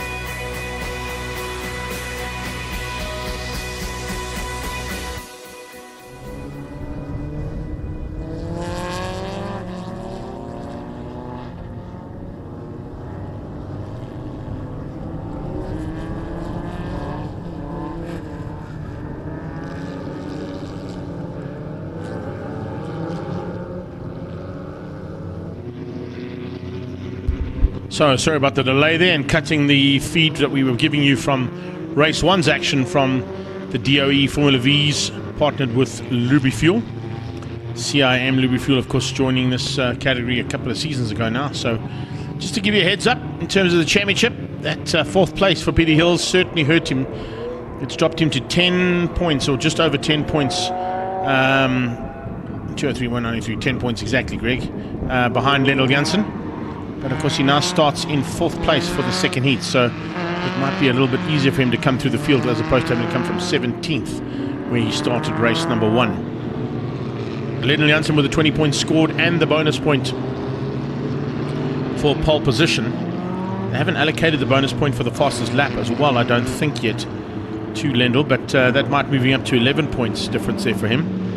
But Peter Hills now 193 as opposed to the 203 that Lendl Janssen has got. Brandon Hills now 172, so 20 points back.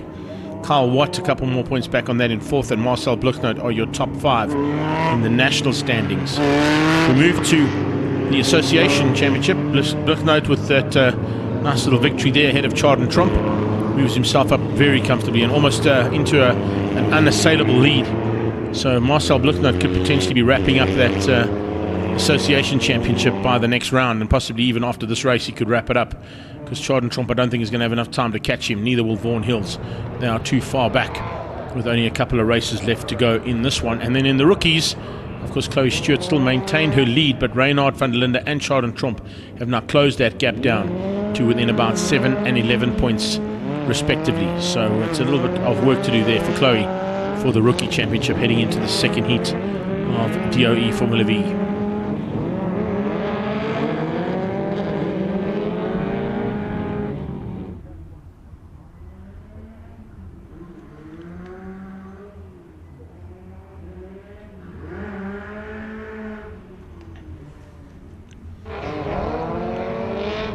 Trying to get a bit of heat into the rubber is not always easy here, particularly when it's so dirty, the circuit, and there's literally cement dust on every single corner, every single part of the circuit. It's been a really tough day in the saddle for our marshals and teams out there to get the circuit cleared and clean. Not always easy to do when you've got cars going off left, right and centre. We now stand by for the green flag at the back of the grid. As soon as they've all taken up their grid positions and slots, it's Lendl Janssen and Brandon Hills on the front row, Theo Vermaak and Peter Hills the second row. Watch out for Peter Hills coming from fourth place. That inside line might be the spot to be, and he's going to definitely look to hunt things down. Look at Lendl Janssen already looking over in that left-hand wing mirror, making sure that he is well aware of where Peter Hills is, and if there's going to be any attack coming from Hills, he wants to try and defend it. So Lendl Janssen got off the line really well and heads down into turn 1 with Brandon Hills tucked in behind him. Looks like Peter Hills might just slot in behind Theo Vermaak as they come through turn 1 for the first time. Someone's stuck on the grid though. That's not good. Hopefully they can get that car started and fired up again, but certainly not where you want to be. There is about a minute or so to get that car out of harm's way if they can get it going again. But now it's Lendl Janssen who leads things out as they get onto that back straightaway for the first time.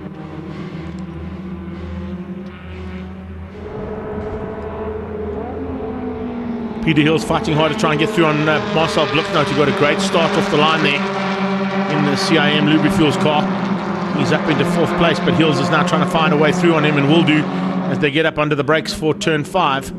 Theo Vermaak tucked in behind Brandon as they go into turn 5. Lendl Janssen very late on the brakes, almost ran a bit wide coming out of turn 5 past AMG Driving Academy. Very, very tight stuff there, as you can see, as they come past the top 3. Hills is through in fourth. He's going to try and get away now from Bluchnote. Bluchnote and van der Linde want to try and run with him and bring Kyle Watt along for the ride. Vaughan Hills just behind that. So the Hills are all in the top 10 other than Trevor. He's down in 13th at the moment. We'll wait and see what his progress is like there in his number 44 car. Completing lap 1 of 10. Everybody on track still. That's an important factor. Right now, if you're in the championship hunt, you cannot afford a DNF. You cannot afford to go off track, and you cannot afford to make any mistakes. Also trying to pick up to see whether or not Johan Goos was able to get that car of his fixed and got back onto the circuit. I don't see him in that top 15, so I think the damage might have been too much on the back left of that car as he crashed out, remember, at turn 2 in race 1. We just saw it in the break there while you were watching. Oh, and there's a hand up. That means we got another possibility of safety car. Or is it just Brandon? No, safety car. Safety cars being deployed. I would say probably down at turn 2 we got a problem again. But this has been a real tough day, and the track is so dirty. You can't really blame the drivers or the tyres or anything. And it looks like it's the 113 machine. Yeah, there we go, of Jaco Smit, who's gone off at turn 1 and into the kitty litter. So he'll have to get a bit of assistance to get out of there. I don't know, the marshals will have the power to get that car out of the kitty litter. Once that car goes into that new kitty litter here at Zwartkops, it's exceptionally difficult to get out. And if you try and even drive out, the car just digs itself even deeper into the new arrestor beds here that have been sorted after the attention being done by Zwartkops. Lionel Jansen was quickest on that first lap, but he only did a 120.3, so much more, of course, can come out of these cars. And now they get picked up by that Pretoria North Toyota Corolla GR hatch into turn 2 from the pack coming up behind.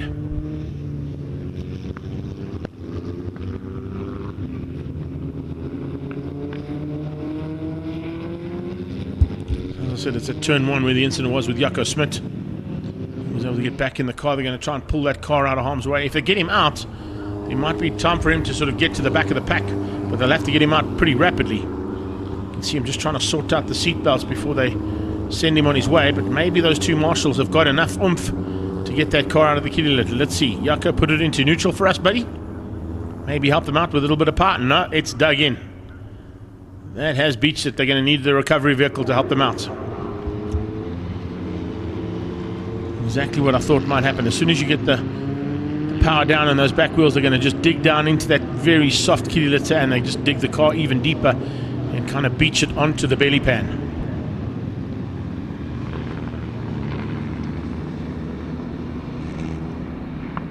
Nice shot there of Dane Stewart, new man, of course, the rookie to this championship, running in number 18 there. First time out for him. Nice to see. Ooh, look at that. Oh, the belly pan or something on the bottom of that car has got stuck. I tried to pull it out, but there's definitely something that's broken on the bottom of the car, and it nearly sort of tippled the car onto its side as they tried to get the car out of harm's way. I think, yeah, it looks like it might be the floorboard or the belly pan of the car that's folded underneath the car there, and it's now sort of stopped it from getting extricated easily, if I can put it that way. I was saying, just going back to that thought with Dane Stewart, running in sort of brawn colours there, F1 brawn colours there, if I'm not mistaken.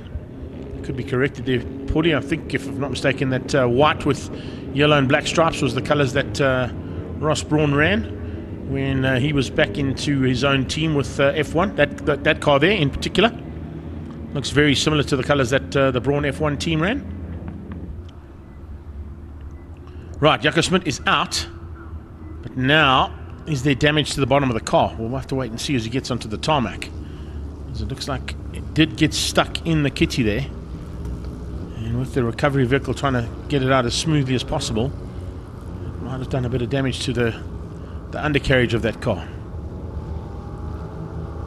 Marshall's got a bit of it in his hand there. Whether that's the belly pan or just something that might have been stuck there anyway, we're not quite sure. These laps all count, remember, under safety car.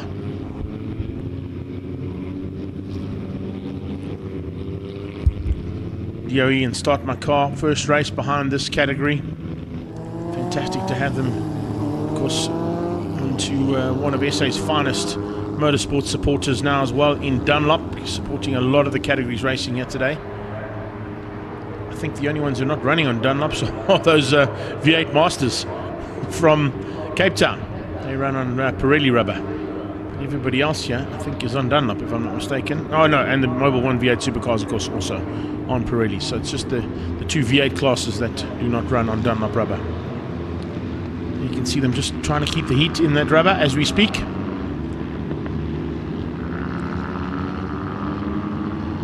Chloe Stewart at the back there, tucked in behind.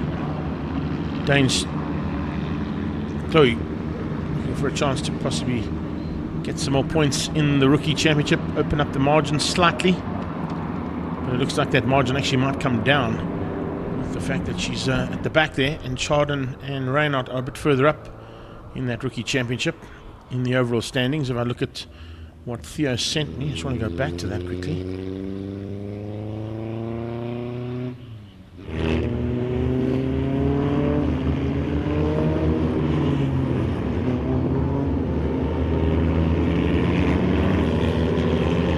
Yeah, Reynard in second and Chardon in third, and it's 84, 77 and 73. So Chloe's got to do a little bit of work to maybe try and make up a bit of ground on those two that are a bit higher up in the standings overall at the moment. Choden at the moment is sitting in 9th, Reynard in 13th, and then we've got Chloe at the back. So, that lead in the rookie championship could come down pretty drastically here if things stay the same as they are right now.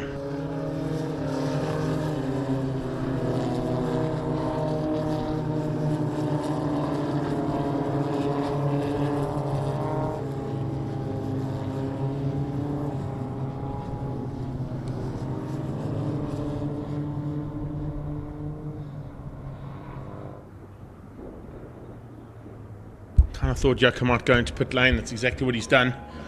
Goes in just for a double check there and make sure that the car's okay, or is he going to retire the car? Now that it's out of harm's way, we've got the medical vehicles, or the recovery vehicles out of the way. We should be going into a restart by the time they get to the top of the hill, so we'll keep an eye as to whether those lights go out. You can see the pace starting to pick up slightly here in the mid-pack, so they're realizing they don't want to be caught out too far behind the restart of those FOSS cars out front. Definitely not what you want to be doing. You lose the advantage that's gained by the concertina effect behind the safety car.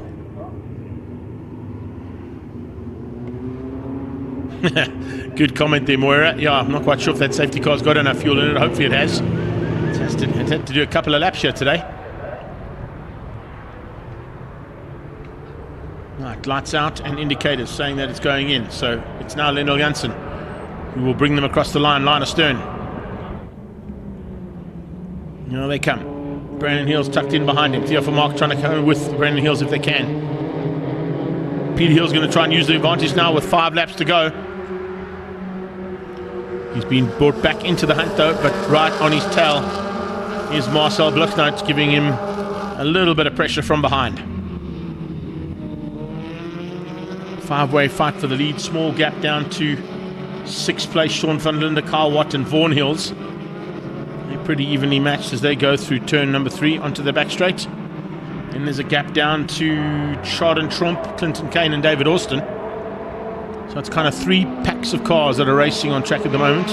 This one, the second one is led out by that car there, Sean van der Linde.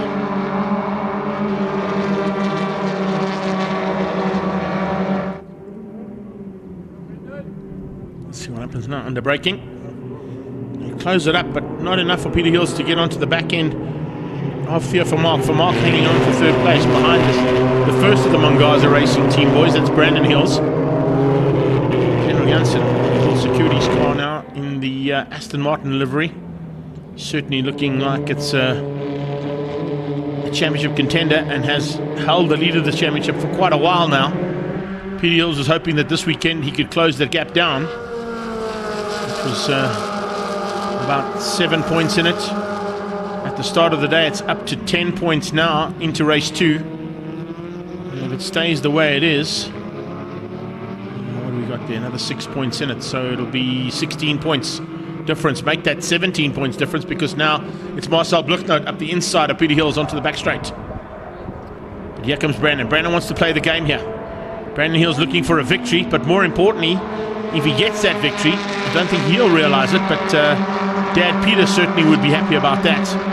It'll take a whole chunk of points, 3 away from the advantage that Lendl Janssen will open up. So it'll go from 16 points to 13 if he's able to get that all sorted out and Brandon Hills can get the victory over Lendl Janssen. Whether Lendl's going to let that happen, I highly doubt it.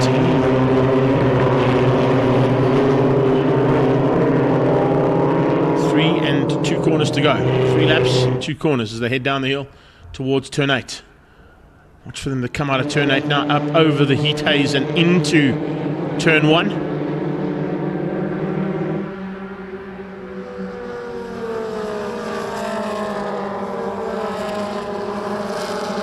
Carl Watt is definitely closing down on van der Linde. Bluchnout under attack now from Peter Hills. A little bit of pressure there from him. But that CIM machine taking up that pressure, soaking it up. Peter Hills dropping back into the clutches now of Van der Linde. Has that gearbox issue come back for Peter Hills? It might have. I think there might be a gearbox issue once again there on Peter Hills' car, because he's being caught rapidly by Sean van der Linde and Kyle Watt. He had a problem. He didn't have third gear in qualifying. They managed to fix the issue for race 1, but here in race 2, seems like that gremlin might be coming back to eat him again. He'll have to try and use his experience and multiple championships he's won in this class to stay ahead of the hard-charging Van der Linde and maybe get back through here on Bluchnout. Whatever it is, he seems to have sorted out, because he's bridged that gap again to Bluchnout to open up a small margin there on that last lap. Top 3 down into turn 8, Volkswagen corner. They come into that one. Lendl Janssen was quickest on the last one at a 12.1. Does he go quickest again? He does, but this time 12.166. Oh, Theo Vermaak quickest in third place, a 12.098 from Theo Vermaak. Looking to get through now on Brandon Hills. Peter Hills keeping the pressure on Bluchnout. Down into turn 2, looking to try and get back into 4th place. Ensure he's only got 16-point differential between himself and the man out front, Lendl Janssen. That's for the overall championship, remember. On track right now, he's fighting for 5th. TOE Quality Parts car, Theo Vermaak now going side by side, or trying to go side by side there with Brandon Hills, as they went up onto the braking point, past the Universal Racing Stable, past AMG and the GR HQ. Toyota Gazoo Racing's HQ now, the old Zoc building.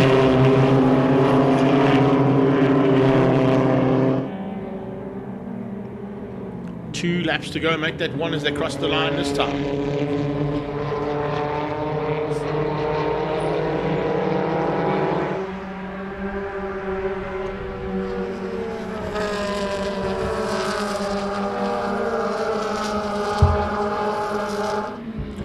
By a donkey there, all the boys. And Tonya, little coffee coming in there, always a good thing at this stage of the day. A lap to go in Formula V's though. It's a nice run here from this guys, and they always put on a great show. But the one man that is going to be seriously concerned about how things have turned out today will be Peter Hills down in 5th place.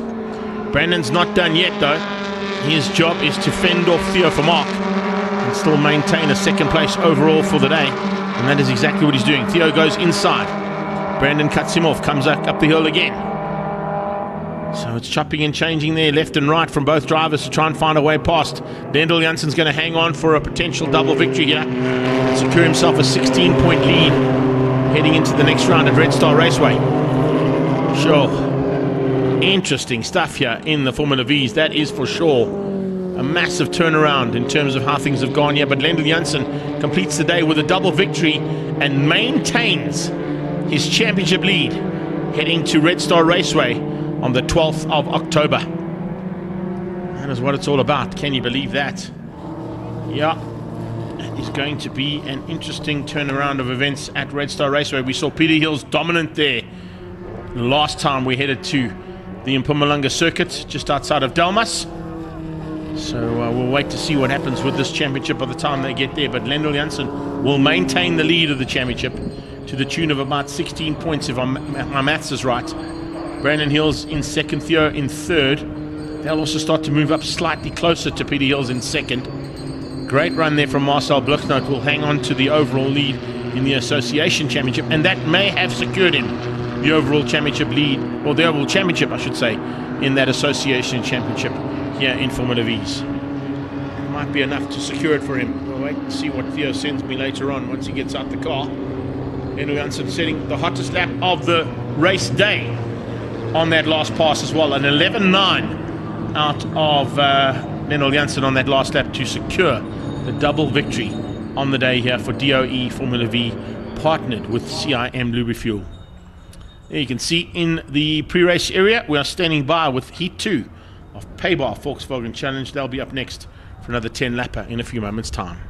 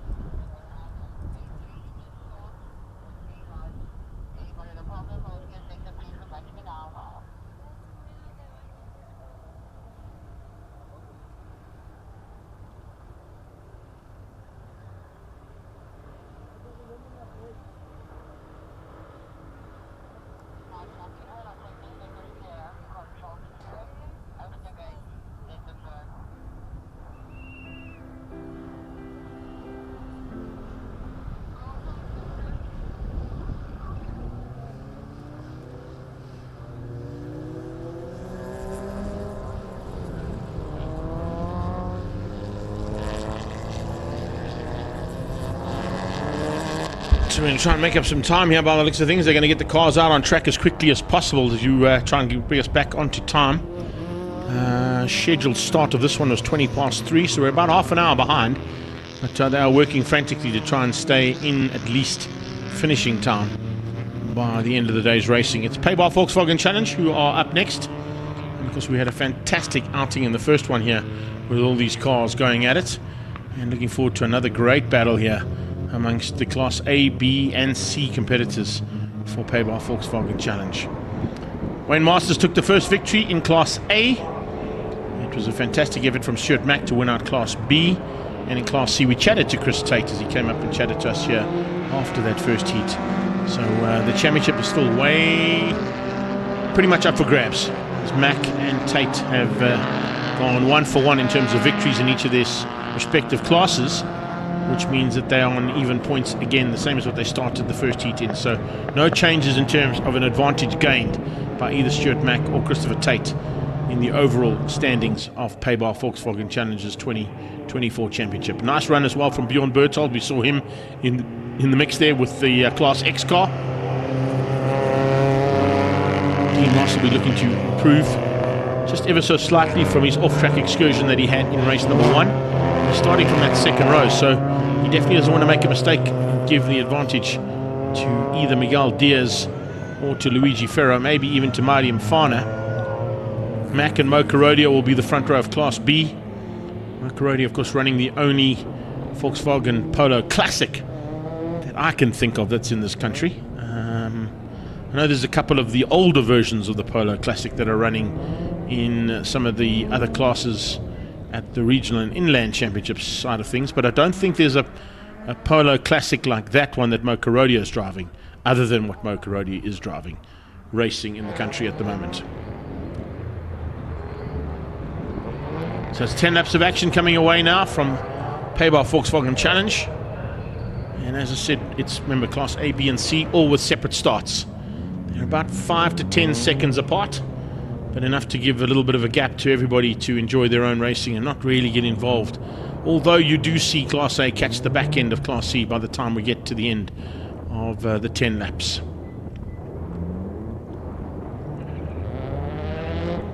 Tanea Kube, Jacques Hayes and Francis Aldrich all taking up their positions for Class C. And the rest of the pack now starting to roll up to take up their correct positions as well.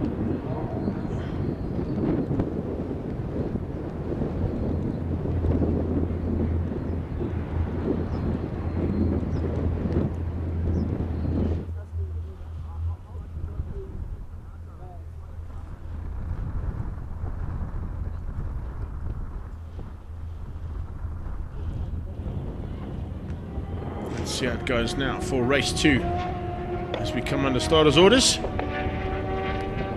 First set of lights will be for Class A and X together. Watch for Henny the flag there on the left hand side. At 30 to 5 seconds is probably the fastest 30-second board you'll ever see in the world of motorsport, because that's 30 seconds and flicks round to 5 seconds in the space of 2 seconds, which goes from 5 seconds to lights on in 1 second. And we're racing. Here we go. Down towards turn 1 they go. It is Masters versus Masters into turn 1. Bevan looking for the inside line. Can he just squeeze out Wayne? Second start is Mack off the line. Lessing right with him. Carodia trying to get the inside line and keep Lessing out as they head down towards turn 1. Mo Carodia's got the whole shot. Mo Carodia leads out into turn 1 for Lee Thompson Racing and Fast 5 Motorsport. As they head towards turn 2, he's got Mack on his tail and Lessing tucked in for third. Looks like Chris Tate got a good start there for the lead of Class C. They'll be heading towards turn 2 as we watch Class B coming out of turn 2. Raj Paul behind. Is that... Yeah, good run there from Lessing. And oh, big moment. That is a huge one. Just on the right-hand side, that could possibly be... is that Philip Cruiser? It's Philip Cruiser, yeah. Philip Cruiser in the ATE brakes machine. That was a big roll. There's another car involved in there as well. I can't see which one it is. Is that Pillay? Yes, it is. Tyron Pillay. We had to try and take evasive action. Definitely going to be a red flag here, I think. Keep an eye out for it, but a few seconds' time, expect to see a red flag come out by the time they come down towards turn 8. These cars are flat out at the moment. They don't know what's happening at turn 1. We've got another car involved there as well. It's a 31 car. That's Gosman. Andy Gossman involved in it as well. So the car dock machine, Tyron Pillay and Philip Cruiser all involved in a massive incident down into turn number 1. And lots of debris all over the circuit. So yeah, I think certainly red flag would have been put out there. Hopefully in time for them to have stopped on the line. I don't think they all would have got there because they were all flat out. And whether they came through and had enough time to stop. I did hear some squeaking of brakes outside my window here from the commentary booth. So maybe they did. Cruiser is still in the car. He hasn't moved yet. Yes, all the cars did get to the... There's the car that I heard squeaking. It was the 13 car of Mike Barbaglia. And I think he went into the back end of Dean Ross to get that damage there. So Barbaglia didn't see the red flags. He had to hit the brakes hard as he saw the Norbrake car slowing down and probably stopping in front of him, and then hit the back end of that car. So we've got a bit of chaos again. This is all conducive to the track, unfortunately, guys. I've seen it on a few occasions that I've commentated at this track in the past, where lots of debris, lots of incidents, and lots of oil put down, lots of cement dust being done by the cleanup. As much as these incredible marshals do the job of clearing the circuit as quickly as possible, sometimes, no matter what you put down, it doesn't clear away all of that unnecessary oil or lubricant or anything that might be in harm's way. I can tell you right now from experience, I know exactly how that car feels and how Philip feels, having been tapped there by Jonathan DeToy in the past and put up in exactly the same position in a Peugeot that I drove here in Super Hatch, and ending up in a very similar scenario to that. Philip Cruiser is out the car. He's alongside the doctor and Hannah Lee there, our medical team. And looks like Phil's okay. Probably a bit shaken though. I can tell you from experience just exactly how he feels. Start delayed, 100%. That might be ironic there, Mr. Flagman, but we'll take it anyway. Thank you, Henny. Start delayed, and I think it might be delayed for a while because there is a huge amount of debris on the inside of turn 1. And of course 2 cars to get out of the kitty litter as well. So that certainly has not turned out to be good.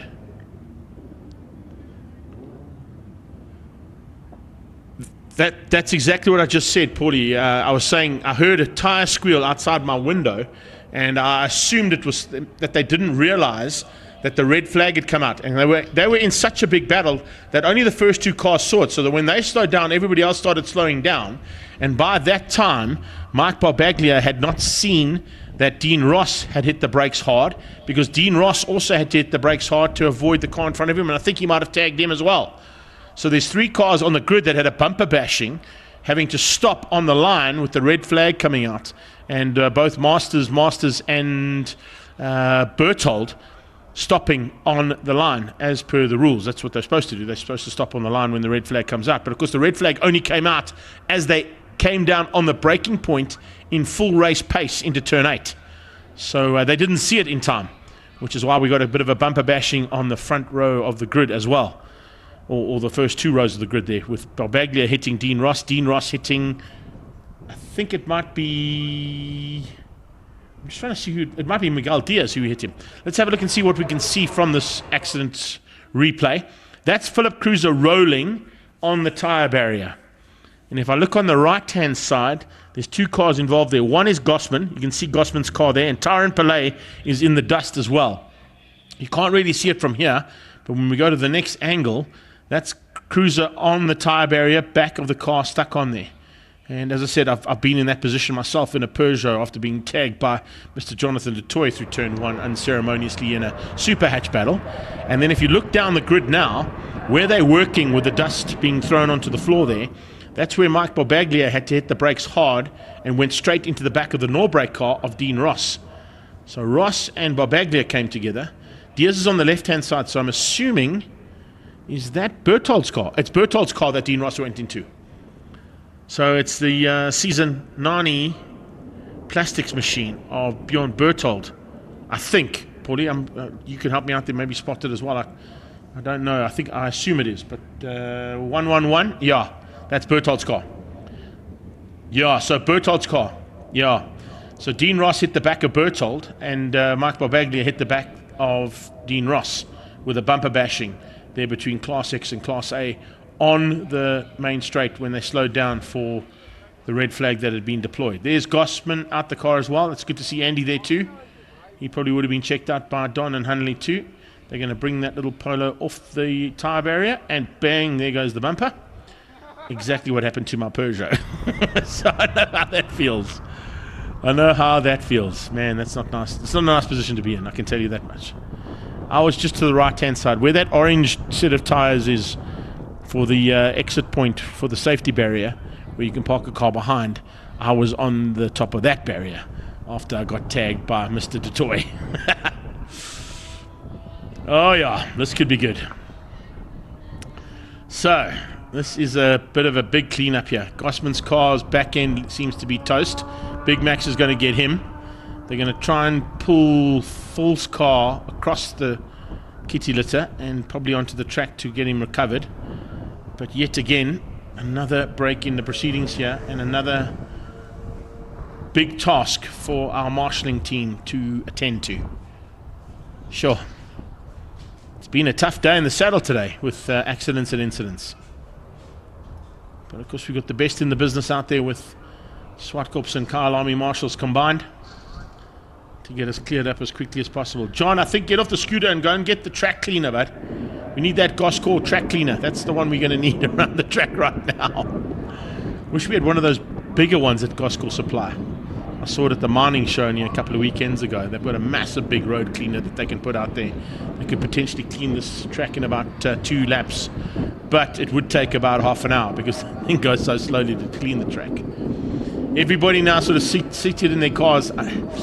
It's the worst feeling because you're now sitting there going, all I want to do is race, get my day done, and you've now had to come and stop and reset, get your mind back into the game. Think about what you're going to do now for the restart. How did the first start go? Was it good, bad, or ugly? Can you redo it if it was good? Can you get it better if it was bad? Not always an easy thing to do. Andy Gossman, if you're down there at turn 1, can you hear us, buddy? You can. There we go. Hey, thanks for the shout out, big guy. Give us a bit of Gossman style there. Hoppa, Gossman style. Hop, hop, hop. Oh, buddy, I'm so glad you're okay. That's the most important thing. And I see that Philly seems to be okay as well. So well done to Hunley and Don and the team for checking out our drivers, making sure they're okay. Thanks for that. So yeah, we are live on live stream, but we're also live on the PA, which is why we can catch up with the drivers there and make sure they are okay.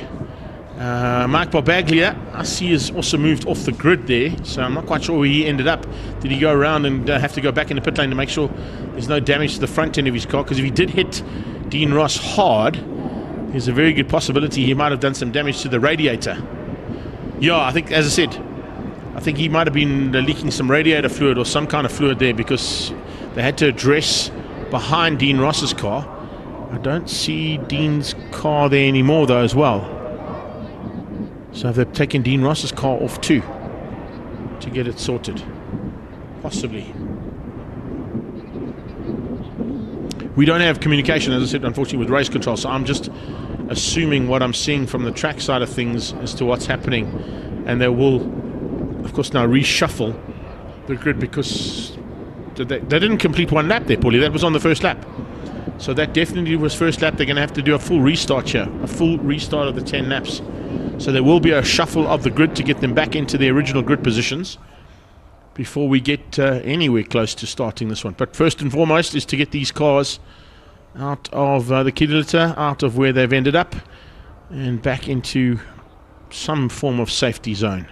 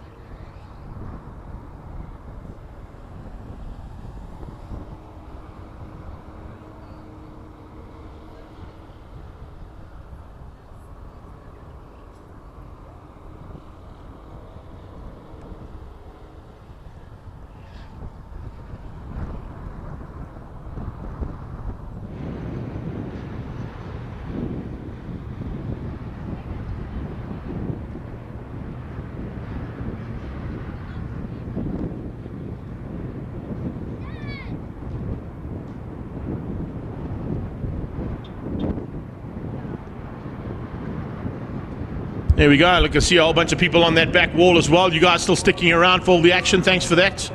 It's great to see the partisan Zwartkops crowd here, as always. Yes, ma'am, we did see you waving in the background there, even though you're hiding behind your husband. Aha, a little bit of shaky there, hey? Like it.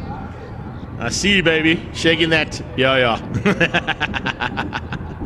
As long as you guys are enjoying yourselves, that's the most important thing, and hope you're enjoying yourselves on our live stream as well. It's great to have a bit of interaction with the crowd too on the live stream. If you're watching on the live stream, remember, there's a couple of seconds delay. That's nothing we can do about it other than getting some kind of international space quality styled internet connection.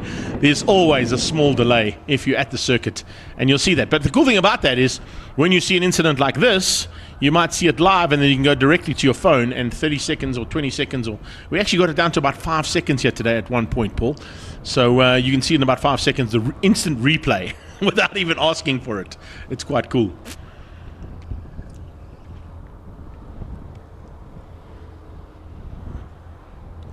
So just waiting to see where they're going to remove this car and put it so that we can continue racing. I don't think they want to pull it across the kiddie litter and across the track in case there's some kind of fluid coming out of it. That's why I think they're contemplating the options that they've got and whether or not to get it back into the pit lane or just to put it behind the barrier until the end of the day. But the end of the day is quite late because, remember, we've still got Mobile 1 V8 Supercars, BMW M Performance Racing Series classes D and E, and then the big 200-kilometer endurance race to wrap up the day's racing. So there's still a lot of track time for cars on circuit. And if you are going to pull something across the track that requires more dressing of oil or lubricants, makes it even more difficult for our marshalling team, who've done an incredible job so far at every single incident we've had today, and we've had a couple. It's been an incident-packed event here at Zwartkops.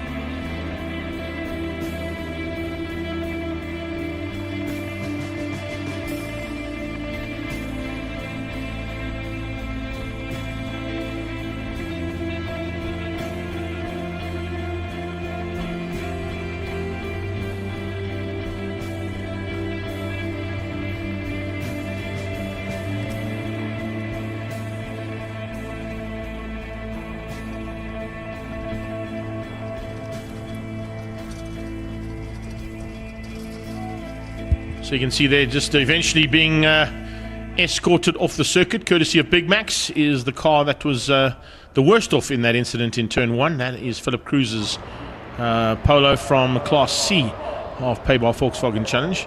It looks like we're going to go for a full restart, but down to 8 lapper as opposed to the full 10 laps that were scheduled initially. And I'm probably going to look to see there may be some changes in the program as well because of the time that we've lost now with those 2 big incidents over the last 2 races. So we'll keep you updated with exactly what's happening on track as we get the information passed on to us. But I can tell you it's down to 8 laps now for Paybar Volkswagen Challenge, and as soon as Big Max has removed himself from the track and taken Philip Cruz's car along with him, you should see him come through the foreground of the shot actually in a couple of seconds time if Andre's got his pedal to the metal. You can see the cars also and hear the cars in the background starting up, because it's almost time to go for the restart here of the second heat. There we go. There goes the very broken ATE brake machine of Philip Cruiser. He got together with Andy Gossman and Tyron Panay. I'm not quite sure who else was involved in the incident, but certainly worst for wear was Philip Cruiser, who ended up with the back end of that car up on the tyre barrier, the front end dug into the kitty litter. Pelé was able to get going again. He managed to get out of that kitty litter and got back on track. But Andy Gossman also had to get out of the car. Cars heading down towards turn 1 for Class A and X. We also saw some action on the start line as a couple of cars came together and had a bit of a bumper bashing as the red flag came out. Some of them didn't see that red flag, and it caused a bit of a almost Galuli style accident of cars hitting the brakes hard and guys not realizing how quickly cars are coming to a stop on the line with that red flag coming out. So Mike Barbaglia going into the back end of Dean Ross into the back end of Bjorn Berthold, I think it was, that we saw involved in that one. So those 3 cars with a bit of damage. I think Berthold might have survived. He is on track, but a little bit of damage on the back end of that car. We'll probably see that there as the Cesar Nani Plastics car comes through ahead of Luigi Ferro. Here's his back. This is Stuart Macmo Carodia, who got the whole shot into turn 1 in Class B on the first start, is there. And then the rest of the pack of Class B come through. Looking to see the survivors of Class C. It should be Chris Tate. There he is, just behind Marty Mfana. That's the, there we go, Sportex car. And then behind him, it's the rest of the cars that made it through and survived after that red flag came out for the first start of the second heat of Paybar Volkswagen Challenge.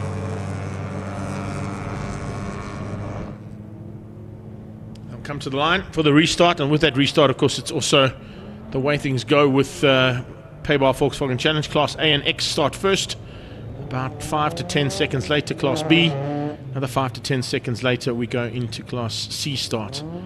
Eco Simply Solar Man, that is Luigi Ferro, and of course he is one of our big supporters in motorsport at the moment, with Ferro Energia coming through to help out with the 111 Sports and Saloons and Super Hatch categories combined. You'll see them in action at the end of the day with the ATS Zwartkops 200. But right now he's got some work to do in his Volkswagen Challenge car. He'll be back into his 111 car a bit later on. They're pretty much the same car, I think, though. Change of surface is all around the track at the moment. There's just so much debris around after multiple incidents and multiple corners here today.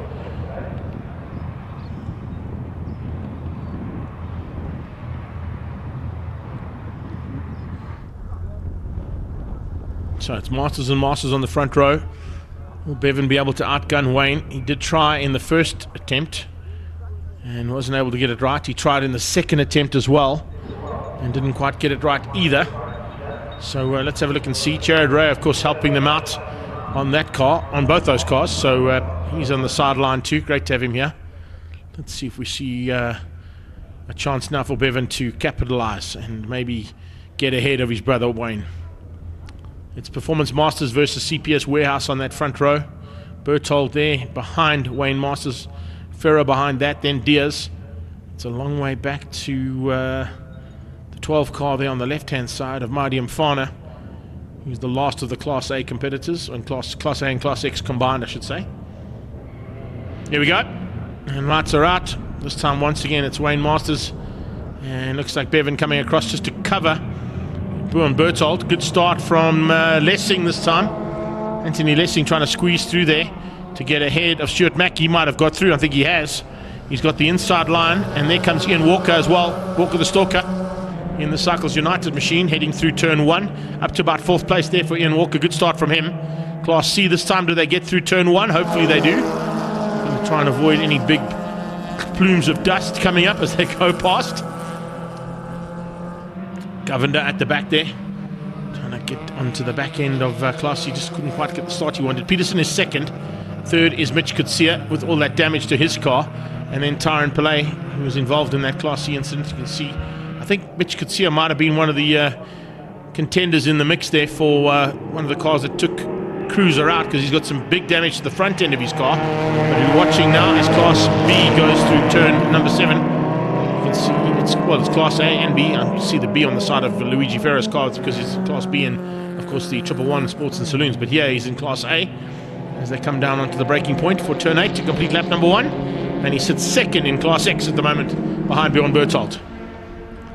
Fan out as they go into turn 1, but top 3 remain the same. Ferro into 4th place, tucked in behind that. Here comes Class B through turn 8. Watching as Francis Aldrich comes through the big dust bowl. It doesn't look bad, but let me tell you something. When you're in the cockpit and you go through the dust like that, it's kind of like the old Days of Thunder movie. Pick a line you can drive through. And that's what you're hoping when you get to the other side. There's not another car in your way. So Corrodio leads out Class B. Mack is back into 2nd place. He sneaks through on Lessing. Lessing has got Raj Paul.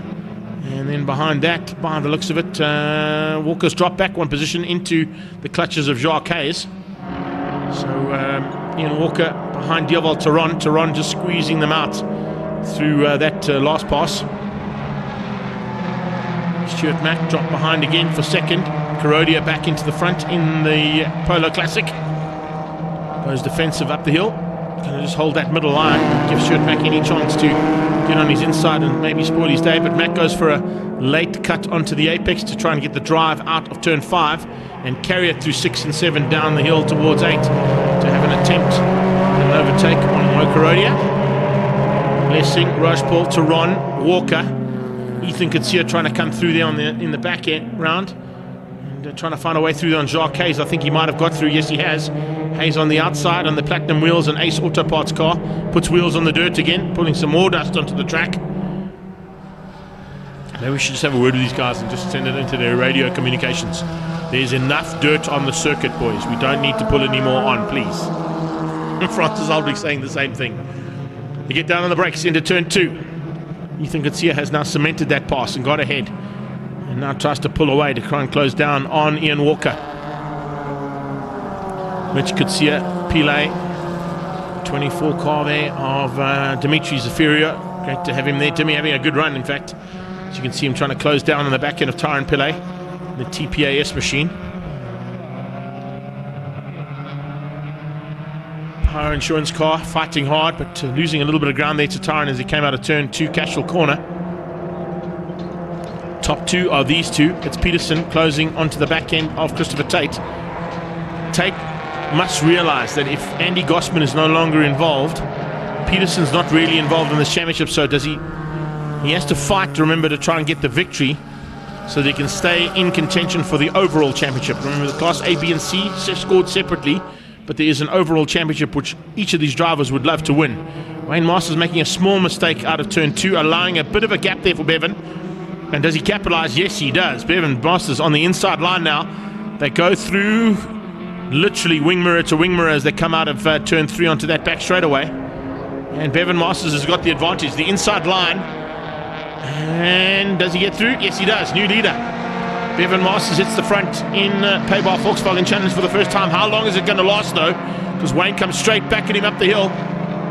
Wayne Masters literally coming up to the B pillar. Is he good enough on the brakes? No, he's not. Bevan was a lot later on the brakes and manages to hang on. Runs wide onto the rumble strip, but stays ahead. So Bevan Masters ahead of Wayne Masters for the first time, and that's now for 3 corners.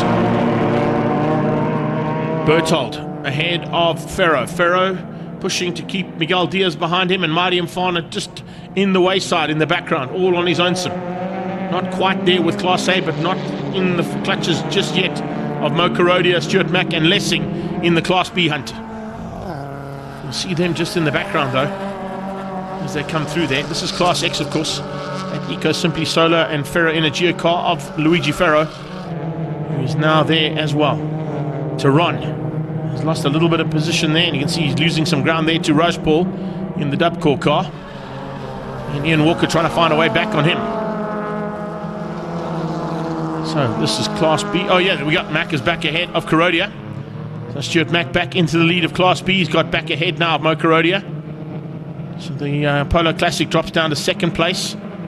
Third on the track at the moment is Lessing. Anthony Lessing ahead of Shrun Rajpaul. Dioval Tehran, Ian Walker the Stalker there on the Cycles United and Garmin car. What can Mo Kurodia do here? He's going to have to try find something special. He cannot have let Stuart Mack get away. He did that in the first heat. Mack got away and then led comfortably by a long way by the time the checkered flag came out. So Mo Kurodia is not going to let that happen. Look at that late braking from that Fast 5 car. Closes the gap down almost to within about a car length there between the two of them as they go through turn 6.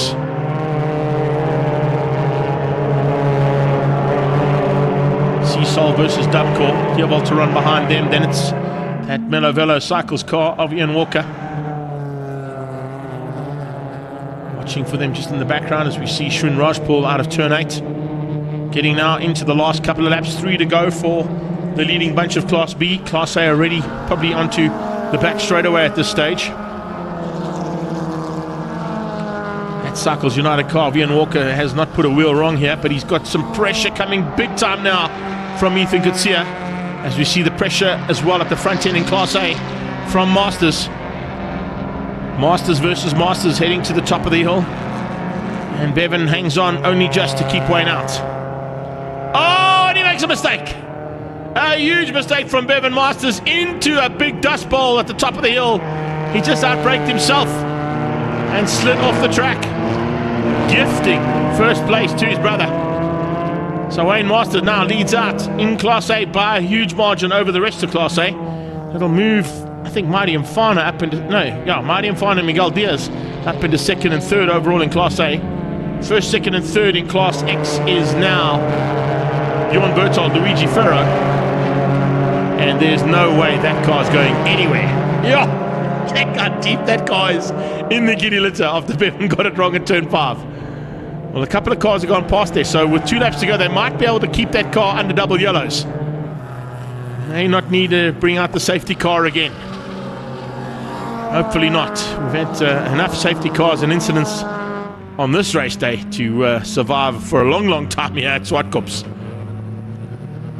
Back markers coming up on Governor. Is that going to help Mo Kurodia out? It might.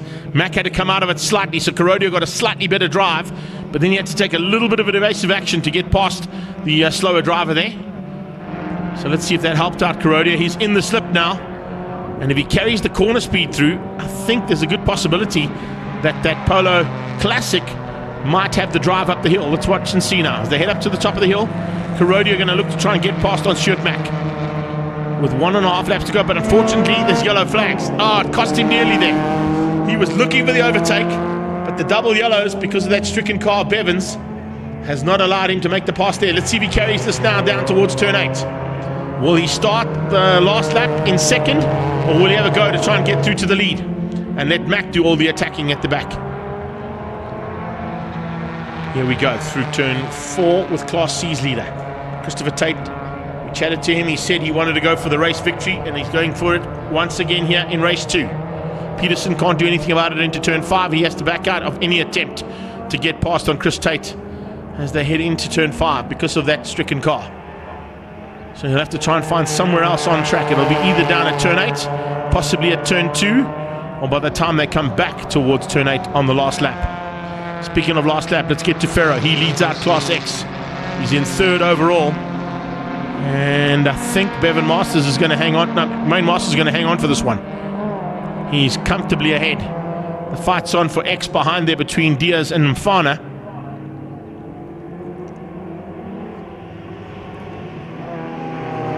Class X possibly going to be going here to Bjorn Berthold.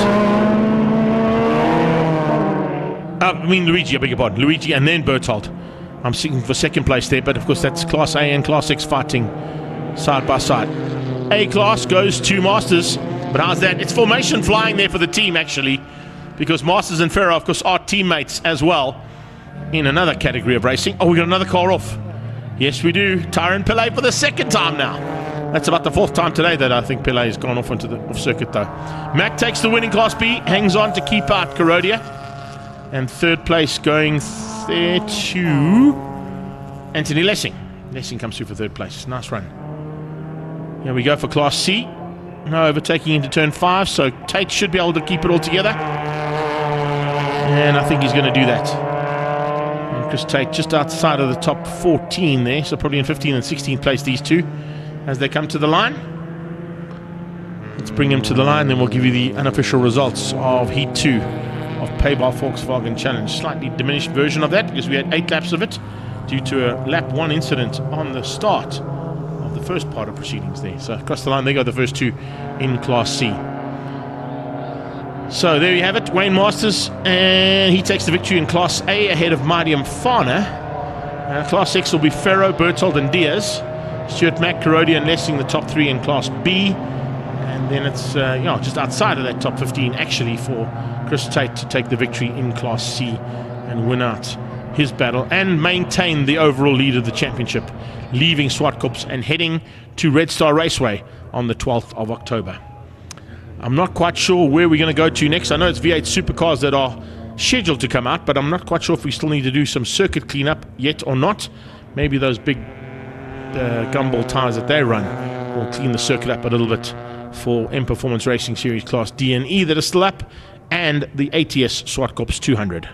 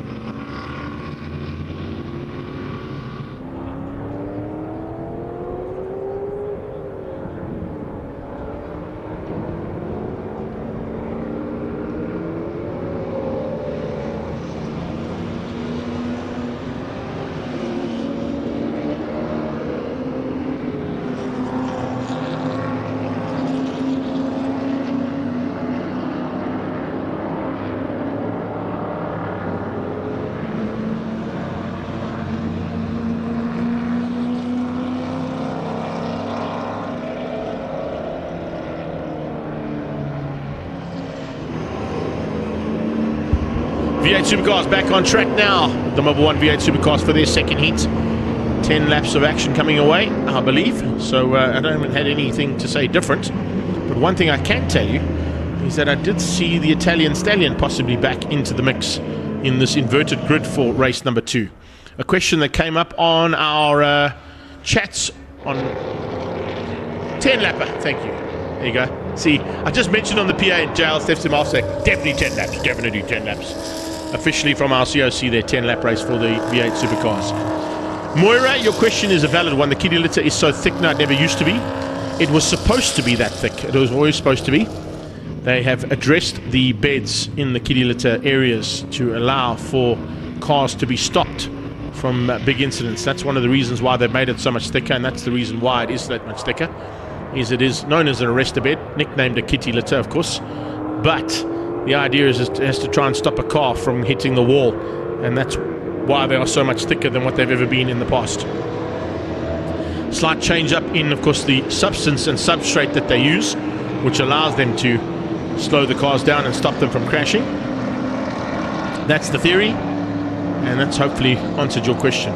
Looking at the way we line up, of course, with the inverted grid, it's Reeb on pole alongside Terry Wilford, Lombard and Familiaris, Sam and Franco. So Sam Dahl and Franco de Matteo are on the third row. Stevie is alongside Alki Kampan, and then it's Sean Holtzhausen and then Tony Marks that make up the fifth row of the grid. All 10 cars back on for the reverse grid. Just checking to see, we might be missing Antoni, so we'll keep an eye whether or not Antoni Marks made it back out again or not. But let's see, 2, 4, 6, 8, 10. No, they're all there. All there. Ready to go now with Reeb to set the pace, but remember it's double yellows into turn 1 and 2. So they will hold their positions until they come out of turn 3, and then we go racing.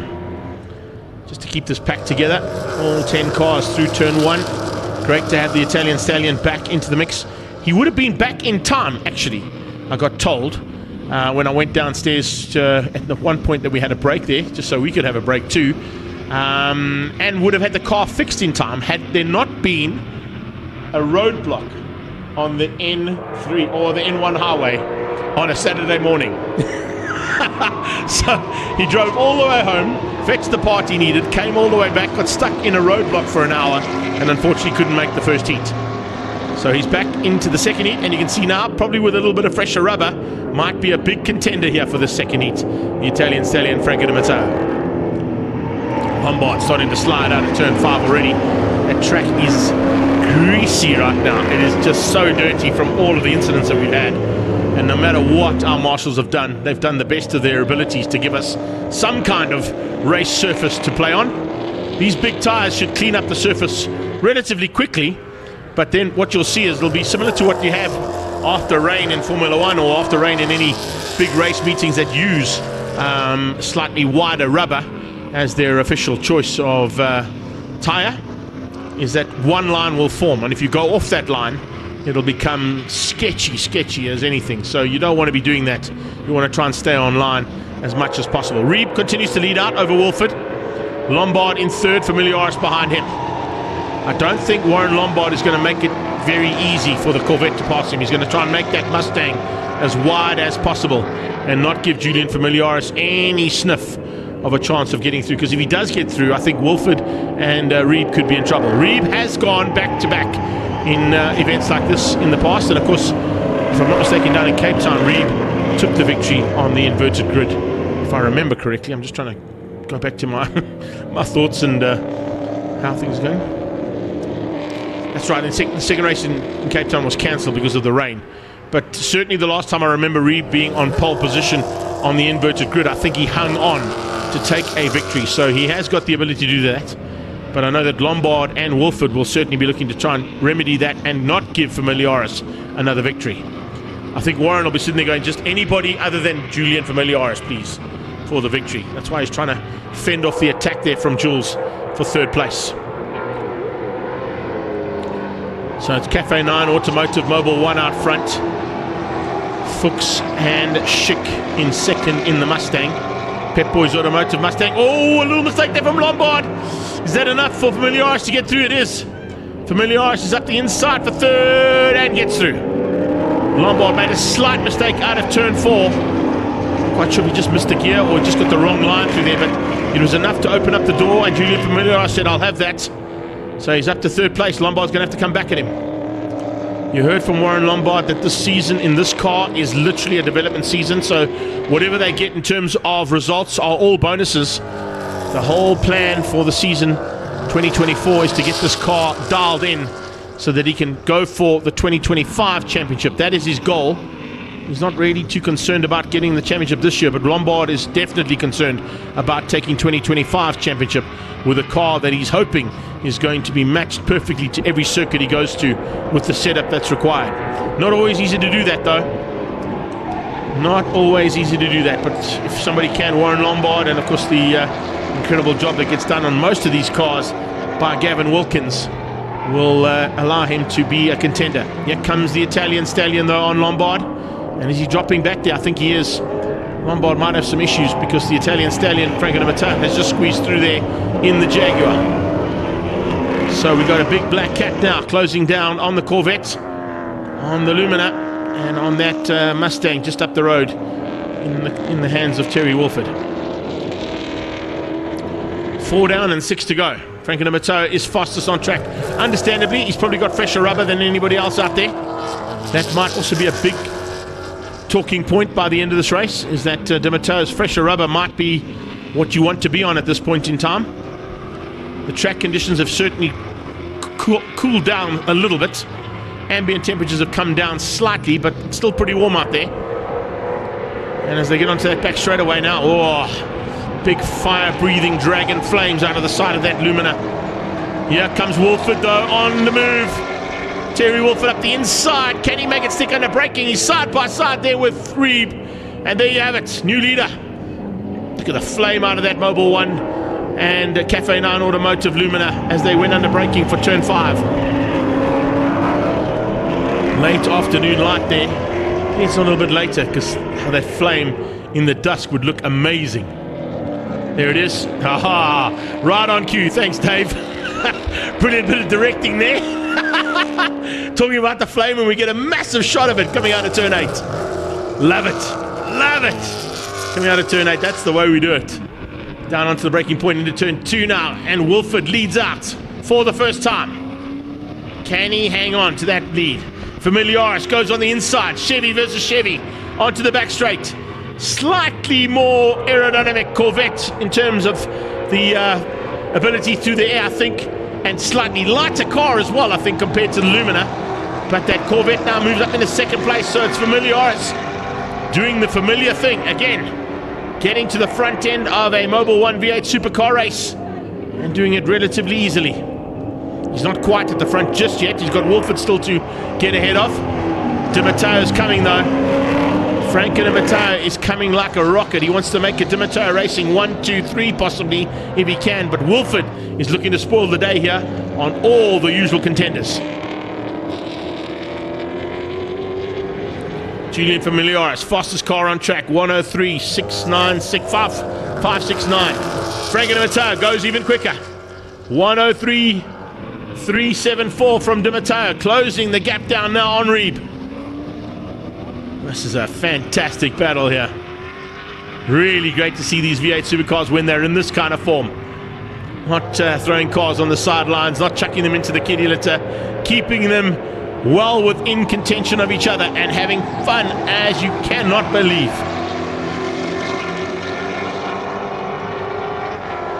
This is the type of race action the entire crowd have come to see and what you guys are enjoying on our live stream. As we see the Corvette closing down now and bringing that gap down. It was 1.3 seconds on the last pass between Terry Wolford and Julian Familiaris. It's probably just under a second now between the two of them. But here comes Di Matteo as well. Franco Di Matteo closing onto the back end there of Reeb. A black cat looking to pounce to catch that Lumina. Across the line. Let's have a look and see what the gaps are like now as their timing monitor refreshes itself. Coming through there with 3 laps to go. Still 1.3 seconds in it between Wolford. Oh! Big problems there for the cat. Franco Di Matteo says, well, that's it, I'm done. Has to pull to the sideline. Something's gone wrong underneath the hood of that black cat. Maybe gave him the commentator's curse there, but he was going so well.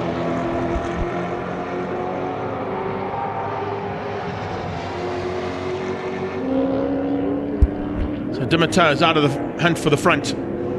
It's now Wolford, Familiaris and Reeb. Lombard's still in it, but a long way back.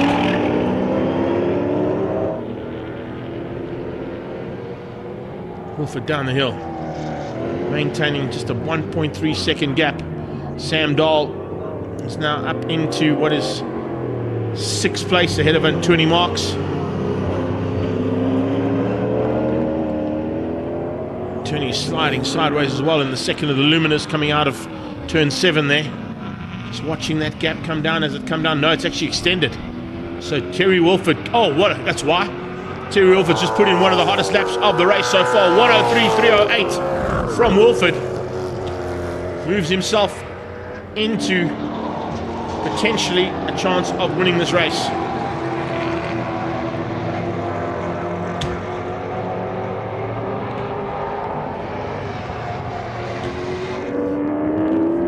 Wolford on a 103.308, fastest lap of the race to try and hang on to the lead, coming up onto some back markers now as well.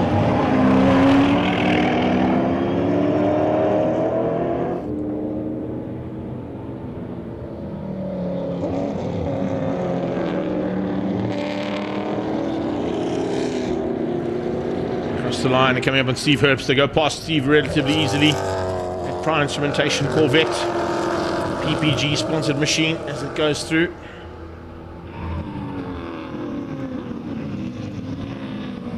Now into the closing stages. Last lap here for Familiaris. I don't think he's got an answer to Wolford. Terry Wolford is going to look to try and wrap things up here in the second heat and take the victory for the Fuchs and Schick Ford Mustang. 20 marks on Sam Dahl's tail, trying to find a way past on him. The gaps are too big there, I think. I think Julian Familiaris realizes that second place will still keep him in the lead of the championship overall. Doesn't really have to fight with Terry Wolford. He would have had to fight had that been either Thomas Reeb or Warren Lombard. No, if I look at that, a little bit of smoke out of Wolford's car here in the closing stages. Will he just make it across the line? I think he might just survive this. Doesn't look like it's an all healthy car that's going to take the victory, but he does. Wolford with the win. And goes even, no, he doesn't, he stays the same. 104 there on his last lap. So 103.308 on the penultimate lap. Here comes Lombard for 4th in the Pep Boys automotive car. So we got Wolford, Familiaris, Reeb and Lombard. And that is GT1, 1, 2, 3 and 4. Is it going to be Sam Dahl just ahead of Anthony Marks? I think it may have been. Yes, it is. Sam Dahl, Anthony Marks, Sean Holtzhausen, Alki Kampan, and then it'll be Stevie Herbst to wrap up the day's racing here for Mobil 1 V8 Supercars.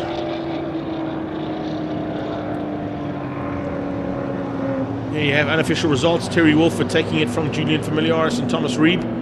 Warren Lombard in that Pep Boys Automotive Mustang beats out Sam Dahl at 20 marks and Holtzhausen. Alki Kampan and Stevie Herbst. Dimitar, unfortunately, with a DNF. That's 2 DNFs in a row, but he really isn't in the championship this year. He's had a couple of races here and there. He's been concentrating, of course, his efforts on other championship contention that he's in, building some cars for the historic series, and of course his attempt to be one of the fastest cars on the hill climb as well. But we are moving into our penultimate race of the day. You can see them waiting to go. It's BMW M Performance Race Series classes D and E, and we'll be back shortly with them. And we'll also get to see the Hermoinsa lights being turned on as this race starts, so that we've got full lighting available for the ATS Zwartkops 200 later on this afternoon.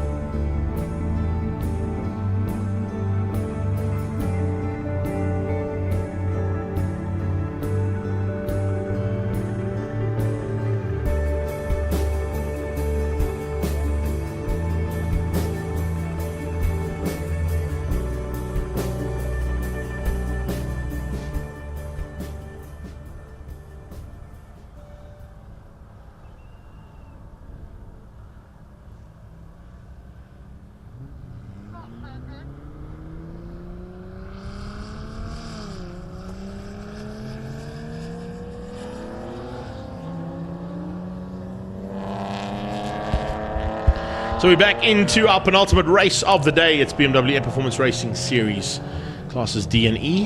And our top 10er has joined me for commentary. Top 10, Bruce, that's awesome. Am I a 10er? I don't know. Top 10er. I can't believe you made it into top 10. I was like, Nick and I said they went, what?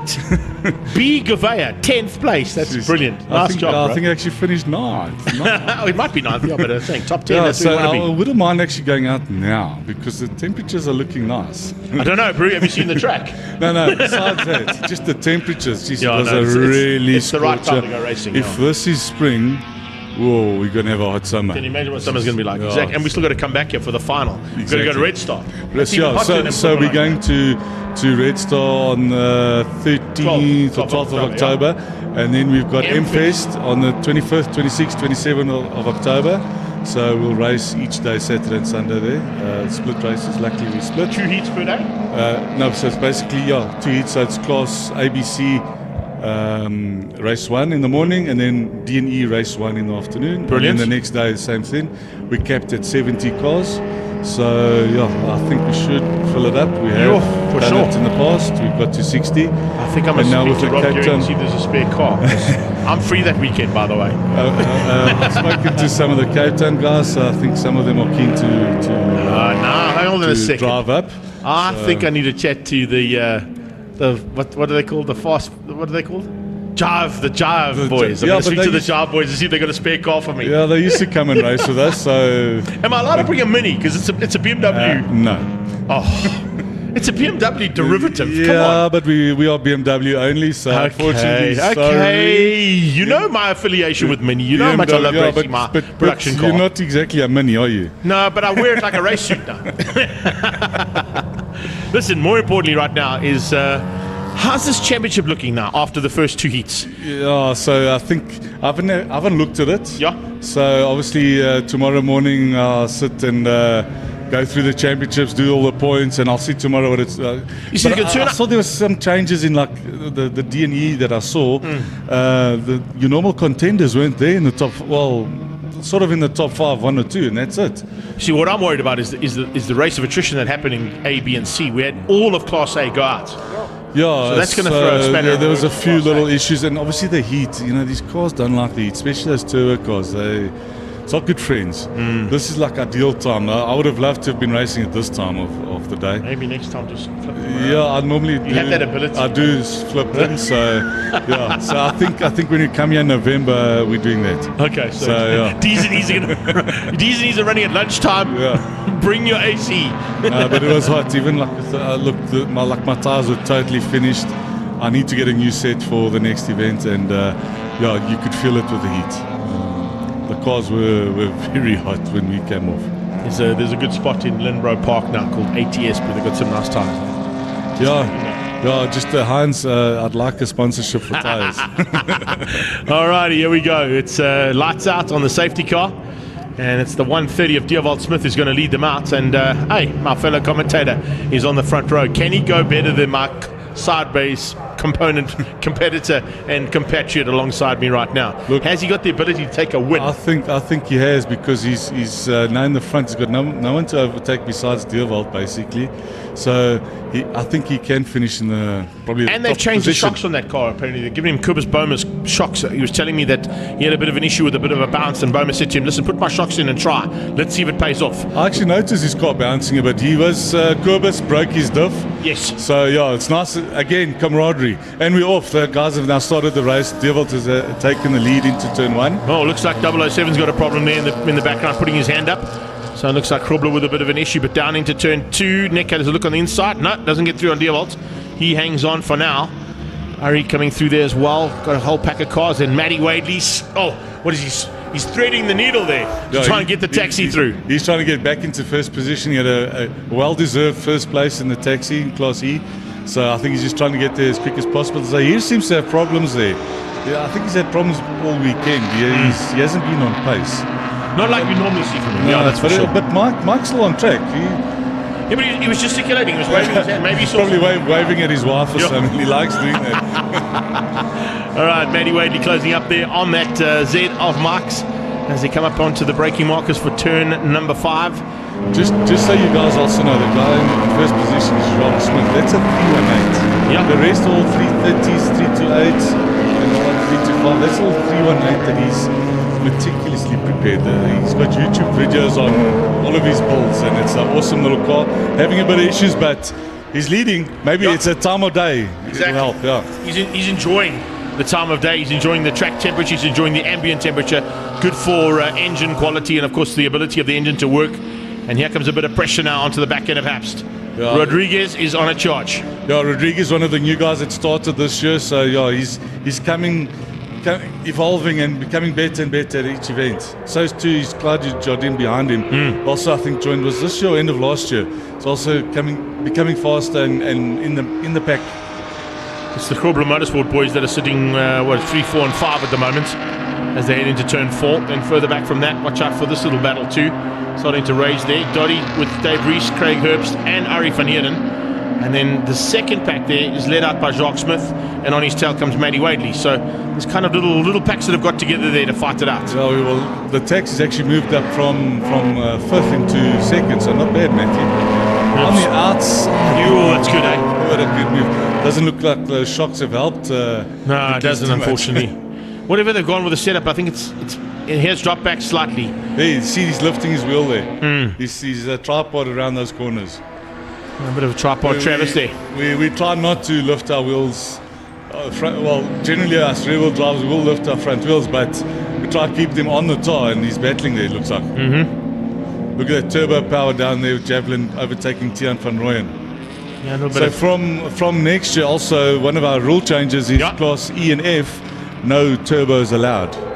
So yeah, the guys have to go into Class D. Little NA there to have some fun. Yeah, we want to keep it simple for the new guys, the newcomers. Keep it simple. That's how we built the series to where it is today. Keep it simple and nice Works 100%. There we go into turn 4. Watching this little fight, as you can see, Ari closing on the back end of Rees. Chevalong joining the party, not too far behind there. The roof surgeon. Ari's normally a front runner, and I see he's battling a bit this weekend. Don't know if it's a heat, but maybe some old tires. Page 106, isn't it? That's it. Yeah. Book of excuses. That's the leader. That's the leader. Gilbert Smith's got problems.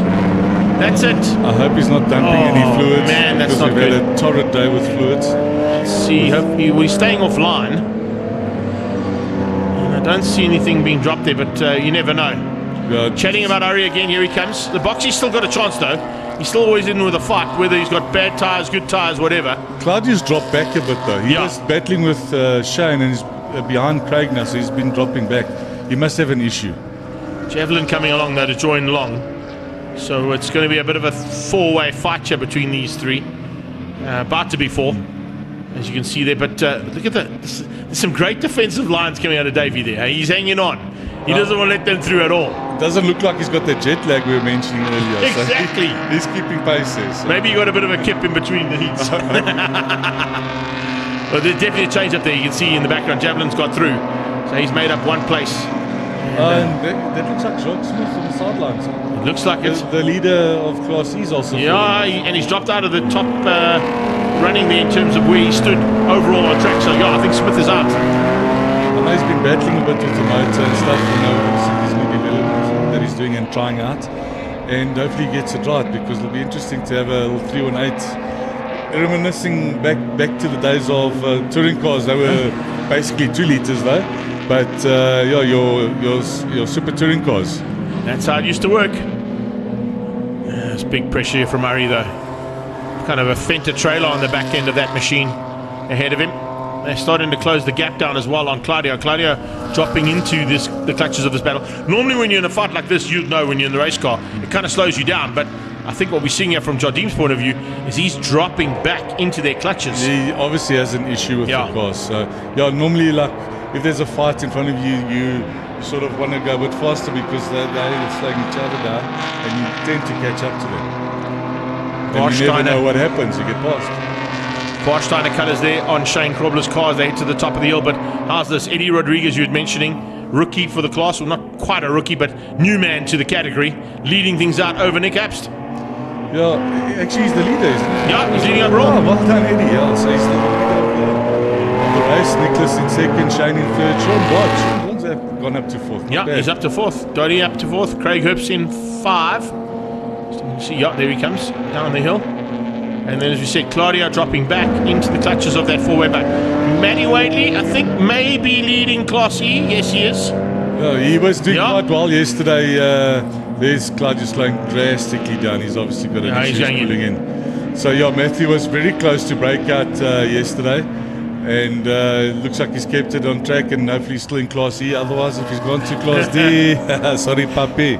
Are you allowed to get the track taxi into Class D, though? Well, Manny lost. Is there like a rule that he's not allowed to move up because he's the taxi? No, Manny last year was in Class D. He was quite competitive with the car last year in Class D. Obviously, different drivers. So Matthew's had it in Class E this year. Yeah.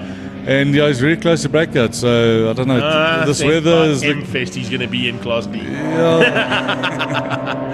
Oh, here comes Javelin, putting the pressure on now, looking for a way through there on Ari.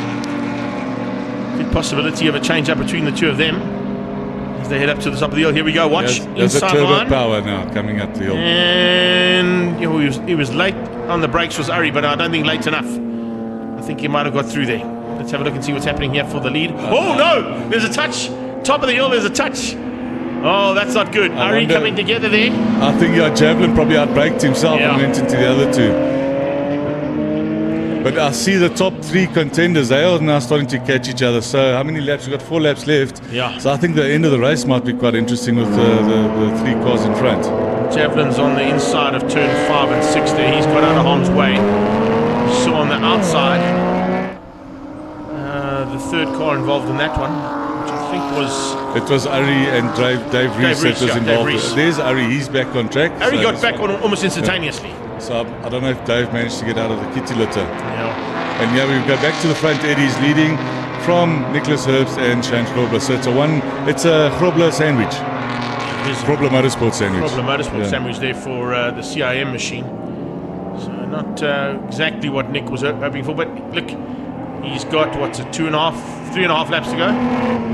3.5 laps to go. Maybe still getting with the chance of getting through. Spoiling the day there for Eddie Rodriguez. I think he's catching him slowly. He's starting to put the hammer down there a little bit. Shane's also catching them slowly. Dodge is a bit further back. Craig, I don't think you'll get to catch him. I just want to tell you, hey, Matt's up into 9th place overall. Matthew, with a taxi. With a taxi. What's the times he's doing? Yeah, that's nice. Do you know that taxi did 220 laps at Festival of Motoring, taking passengers? That's brilliant. And that was, 2 weeks ago? Yeah, exactly. And it's back here, no issues. We changed So brakes. he's down to the 15.6s. Is that And good there's enough? an Ferdy van Staden. Don't leave it on the racing line. Please move off the track if there's a problem there, Ferdy. Here comes I think he's Marianne around the outside of him, but that car looks like it's stuck there. It's not moving anywhere. I think, yes. Nicholas is now starting to catch Eddie. He better move now, because if he comes around the corner and realizes the car stuck at the straight, change of surface as well. Change of surface being shown there too. Hopefully nothing's been dropped down on the race line. Oh, that's right on the race line. That's not a good place to be. That is not a good place to be. Probably have safety car being deployed. Good possibility of that. Anyway, hey, there's Obas. Obas is right behind taxi. He is, Johan Miller's coming. Johan Miller is coming for him. He's done so well this year. This drag racing driver, enjoying circuit racing. He's loving it. We've converted him, man. Yes, We've converted him. The whole family. The whole family's now joined us. So let's see if they keep clean yellow. No overtaking because it's yellow. No overtaking yet. That's it. Well done. He knows the rules. Good job there, Johan. The Hajo Transport team know the rules. And he had issues yesterday and they fixed the car. He actually brought his spare Fireball car, that E30. That's an amazing car. He brought that car in case. Hey, he's going to have the lead. Yes, for the lead. Obas. He's gone to the front. Nicely done. He's into second. Nicely done. 2 laps to go. Can he keep it all together? Safety cars deployed. Had to be. Had to be. If you ever took under safety though. No, I don't think he did. I think the safety car came out. Check. We didn't see that one. And if he did, well, then he's going to drop back one place. Let's see. 30 seconds. 30-second penalty, if he has. I think what they'll probably do is just finish off another lap, so we get 9 laps in, and then call it a red flag. And it'll be enough though, because there's 37 seconds between him and Krobler down there. So even with a 30-second penalty, he still stays second place. Okay. Recovery 5. That's what I have to call that vehicle. I used to call them Romeo 1 and Romeo 2, but then I got told, no, they're Recovery 2 and Recovery 5. The only thing I'm worried, it's a Land Rover. It's a Land Rover. Yeah, but listen, it's driven by some very capable marshals. Yeah, but you know the stories of Land Rovers. No, we're not going to worry about it. Look at Mark. Mark's waving at everybody, man. He's like waving at the crowd. Manny's sitting up there. Manny Ribeiro is sitting Oh, he's sitting in the top there. That's why. Okay, cool. He's enjoying it. He really has had a great day. I think they'll just do one more lap just to complete the 9 laps and then call it. Yeah. Keep him under safety car and then call the race, which is what's happened for a couple of races, unfortunately. Safety car, there it is. It's the Gazoo Racing Corolla hatch from Pretoria North Toyota. They do. It's a long-standing relationship with that company, I'm going to tell you, here at Zwartkops. But Lucas Verstappen, of course, was here today racing his incredibly fast little Lexus, and of course he'll be out in a couple of minutes' time for the ATS Zwartkops 200, a final race of the day. Your teams are going to have to wait around for a while, but we got 200 k's of racing to go before we get to the prize giving. It's okay because then I can load my car and can go chill. So you got some time. Go chill, have a drink or two. So it's good. I'm glad you're not going to leave. That's cool. I know you guys never leave. Your guys always stick around for the prize. We love to party. It's really lekker. And we got DJ Rob will be in the house, of course, so he's always a good fun to have. So yeah, we are going to be in a safety car here for lap 9 of 10. I think by the time they finish lap 9 of 10, they may call it and pull the red flag out, and that may end us under safety car. Not ideal. Is what it is. It's on the last lap. Actually, on the last lap. I beg your pardon. Yeah, they're actually on the last lap. So we're going to finish under safety car. Yeah, it is what it is. Unfortunately, he couldn't move the car most likely. So rather this than have a serious incident. No, for sure. Numerous incidents today. So your next one is 12 October Red Star. Correct. What's the format there? Going to be running all together or split again? No, we should be splitting because of the size of the field. Yeah, okay. We should have enough entries. The thing is, it's 2 weeks before M-Fest, so hopefully everyone still enters. Okay.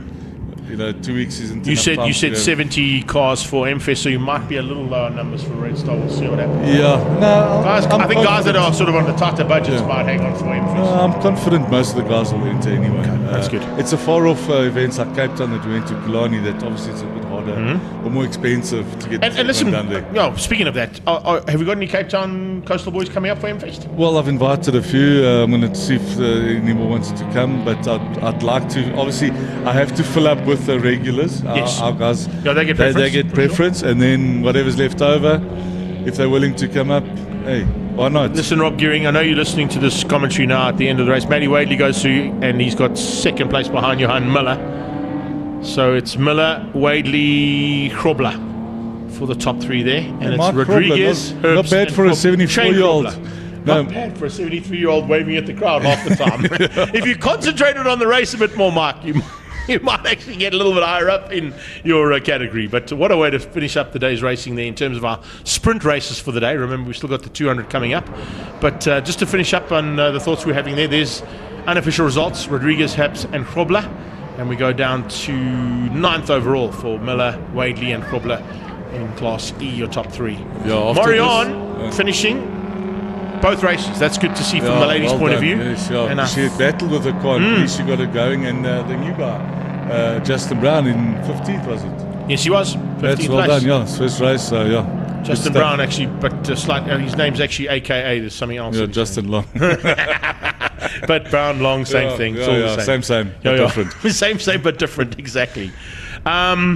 So yeah, you're going to Red Star. Got M-Fest. Wish you all the very best for that. Hopefully, as I said, if Rob's listening and there's a spare car, I have got a race suit, so M-Fest might be quite lekker to come and have a tour with you. Yeah, it'll be I nice. haven't done Kahalami since I was in the Mini, so it would be quite lekker. But we'll wait and see. It's a lovely track. We're fortunate enough to have been, I think we're one of the categories that's done the most races there. Yes.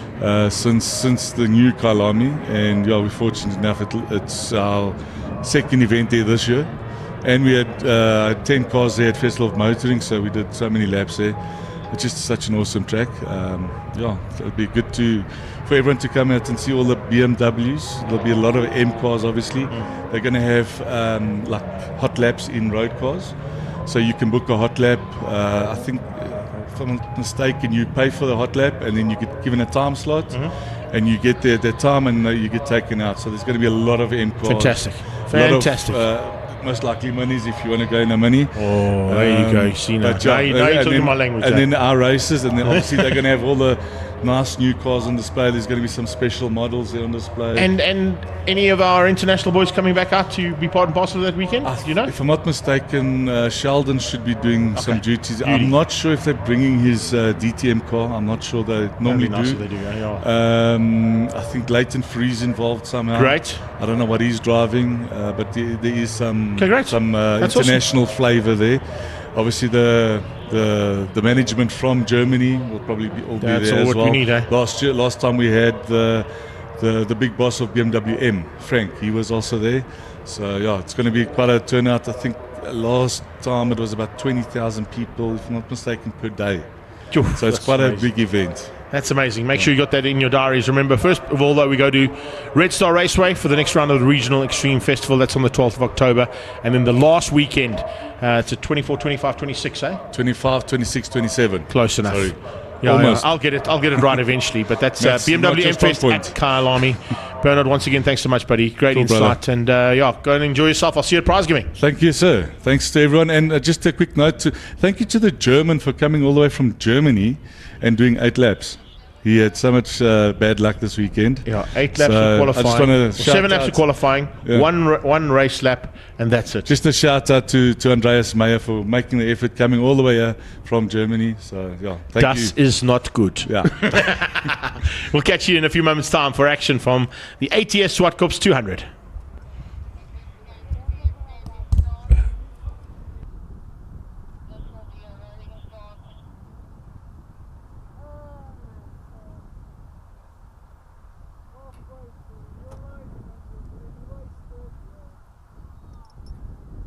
So just a heads up to all of our Facebook fans. YouTube don't need to worry too much, but our Facebook fans, just a heads up, we have kind of run slightly over than what we expected with all the delays and bits and pieces we've had to clean up. So we're going to be shutting down the Facebook feed for about 5 minutes, and then we will reopen part 2 on Facebook in a few moments' time. So when you see the feed drop, give us about 5 minutes, come back onto the pages you were watching on, and rejoin us for part 2 as we get into the ATS Zwartkops 200. It'll basically be the ATS Zwartkops 200 that'll have its own feed from Facebook. We'll see you in a few moments' time.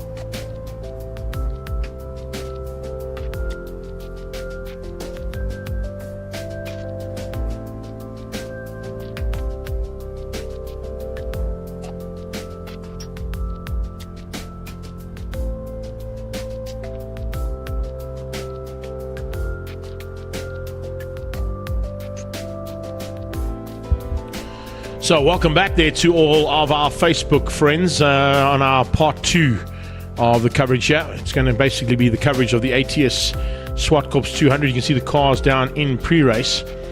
Do I see DJ Rob will be down in pre-race as well? I see that, hey? He's going to be entertaining us later on this evening after prize giving. So stay tuned for that. It's going to be a bit of fun at prize giving if you are here at the track. Come and join us after prize giving. It's about half an hour after this race is completed. And it's a 200 kilometer, so it's about 96 laps of race action that'll be coming away shortly here as soon as we get cars onto the circuit. It is for 111 GT Sports and Saloons and 111's classes A to E, including Class X, and then any super hatch competitors. And of course, we'll run through the rules as the cars roll out for race action here in the ATS Zwartkops 200. As soon as they're on track, we'll be back here with race commentary from our coverage, and hope you're enjoying all of the race action so far. Tiny, you've just joined us. Are you in time for the 200? Yes, you are. 83 laps according to Tanya. I don't know how they worked that out though, because this is a 2.4k circuit, hey? Is that right? So 200k's. All right, maybe my maths is not right. Yes, it's 83. Sorry. 83 laps of race action coming your way now for the endurance side of this championship for the day. It's the Zwartkops Regional Extreme Festival, and we are here at Zwartkops International World of Motoring with the sun setting. How's that for a shot?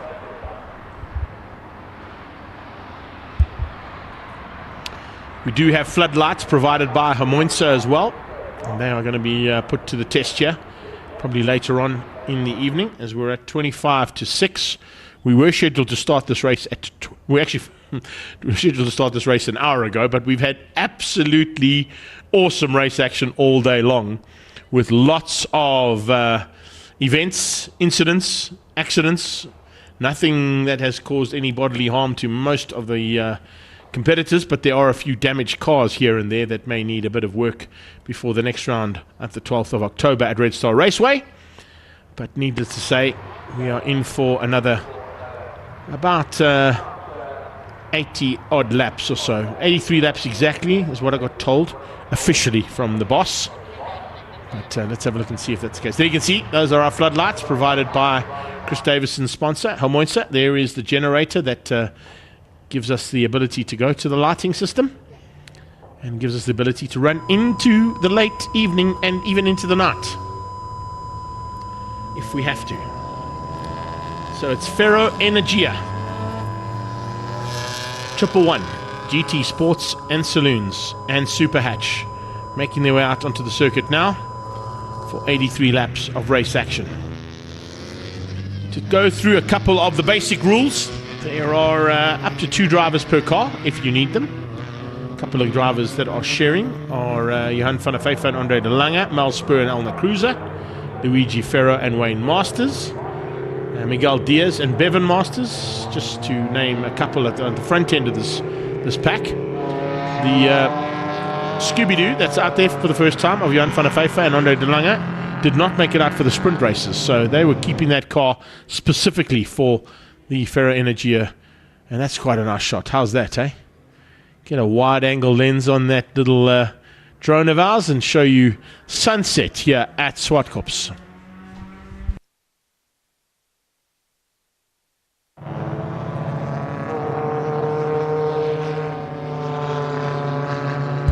Remember as well that they have to make a compulsory pit stop. You're allowed to do more than one, but you certainly have to get one in at least. When you do that pit stop, the driver has to get out of the car while a team of 4 members can work on the car and refuel it if necessary. The driver has to clean the windscreen on his own before handing the duties over to the co-driver if he's going to or she's going to. If not, then just clean the windscreen by themselves. So remain out the car while they refuel it, and then come back into the car to go back onto the circuit to do race action. If the car breaks down out on the circuit, only the driver can work on the car. There may be no outside assistance given to anybody that's out stricken on the track at any point. So that's one of the rules that comes into play for this one. And then, of course, you have to complete the race to be considered a finisher. You must cross the finish line. Otherwise, you are deemed a non-finisher as per endurance racing rules. And then the final rule, of course, is that if you have finished, you are also in contention for what would be the index of performance, which is, of course, how close you can get to your best lap time as many times as possible, and how close the two teammates can work to get to that best lap time and stay within each other's similar lap times as well. It works on a percentage, so the highest percentage, of course, is the winner of the index of performance. That's simple, and that's how many times a car can get as close to that lap time that's set as possible in the space of 83 laps. There is an award, of course, from Dunlop Tyres, a whole set of tyres for a car that's running Dunlops. That is the highest finisher in the index of performance. And we do have a set of Dunlop tyres as well that's going to be given away as well, courtesy of our sponsors, ATS.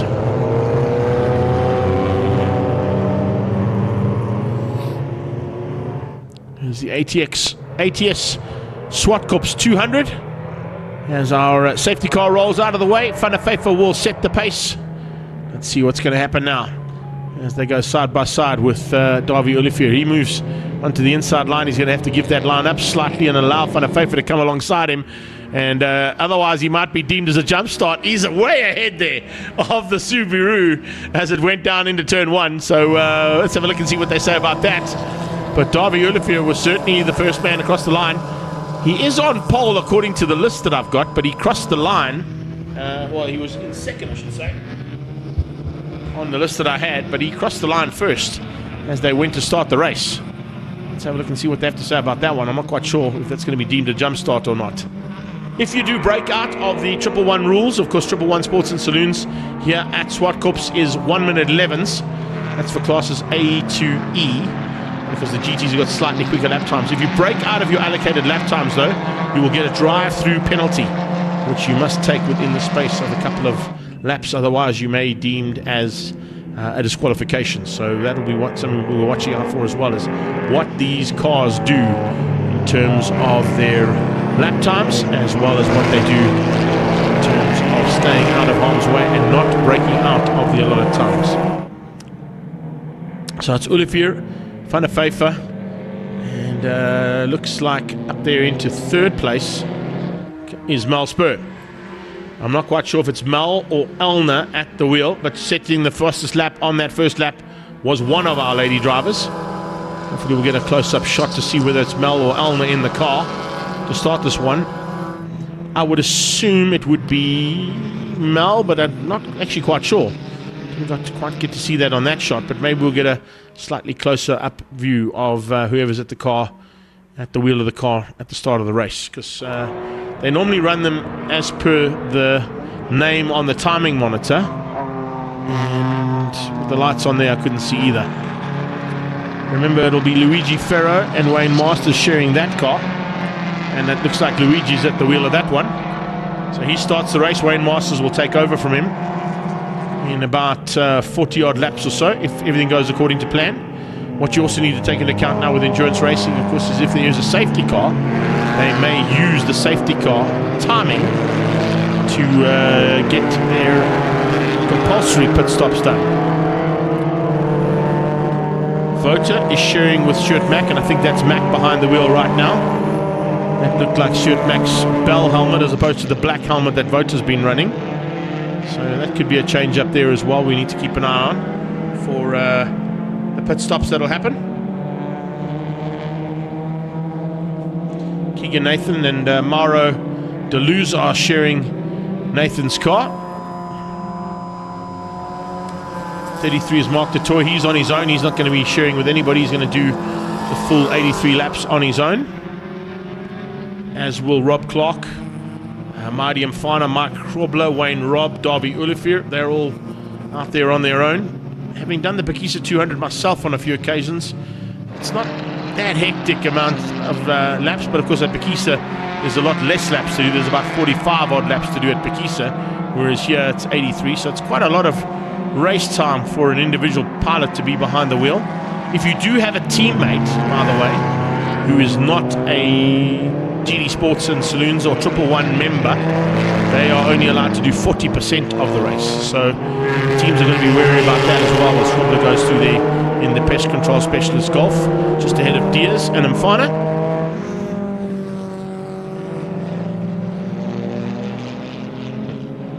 So Mark Robler, Miguel Diaz is sharing, of course, with Bevan Masters. So I would say that's probably Diaz at the wheel now. Bevan Masters will jump in a bit later on. Just have a look in that. Yeah, that's Miguel Diaz at the wheel at the moment. And Bevan will getting in for the second slot. Taran Pillay fighting at the back there with Robler, Roland Hopkins, Seton Naidu.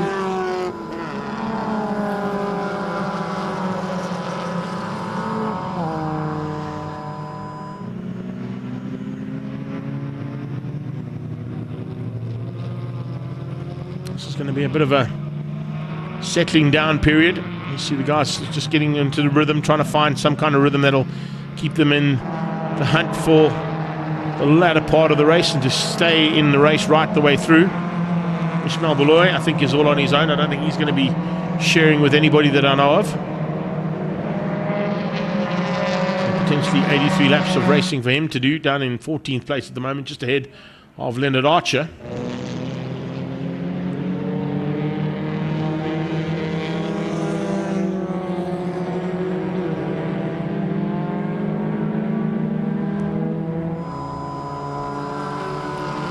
We do the Zwartkops Annapolis, which is a 500-mile race. It's a slightly longer one than this. Basically takes almost 8 hours to complete, so a couple of the competitors in this race have done that event, so they know what it's like to be behind the wheel of a car at Zwartkops for this amount of time. They come out of Cashel Corner, just picked up on Wouter Roos and Stuart Mack's car, down in 9th place overall. Said Luigi looks like he started the race. I think he'll hand that race duty over to Wayne Masters later on.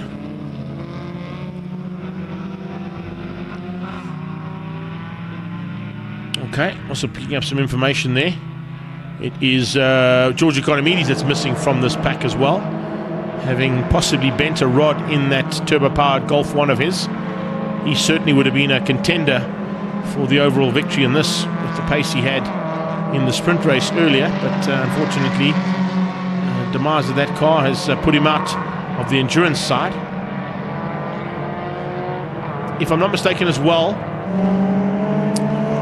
there's double points up for grabs in this race, so they do score slightly higher and more than what they would normally do. I stand to be corrected on that. That's it. It's 2 sets of points. Sorry, I beg your pardon. I should have said it the right way there. It's 2 sets of points. The way they do it is they get points for the race, and then they get points for their scoring in the index of performance as well. So it's kind of like double points, but not quite the same, depending on whether you've entered the index of performance category, which all of them are automatically entered into. But of course, remember, with index of performance, you have to complete the race to get a finish in the index of performance. Otherwise, all the laps don't count, and you have to have all the laps to work out the percentage of your index of performance by the end of it.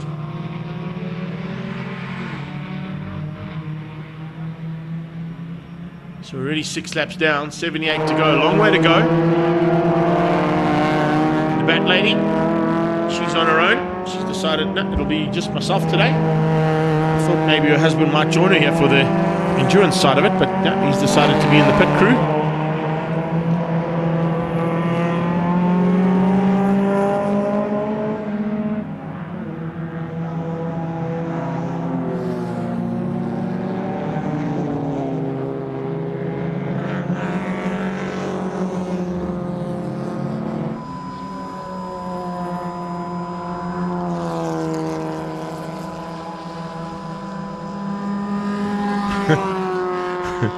Also just picking it up on our camera in turn 1 there. Sounds like the cameraman might have the test channel on there. That little beep in the background. Was that possibly coming from the light maybe behind him? I think it might be the light behind him that's giving that little beep in the background. But Davy Olivier is on his way. He's about 2 seconds up the road. We're seeing Elke van Vletter come through onto the back straight, just behind Wouter Roos and Stuart Mack. It's Stuart Mack at the wheel of that car at the moment. I assume from what I've seen in the cockpit. Not always easy to see them though, because the light is dimming here. So, and we're not getting sort of the close-up shots of the cars that can tell you who's behind the wheel. I can definitely tell you Mark du Toit is behind the wheel of that Z at this point. And by the looks of it, could be Keegan Nathan at the wheel of his car. For now, he'll be handing it, of course, to Mauro Deleuze a bit later on when they decide to come in for their compulsory pit stop.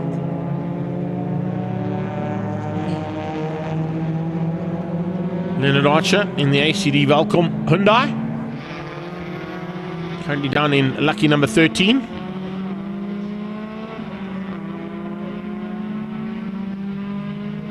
Diaz trying to catch onto the back of the mighty Mfana. And there goes Stewie Mack.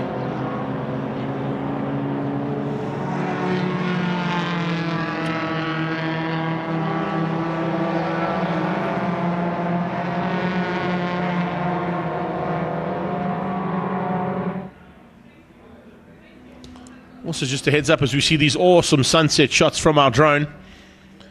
Great to see the sun setting here over this incredible park.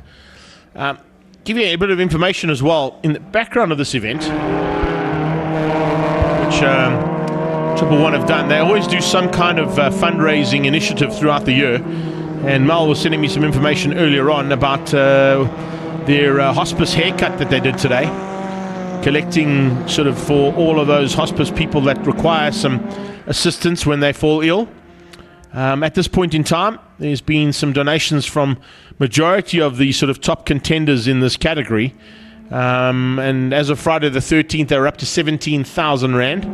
As of yesterday, at 9:55, they got up to 20,000. And just before the race started, they just tipped over the 30,000 Rand that they've raised for hospice. So incredible. It looks like Stewie has started the race, which was exactly what I thought. And Wouter will be... Stuart is out in Wouter's car. Yeah, that's what I said. Elner's in Mel's car, which is what I said. And Andre is in Johann's car. Okay, cool. So there we go. Mel just sending me that information. So I was right in terms of Stuart being in Wouter's car at the moment, starting the race. Andre has started in that car, which is a bit further back, and of course Elmer has started in Mel's car, which is the Car Care Clinic Golf up the road, sitting currently second on track. 30,000 Rand for hospice is an amazing effort. Well done to all of our Ferro Energia, Triple One, GD Sports and Saloons and Super Hatch competitors. Incredible effort there from that team to pass on some really needed money to a well-worthy cause. Good job, Mel, and your team. As always, those fundraising initiatives go down well. You know what it's like when it comes to my side of things, and when you do motorsport for fundraising initiatives. So hats off to everybody who put their money where their mouths are, and also who had their haircuts done. You can check out, go and have a look at Triple One's page. They've got a couple of really cool photos that they've put up of the guys having their heads shaved, putting masks on, having their hair sprayed even, on a similar vein to what they do for the hair raising and hair cutting that they do to raise the money. Paying money to have your hair cut is usually what you give to a barber or a hairdresser, but this time it goes to the hospice community, and they'll be, I'm sure, very grateful for the 30,000 Rand raised here by the Ferro Energia Triple One Sports and Saloons as part of the ATS Zwartkops 200.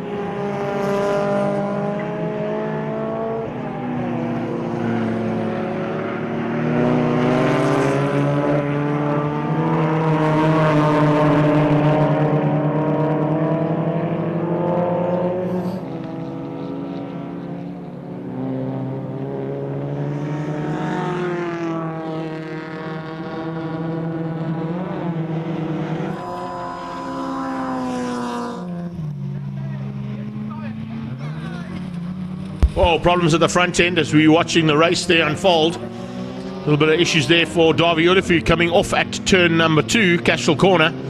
Going to give Elna a chance to close things down there on him. Remember, Elna started in Mal's car, so she's the first of the 2 ladies in the Car Care Clinic Golf. But Davy Olifu making an uncustomary mistake there in that International Race Supplies BMW. Running wide out of turn 2 and into the kiddie litter, but it doesn't look like it's affected him too badly. Rob Clark just waving Elna by. In the Honda Ballard, realizing that the Foster Golf was coming along for the ride.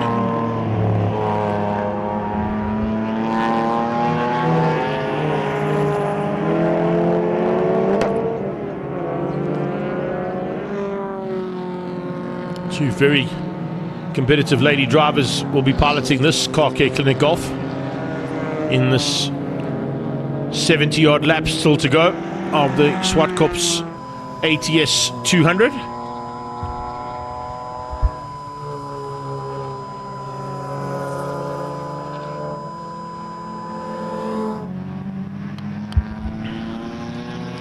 Down to turn 2 they go again, and I think Elna realizes there might have been a bit of an issue there.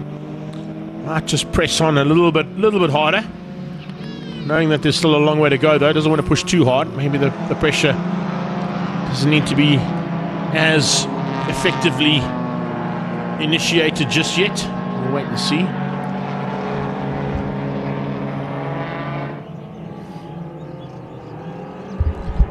Despite that off-track excursion, still got down to a 23.7, but it was a 14.2 out of Elna behind that, so definitely cost him some time. He was able to run in the 111.3s. Now remember, the GT class cars are allowed to run in the 111s, but they have to be 111 dead. They can't go faster than that.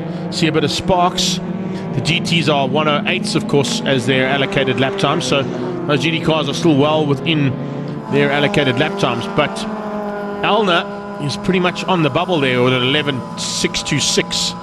She's got about 0.6 of a second to play with. And I think that's possibly why they might have given a pit board, because remember, there's no in-car communication allowed from the teams in the pit lane to the drivers in the cars other than via the pit boards. They may not use radio telecoms to the drivers in the cars for this race, even if they've got them. It has to all be done via pit boards. A bit of sparks coming out of the Nathan car there. Front left-hand brake starting to spark up a bit. You'll see it under braking as he goes up towards the top of the hill. If you get a shot of that car.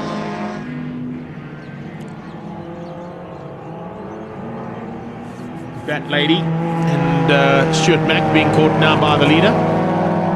Elna, slightly different line there that Elna had to take up. I'm quite sure she was trying to get past Mark, or just got caught up in under braking there. Maybe a little bit too harsh on the braking. Here, let's have a look and see. Watch the sparks out of the left front there.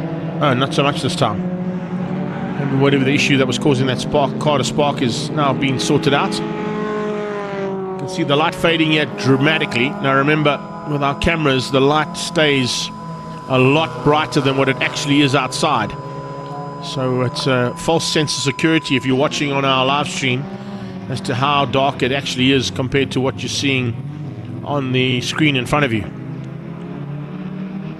But fortunately, as I said, we've got those Himoinsa lights that have been put on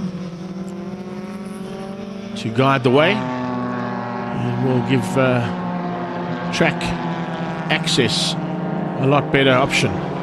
Not everybody with their headlights on just yet, although they all have to have working headlights as part of the rules for this race, because they do run into the night.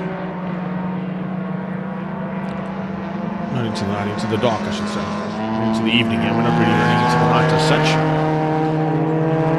You can see those disc brakes lighting up there on Keegan's car.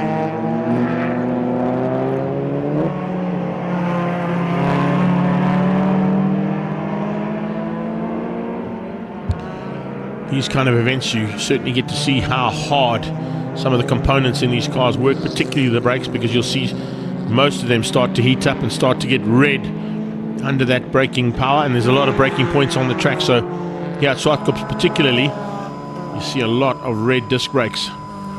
sometimes that causes an issue when you've got to go in for that compulsory pit stop, because what you'll find is they battle to get the wheel on and off because of the contraction and expansion that happens under the heating of the disc brake.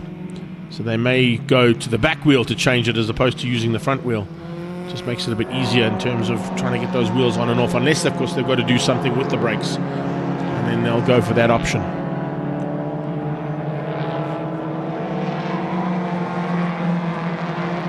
Leonard Archer's now up into the top 10 there for ACD Velkom.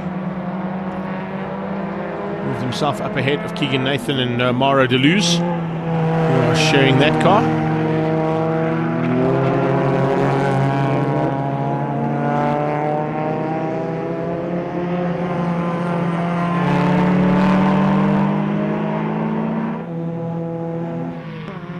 Oh, big moment there for Marty Mfana. Is that down to turn 2? It looks like it might be. The clean renewable Polo, unfortunately getting it sideways into turn 2. Not quite sure how he ended up there though, unless he was helped out by somebody else involved in that incident, but he is rolling, so he might be able to get back on track. Keep an eye on that, whether he does get back on. Here's the leader into turn 4. One slight glitch in the matrix there for him so far, with an off-track excursion at turn 2, but since then he's kept it on board. First pit stop.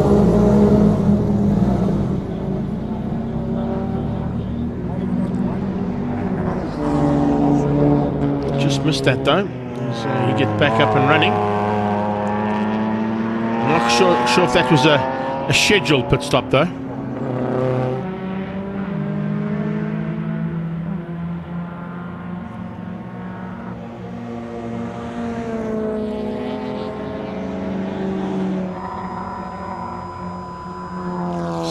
Laps still to go there for Davy Olivier, who currently leads.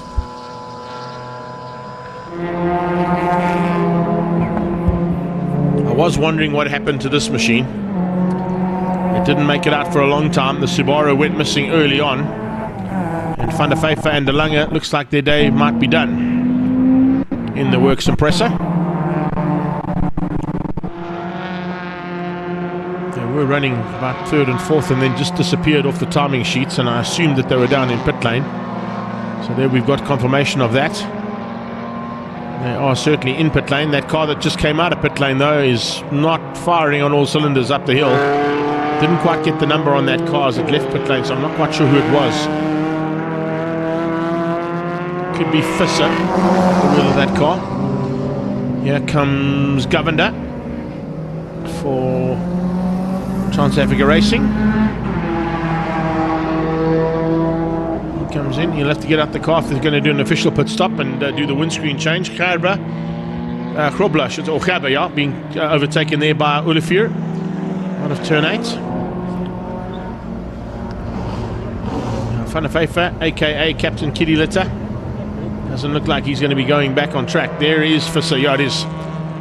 So he's parked on the sideline. Could be the end of the race there for him, and he's not quite in a safe position. So will we see a possibility of the first safety car now?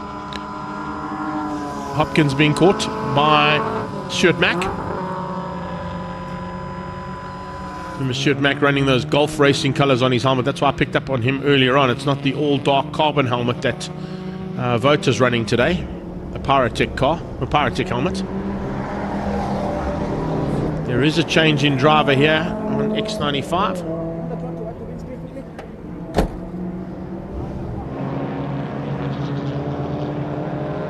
He's through. Or Mack, I should say, is through. In Vota's car. Having a look at the engine compartment there as well, just double checking on something. There's the driver doing the compulsory windscreen wash. That's what they have to do.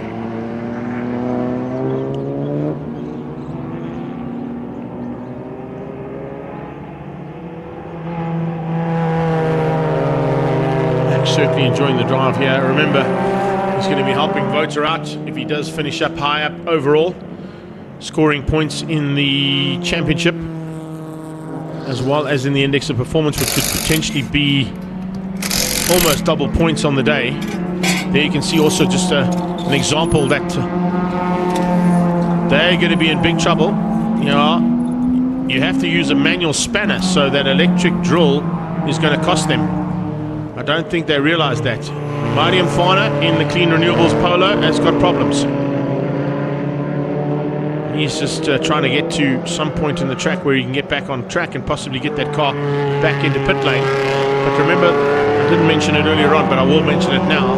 You may not use pneumatic or electric drill bits on your car, so they are going to be in trouble here is Mr. Pillay, because you have to use a normal wheel spanner, not an electric one, to change the wheel.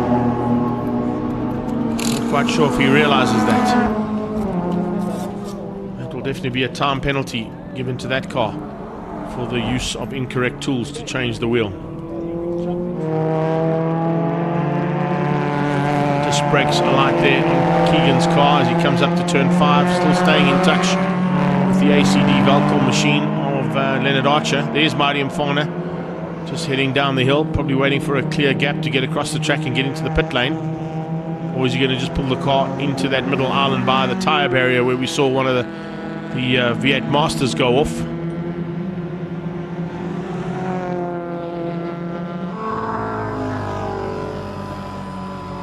The light dying here, but certainly the action's still thick and fast and pretty much hot in the cockpits of most of these drivers. But as the light dies, of course, the Hermoinsa artificial lighting comes into play. A massive thanks to Chris Davison and his team, and to Tanya for organising the lights for us to go and do the Pekisa 200, and now known as the ATS Zwartkops 200. That's what it would have been had we been doing the normal way of things here. But this ATS Zwartkops 200 is definitely something that is new on the cards and hopefully is going to be long-lived. I see the driver running back down after seeking advice from one of the marshals. That was Jonathan Fisser. I think he was running back to his car. Inside line from Keegan Nathan, or Keegan Nathan to get through on Hopkins. Here comes DeToy to do the same thing if he can. Behind them it is the Ford Focus, but that Focus has dropped back in the overall standings. Marty's eventually got back in the pit lane. Hopefully we'll get to see what's possibly wrong with that car as the rest of them continue on their merry way into turn 1.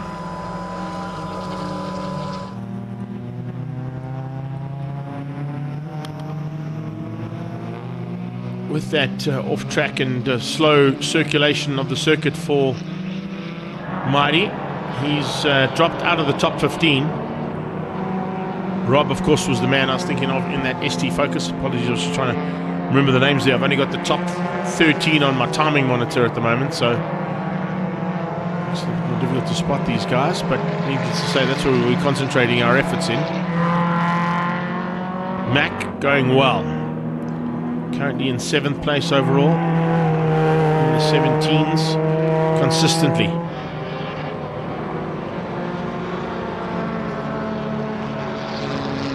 We got an 11.3 out of Darby, but of course they're allowed to do 108s in the GT class, so he's nowhere near the breakout time. We did see an 11.6 out of Elna earlier on in Mel's car, but then she was probably told by the pit board to just slow it down slightly, keep it in the 14s, and that's what she's done for the last couple of laps. Wayne Robb is the 3rd car on track there. That is the Ford Focus I was chatting about. Now into pit lane. Is this a scheduled stop here? And have they gone with normal tools? They have. Governor with problems. That is just before the turn-in point at turn 1 by the looks of it. Has he got the car going again? Yes, he has. He's going to try and get it out of the way there if he can. Olivier on the inside, coming up on the back end of Luigi Ferro. Lights on, and the lights ablaze now. I'll try and keep an eye on all of the action. Headlights straight into the cameras, can't see, but as they turn in, you can pick up on who it is.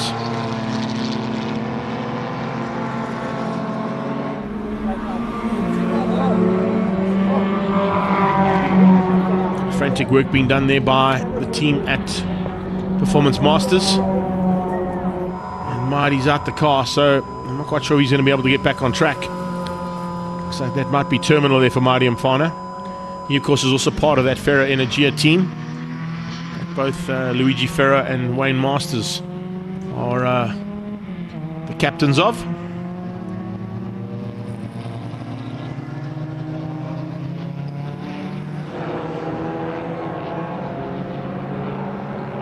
Mack onto the back straight. Once again closing on the back end of Gerber in that Shell Petroleum Hulk coloured green polo. Krobler inside of Ishmael Beloy. Michael Krobler currently top 5 as well overall. It's a good run from him.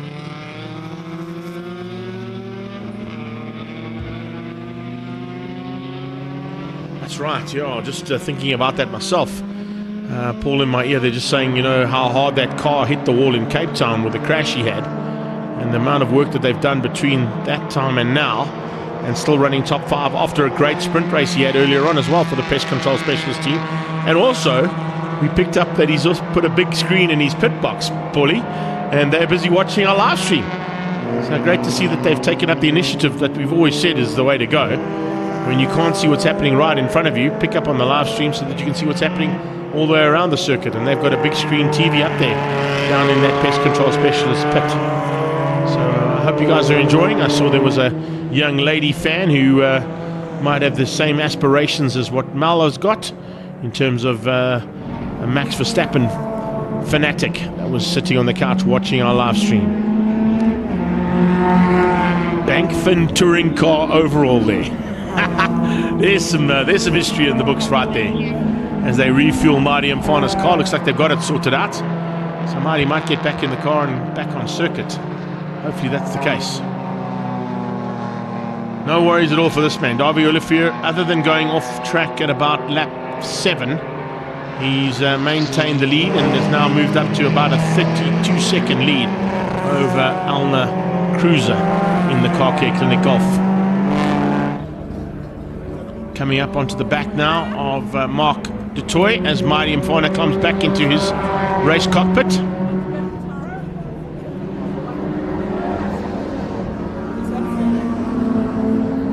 He's lost quite a few laps, having to sort out whatever the issue was, so might not be ideal for him.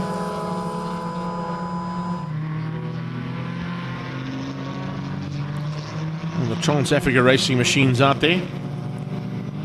Is having a fantastic outing. If I go to Voti's message, I just want to pick up on that entry list again. Of course, for this race, there were 38 competitors entered, and that Honda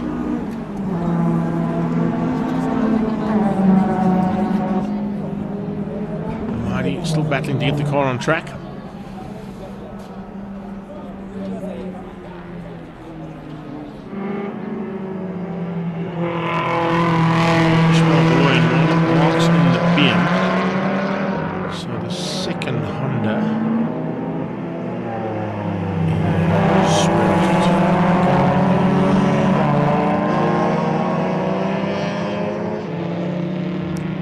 Might be Chalvez. Darby doing it all right for now. Still 56 laps of race action to come your way though. There's a lot of race time on this track.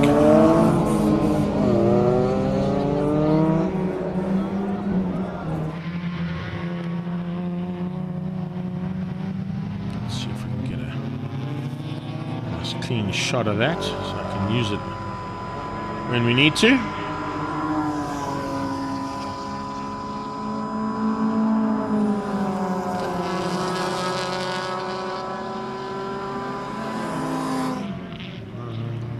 Krobler, looks like a bit of pressure onto Krobler now from a couple of cars. This is scheduled stop by the looks of things. Yes, indeed. Mac coming in. We're going to catch up with him. I'm not quite sure if we're going to have a chat to him or not. I'll hopefully get some of the drivers to give us a bit of insight. But that is Stuart Mack unbuckling. And he doesn't look too shabby right now, does Stewie Mack? Is he going to stay in the car, or maybe is this not a scheduled stop for him? I don't see Vota around to take over the duties of the driving just yet. They've got a problem on the car, I think. That's why they had to pull it back into the pit box. Remember, you can only work on the car in the pit box. So Tyrone Pillay goes for the shortcut. So they have to pull that car into the pit box to work on it. I'm not quite sure. It's probably why there was a bit of a despondent look there through the helmet of Stuart Mack. He's had to pull that car back into the pit box, and whatever's wrong with it, they'll have to try and sort out. Hopefully in time to get them back into contention, because when they came in, they were sitting in about 4th place. They've dropped right out of it now, even out of the top 15 completely. Governor's been able to get back in onto the circuit and back on track again, and now back into the pit lane. We saw him waiting to come across there. Tyrone Pillay sharing that, I think, with Governor, the two drivers in that Honda Civic. Remember, they also are fighting for a set of tyres that Dunlop has sponsored, a set of slick tyres for the overall winners, and then another set for the best Dunlop runner in the Index of Performance category. 2 sets of Dunlop semi-slicks up for grabs here today.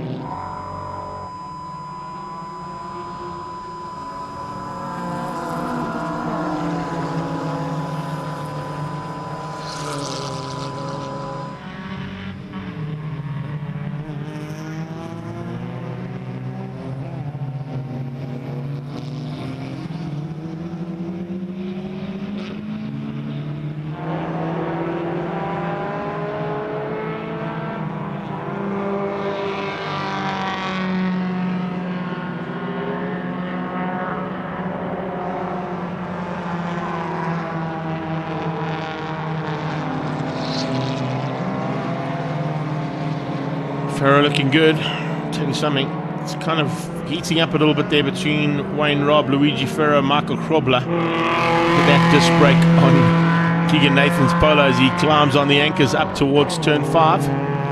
Let's go down into pit lane. Claudio's down there, and he's going to have a quick chat with Stuart Mack to tell us what's wrong with the car. Stuart Mack, you've just retired from the race. What happened? Looks like I broke the gearbox. So 25 laps in, Renzel drive with Vota, never gave him a chance to drive the car. It's like I've broken the internals of the gearbox. So we were leading our class and quite comfortably. Disappointment.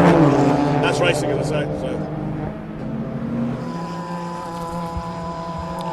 It is racing, unfortunately, Stewie. And that's a pity, though, because it's some serious points that Vota could have gained. It is going to play into the hands of Mel, though, because remember, as they came into this one, if I go back to what Voti sent me earlier on, and after the first race of the day, overall standings in the championship looked like 105 played 102. Mel took a victory in her class, Vota took a victory in his, so it would have been 115 versus 112, so it would have stayed the same. And then, remember, with the points up for grabs here in the race itself and points for Index, Mal Spur could potentially take the lead of the overall championship if her and Alka can stay at the front end of their Class A battle, which they are at the moment. Yes, they are about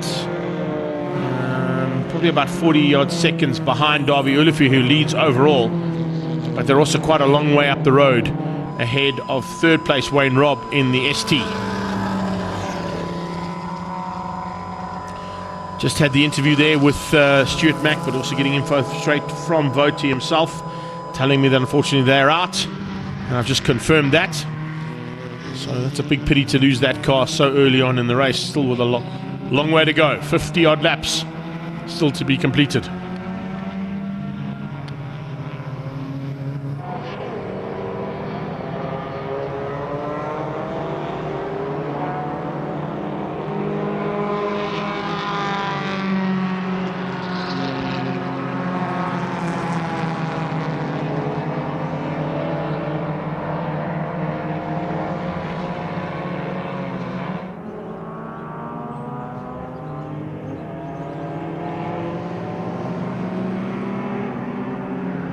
So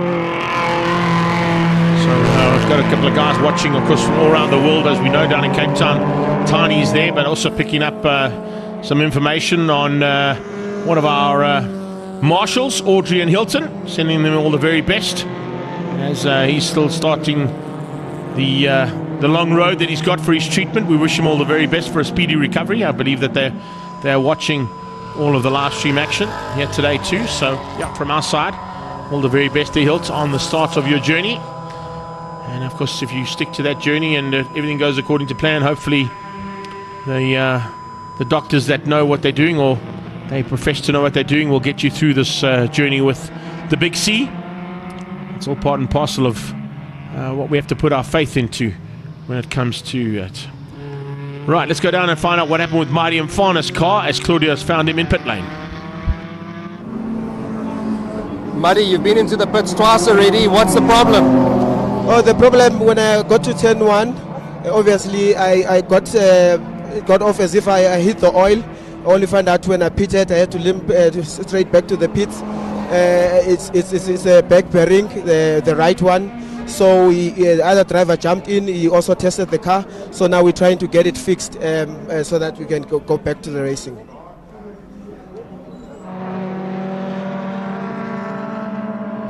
So there it is from Mighty's point of view. It's unfortunately some issues that they've got to sort out. Hopefully they can get it going and he can get back in.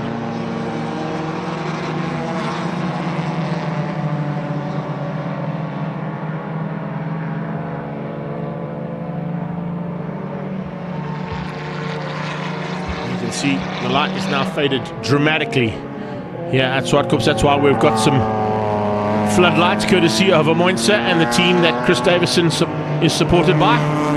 So there's an opportunity to still see the cars in the light. To appreciate their support. Makes it a bit difficult though to see, and look at that absolutely awesome spring sunset in the background there. The red clouds in the sky as the red hot disc brakes come down under braking for turn number 8, Volkswagen corner.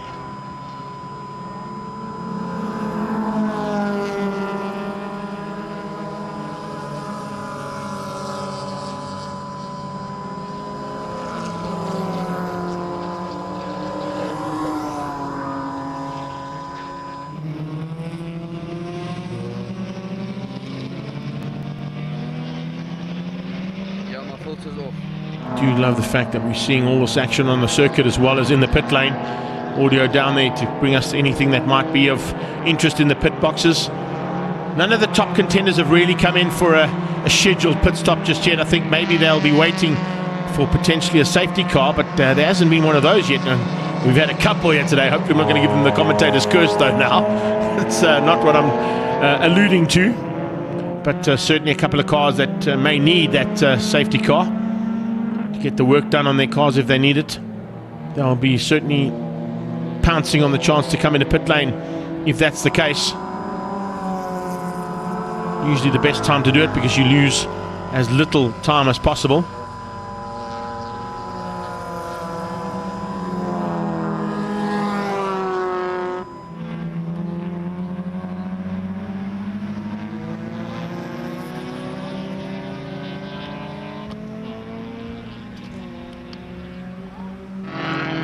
It's Davy Olivier who leads out currently over Mal Spur and Elna Cruiser. Elna Cruiser, of course, at the wheel of that Car Care Clinic Golf. Wayne Robb in the ST Focus is in third ahead of Luigi Ferro in his Ferro Energia and Performance Masters Polo.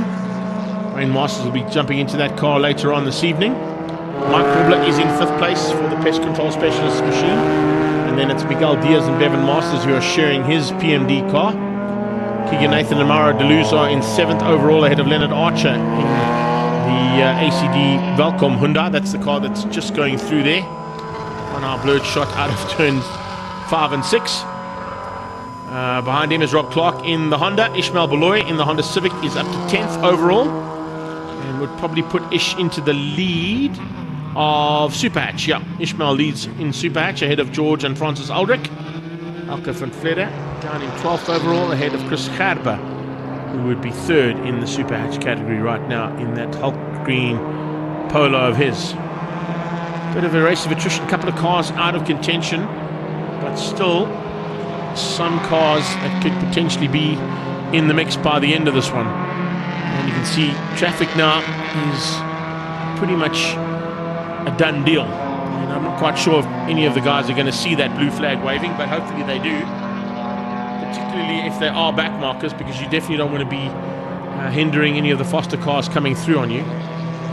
Still looking at the lap times, you've got 12s coming out of Darby, we've got 16s out of Elna, 16s out of Wayne Robb, 16s out of Luigi, 17s out of Michael Krobler, 15s coming out of Miguel Diaz, 18s out of Keegan Nathan, 22s out of Archer, and Ishmael Beloy doing 19s, as well as George and Francis. I think George is at the wheel at the moment, so George Aldrich doing 19s on a similar vein to what we're seeing from Ishmael Beloy, his fellow Super Hatch competitor. Elna now battling through the traffic, getting through eventually on the Toy, I think that was, Mark the Toy. That just got past in the Z. And if I see things correctly, looks like Davy Olivier is about to come up and potentially do the first bit of lapping of his closest rival there, Elna Cruiser. Elna's into turn 4 and exiting turn 4 up the hill. Watch through the foreground of that shot, and maybe if we hold this shot long enough, you'll see Davy. There he is. Yeah, 100% right. So Davy Olivier is 2 cars away from lapping Elna Cruiser in the Car Care Clinic Golf. So it'll be the first time we see a car that's gone all the way through the field and lapped every single car on the track. If that happens in the next sort of lap and a half or so, and it looks like it might be the case. There are 45 laps still to go though. Still a long way to go racing. If this was being run as it was over the last, 10, 12, 15 seasons at the Pekisa Freeway, the 45 lap would be the end of the race. So if you've ever done this before and you're in the car right now, you're thinking, well, checkered flag should be coming out now. But that's not the case on a slightly shorter version of the circuit like Zwartkops. 2.4 Ks, 200 kilometers makes it 83 laps of action that have to be completed. And of course, remember, you have to complete and cross the finish line to be determined as a finisher of the race. You may not be lagging behind or not come and complete and take the checkered flag. You actually have to cross that finish line officially to be classified. That also is because we're running an index of performance, which means that you have to do all the laps and complete all the laps, or as many as you can, in line with what the leader and the winner has done. Down the hill they come towards turn 8. I think on this next lap we may see a change up. Yeah, Darby's now right behind the Car Care Clinic Golf and about to overtake it, possibly into turn 1, and that will mean that Olivier, as he goes, no, he's not quite there yet. I thought he was going to have a go into turn 1, maybe down into turn 2. Pulls out on the right hand side, and there you have it. Every car on track has now been lapped by the leader. So that means Elna and Mel are a lap down on the leader. So something has to go dramatically wrong for them to even be in contention, because I don't think they've got the pace to catch and pass Davy Olivier, who's lapping now consistently in the sort of mid-13 to high 13s to get through the traffic. And he's getting through the traffic pretty rapidly. Elna has seen that that's Davy, and look at that, all of a sudden that might be a little bit of a carrot there to her I should say, to maybe stick with the leader and follow him around for a little bit, try and get away from Wayne Robb in the ST.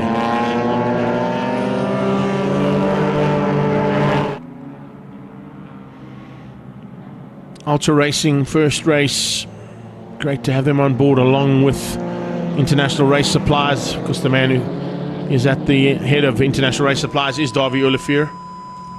Dunlop tyres on these cars, but ATS have stepped up as the official sponsor for this Zwartkops 200.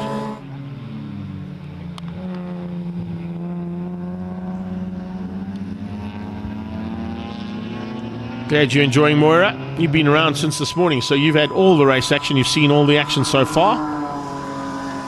Naidu into turn 1, down towards turn 2 there in the Opel Corsa. Two of those Trans-Africa Racing competitors. Relatively evenly matched there. Trishan Govender, of course, is the man in that white Honda Civic just behind him. So we've got 1, 2, 3, 4, 5, 6, 7, 8, 9, 10, 11 of the 15 that are solo pilots in their cars. The other 4 partnering up with other members of the racing community. And at this point in time, 83 laps to be completed means that we are almost at the halfway stage. In fact, I think we've just gone over it. 42 laps completed. Yeah, 42 laps completed and about 41 to go. So it's just over the halfway stage of this race.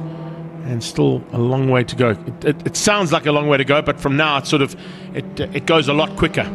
Once you just get over that halfway point, the laps tend to tick down a lot quicker than what you see when you sort of heading up to that halfway stage. You can see both sets of discs on that Beamer lighting up as he came out of turn number 2.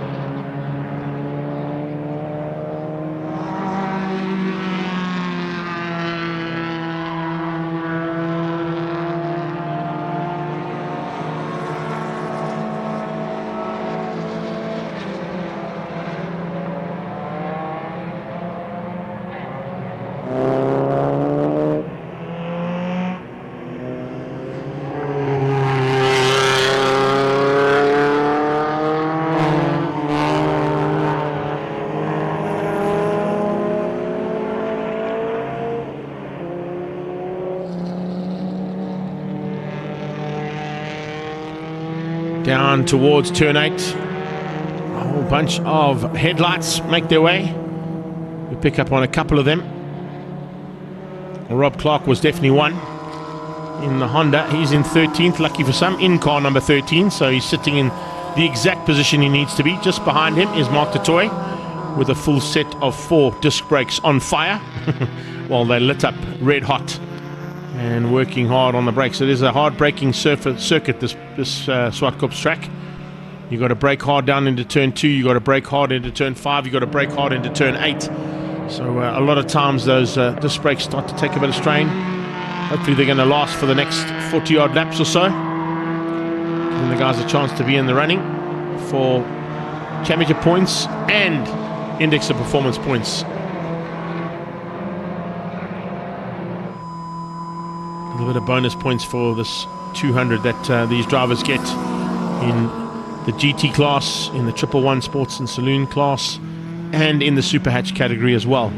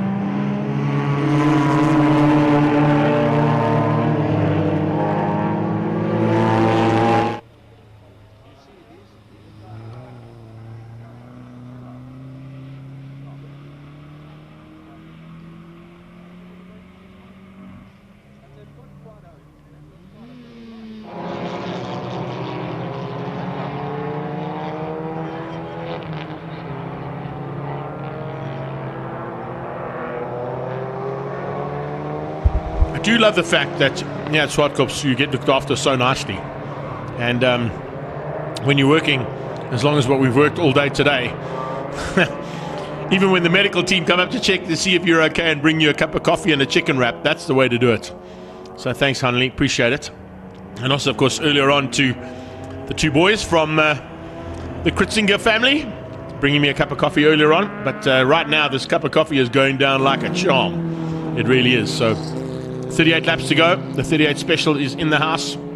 Davy Olivier is leading things out comfortably at the moment, and I would suggest would possibly be looking to come in at some stage now to get that pit stop done. He's got a lap and a bit in hand. So if the strategy works well, that compulsory pit stop might be coming pretty soon. We'll keep an eye on it. Of course, he hasn't come in just yet because he's just gone past that pit lane entry.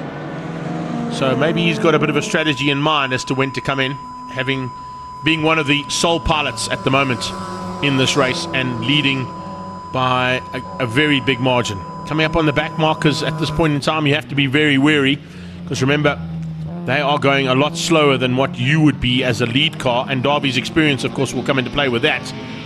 But the slightly slower cars, when you do come up on them, sometimes you get caught out by the fact that during the day you can spot sort of the kind of speed that they're running at. Sometimes at night, that night vision or potentially tinted windows like Darby's got coming up on back markers, the light effect plays around with you a bit.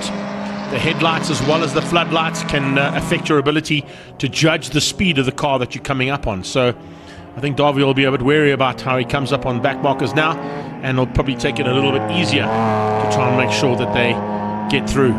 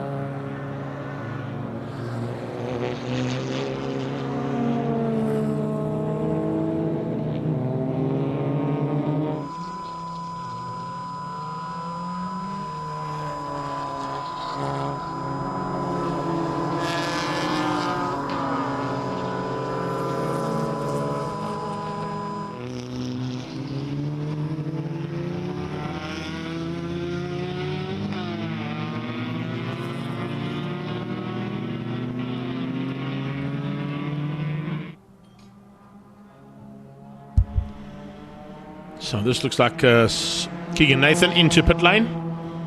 This is their scheduled stop.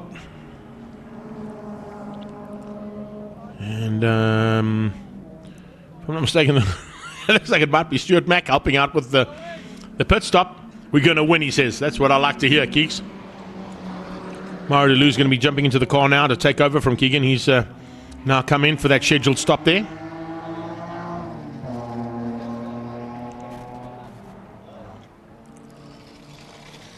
Sticking to the rules, doing the tyre change with manual spanner. That's what you have to do.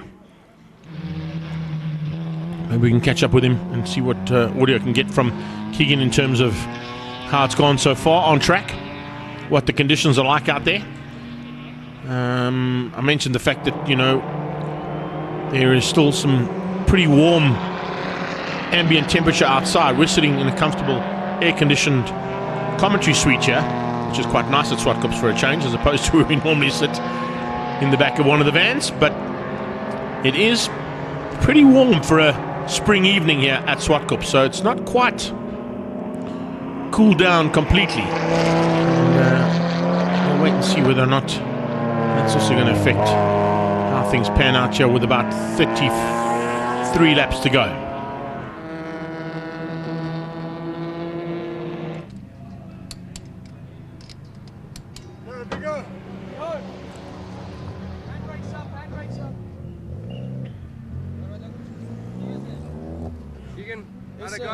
I think it went fantastic. Later on in the race I started slowing down because I was getting tired, but I think it was going fantastic. So, yeah, that's all I could say. So I don't know if we can get the information down there to Claudio, but in his dad's day it would have been going unbelievable, but in Keegan's day it's going fantastic. So between fantastic and unbelievable, Nathan, they're still in the running there for a potential top finish in that car. They're going to have to make up some ground now that they've been in for their pit stop, but of course a couple of cars that have not been in are still out on track. And those compulsory pit stops need to start happening in the next couple of laps. Otherwise they might miss those windows of opportunity. I think a lot of them, as I said, might have been waiting for some form of safety car. We haven't had one of those. So it's now time for the team to possibly change the strategy and look at options of when to come in to negate the loss that you have when you do make a pit stop. Darby could potentially be in pit lane as well. Just going to try and see if we can pick up on that. If that's the case, then he's come in at the right time. I would say that was a good run. 50-odd laps is possibly what his strategy was then. Come in, do the pit stop, and go out and finish up the last 33. He had a very big vantage point. It was like a lap and a bit over Elna and Mel. So if Darby is in the pit, it'll take about a lap or so to get Mel and Elna's car back to the front of the pack, and there it is. There they go. Confirmation of that. Elna and Mel have basically taken the lead with Darby going in. It might not be a bad plan to bring that car in as soon as possible to do the driver change and not lose. There you can see Mel waiting. So yeah, she certainly listened to what we had to say, or if she is listening, hopefully she did listen, and she's now waiting for Elna to come in to do the driver change. Diaz and Masters still have to do their driver change as well. Unfortunately, the one thing that doesn't show up on our timing monitor, Paulie, I don't know if you've got it on yours, but it doesn't tell you who's done pit stops or not. Normally they put a little P on the side of the graphic that we've got to play with to tell you that those are the guys who have pitted and done their compulsory pit stops, so that we know who we're dealing with that hasn't done one yet.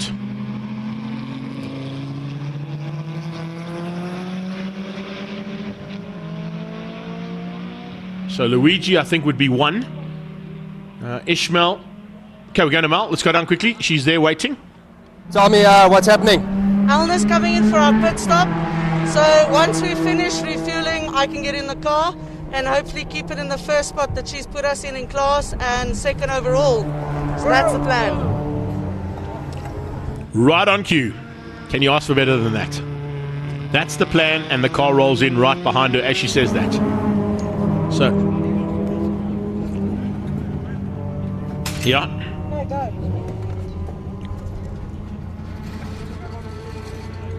Okay, so far we've got Ishmael Beloy, Leonard Archer, and Seton Naidu. I think Seton has been in though. I did see his car earlier on there, Paulie, so I think it's just Leonard Archer and Ishmael Beloy who haven't pitted yet. So we've now got Francis Aldrich at the wheel of their car. Wayne Masters will be at the wheel of Luigi's car. Bevan Masters at the wheel of Miguel Diaz's car then, and all of those changes between the two drivers have happened now that Mel and Elna have swapped out. Great effort there from Elna. I don't know if we can maybe catch up with her to find out what track conditions were like with the traffic. Darby's back on track, so with him going back on track and circulating, he may retake the lead. It'll be a case of how much difference it'll be there between the two cars and what the difference in the pit stops were between him and Mel and Elna. Mel Spur will be climbing into the seat once they've done the refuel on the machine, that Car Care Clinic Golf. Ishmael Beloy, as you said, Paul, I think is one of 2 drivers that still have to make a pit stop. There's the second one of them. In fact, that actually might be, but no, it's not. It's Rob that's behind there. So Rob Clark behind Hyundai from ACD Valcom.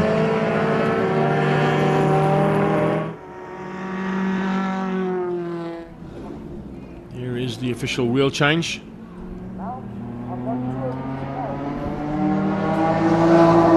That is manual wheel changing of note there. 10 fingers and another 10 fingers to put on the 5 nuts for that wheel to be changed. Graham Nathan working with his team. And then they'll go to the manual wheel spanner to tighten it up. And once that's done, Mel will get in the car, strap in for 30 odd laps to be completed.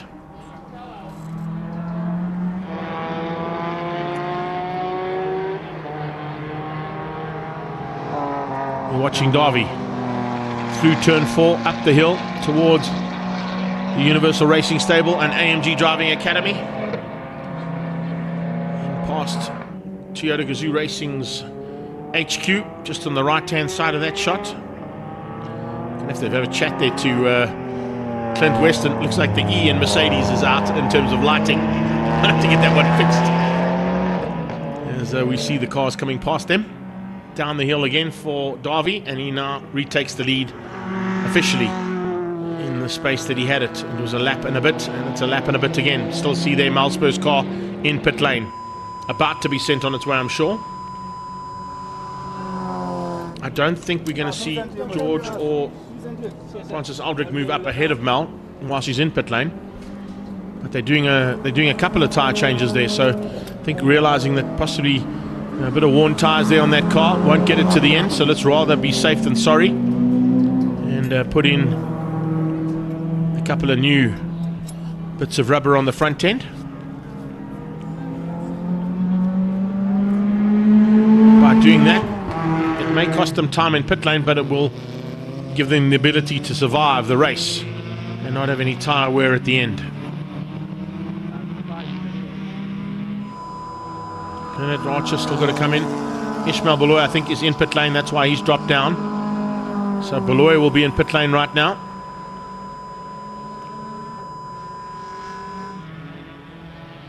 So yeah, that's I think the other car that has to stop. I'm 100% agreeing on what my producer Paul Bedford's saying in my ear, saying that George and Francis Aldrich still have to pit, and they now move up to second ahead of Mel and Alna. But that, of course, will be negated when they decide to come in for their pit stop, which should be pretty soon. I know that little, I think they're in the Opel Corsa. They're running the Opel Corsa. That Opel Corsa could probably run the entire 83 laps on one tank, but a compulsory pit stop has to happen. And is this them coming in now? No, I think that's the toy. That's Honda. Yeah, that's Mark, I think. Yeah, Mark the toy coming in for his pit stop. He has been in. Yeah, maybe a bit of issues on that car because it's not the first time he's been in. And he climbs off, lights off. Mel's in the car and about to be sent on her way to resume the battle. She's dropped down to 6th place. I think Wayne Robb, Leonard Archer and Michael Krobler all still have to come in though, to be honest with you. They're sitting 3rd, 4th, 5th at the moment. We are contemplating whether George and Francis still have to come in as well. I assume they do. And if that's the case... Okay, so Wayne has been in. Okay, so Wayne Robb has been in, so it means that Mel is now going to try and hunt down that ST Focus. That's the car she'll be looking forward to trying to catch out on track again, to retake that 2nd place overall.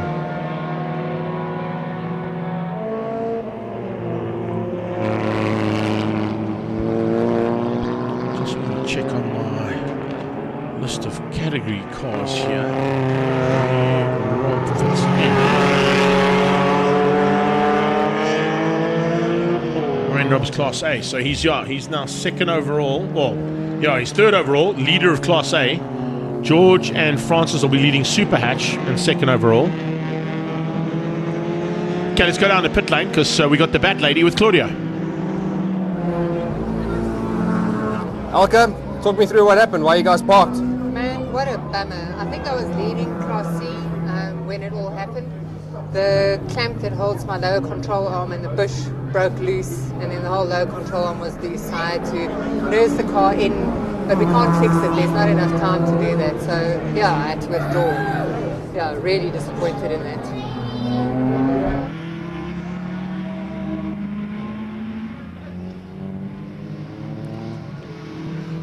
Well, that's a massive, massive loss there to the race there. Elke van Vliet, as she said, she was certainly leading Class C, and unfortunately has to retire the Bat Golf. So the Bat lady now parked in pit lane, and got that straight from word of mouth, and right from the mouth of the Bat lady, telling us exactly what went wrong. There is the car stuck on the jack with broken parts. Not what we wanted, unfortunately, there for the Bat lady, but she's out of it.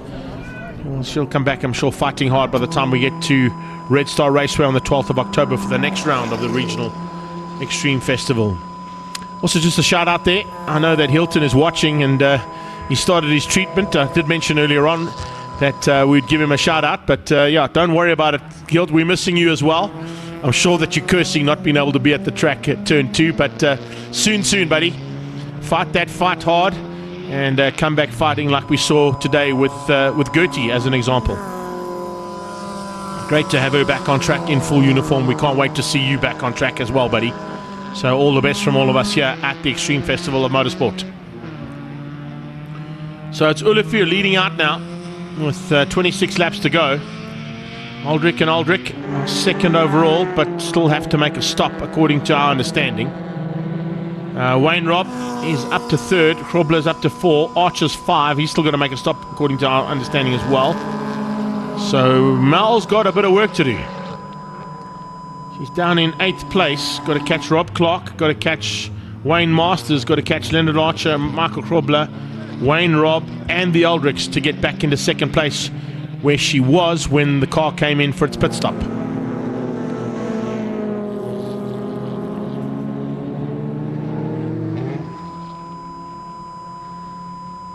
Remember, she did change rubber, so fresh rubber on that car could potentially come into play in about 20 odd laps or so, because that's when the rest of the cars might start to feel the effects of not changing all the tires and just doing the compulsory one wheel change that has to happen when you come in for that compulsory pit stop. That's the rule that they have to do.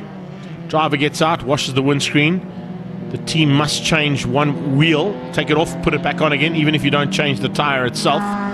You've got to remove the wheel from the car completely, put the wheel back on again, using hand tools only. No electrical tools are allowed to be used in the changing of those wheels. And then if you are going to do a driver change, the driver must remain out the car while they refuel, and then the new driver can get in after that.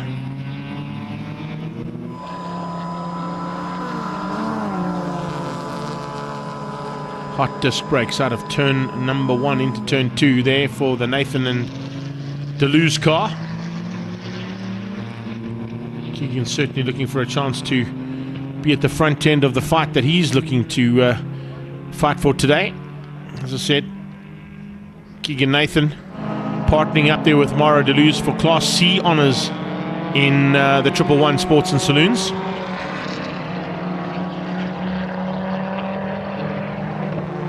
Wayne Robb is a Class A competitor. He leads out Class A. Super Hatch is Aldrich and Aldrich. They might be dropping down because I think they're in pit lane. No, they're still on track. They're still on track, but they've lost the position there to Wayne Robb. He's moved his way up into 2nd place overall in the ST Focus. Michael Krobler still on track as well, in 4th place for the pest control team.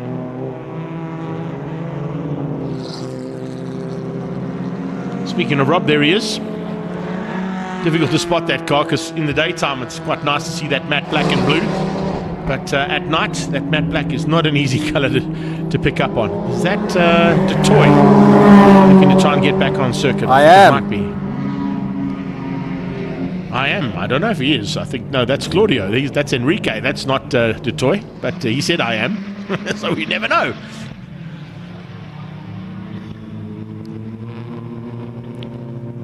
A 44 car out there, of course, is Aldrich and Aldrich. So they are out on track. I thought they might be in their Opel Corsa, but it's the other Opel Corsa, not the Super Hatch car we saw Francis in earlier on. They've got two of them, but it's the whiter of the two cars that they're in for this endurance race. Krobler on the outside of Rob. Rob Clark just being caught and passed there by Michael Krobler. And Michael Krobler is in Class B for the 111 Sports and Saloons, so he would be leading Class B in 4th place overall. So Darby leads the GT class in 1st. Wayne Robb leads Class A in 2nd. The Aldrichs leads Super Hatch in 3rd. Michael Krobler leads Class B in 4th. Just trying to see now. Where is Leonard? Leonard is GT 2nd place. So Leonard Archer is the 2nd car and the GT's in 5th. Luigi and Wayne, I think, would be Class A if I'm not mistaken. Or they Class A, so just want to double check on that. Luigi Ferro is a Class B, so he's 2nd in Class B with Wayne Masters.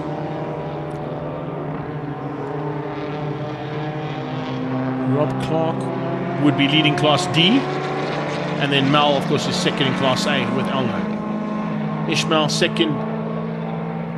Yeah. So Ishmael Beloy is 2nd in the Super Hatch class, and then Class C's leader would be Keegan and Mauro, who are in 10th place. So all of the top 10 runners are the leaders in their respective classes, or 2nd place in their respective classes, depending on the setup right now in that top 10.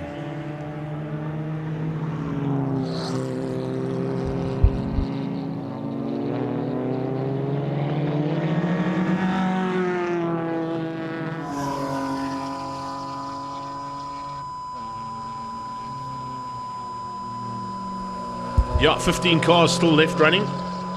So still some cars to play with out there. And not quite done yet. DeToy, of course, is the last car. He's still in pit lane. But might be able to get back out again. I don't know if he's staying there. I think there's Seton is now 12. 22 laps to go. Seton now is back on track, but he's dropped down into 12th place. Tishan Nadia, Tishan Governor, Miguel Diaz and Bevan Masters, and Mark DeToy still classified, although they're in the pit lane right now as our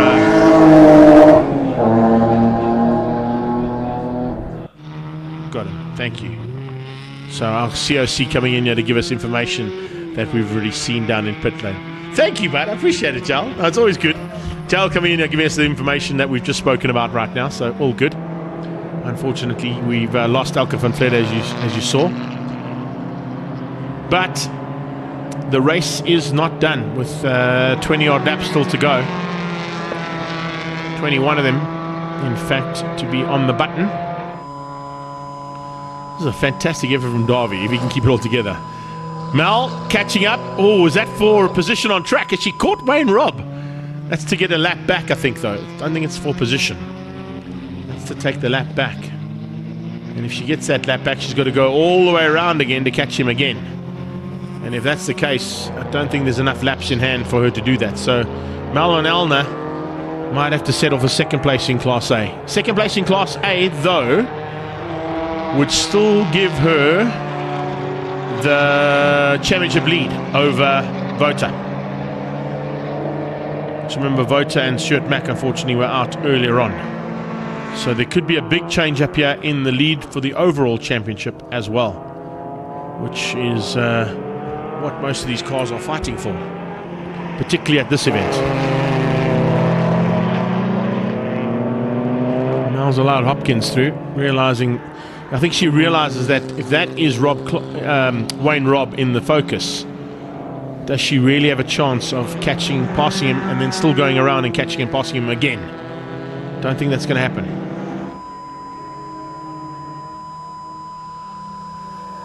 Lights ablaze into turn 1. That is the Car Care Clinic Golf. Now piloted by Mal Spur.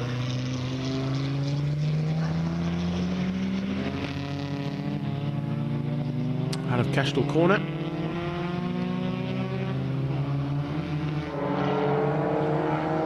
So just watching. Looks like those top 15 cars, everybody now has pitted. The Aldrichs are dropping by the wayside there, so I'm not quite sure if they've gone into the pits. Yeah, I thought so. So Archer and the Aldrichs are in pit lane, so they'll now move up. You'll see a bit of chopping and changing in those positions.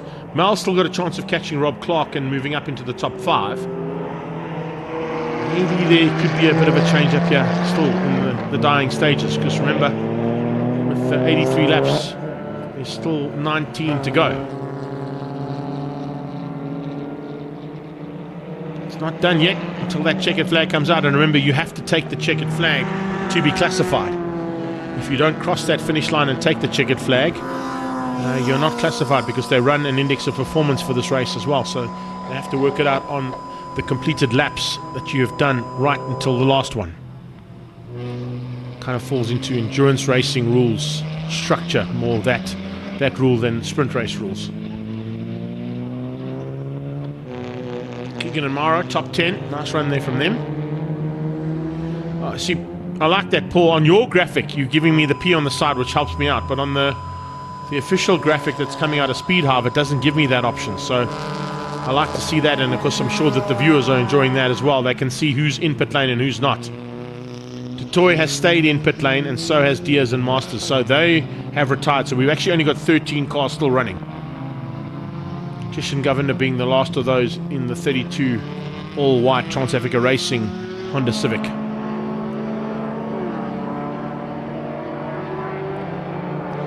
So the Aldrichs have dropped down to 7th because of their pit stop. Archer's dropped down to 9th because of his. They waited long in the day to come in to do their official pit stops. So I would assume that Francis was at the wheel of the car to start this and then hand it to George. George is going to finish the race. So I'm not quite sure if George could have done a full 65 laps of race action at the pace they were going at.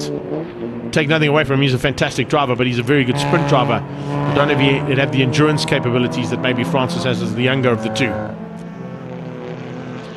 That's what I'm assuming. I might be wrong, and if I am, apologies, Georgie, but that's what I assume. Look at that, yeah. Sparks coming off Keegan Nathan and Mara Deleuze's car again, down on the braking for turn 8. That car's been sparking from about lap 3. So, Graham, you might want to change the discs and brakes on that car after this one, buddy. If they last. Hopefully they do. International Race Supplies, of course, are one of our associate sponsors for the Ferro Energia 111 GT Sports and Saloons. And it is fantastic to see that their man, Davy Olivier, has led this race from start to finish. The only time he wasn't in the lead of the race is when he came in for his pit stop. But that, of course, all changes up as it does in Formula One. When you come in, everybody else has to come in. So you negate the loss of the lead of the race for a couple of laps, only to be given it back once the other cars come in for their time slots and time to be in the pits that have to happen, compulsory pit stops that were there. Coming up on Nathan now. He'll probably just dive on the inside and get some room there. It's actually not Nathan, it's Maro. It's at the wheel now. Maro Deleuze at the wheel of that car.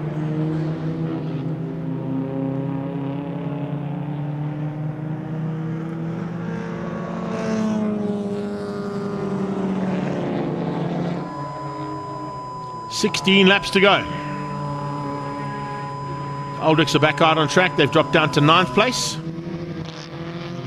Georgie will finish up this one for them. Paul, if I'm not mistaken, that's not a Corsa. That's a Peugeot. So I know we've been calling it Opel Corsa because it says Opel Corsa in the entry, but I think they decided to run the Peugeot for the endurance race.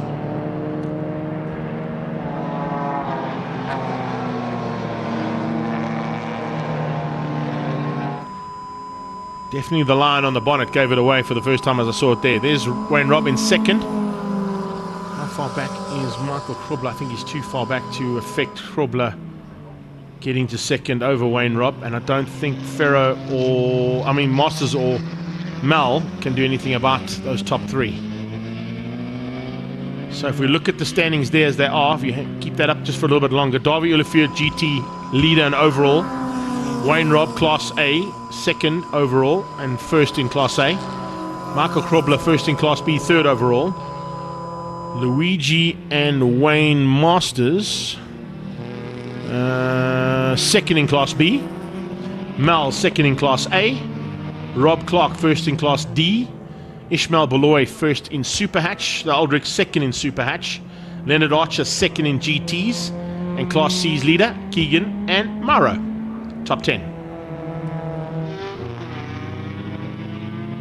Naidu, Hopkins and Governor would be 3, 4 and 5 in Super Hatch, if my calculations are right, for those 13 cars still running.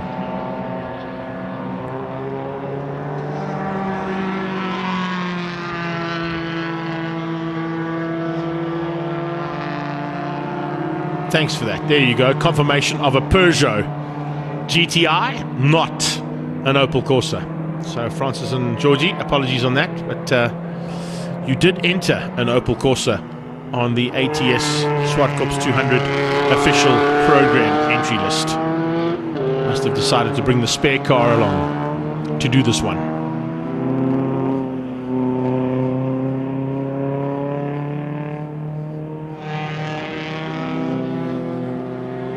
Sparky is Mauro Deleuze and Keegan Nathan's Polo.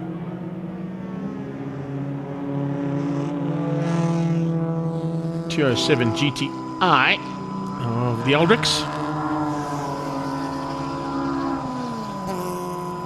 Laps now ticking off. I don't think we're going to see any major changes. I think this is all about survival now. No one wanting to make any crucial mistakes at this point in the race, with about 15 or so laps to go.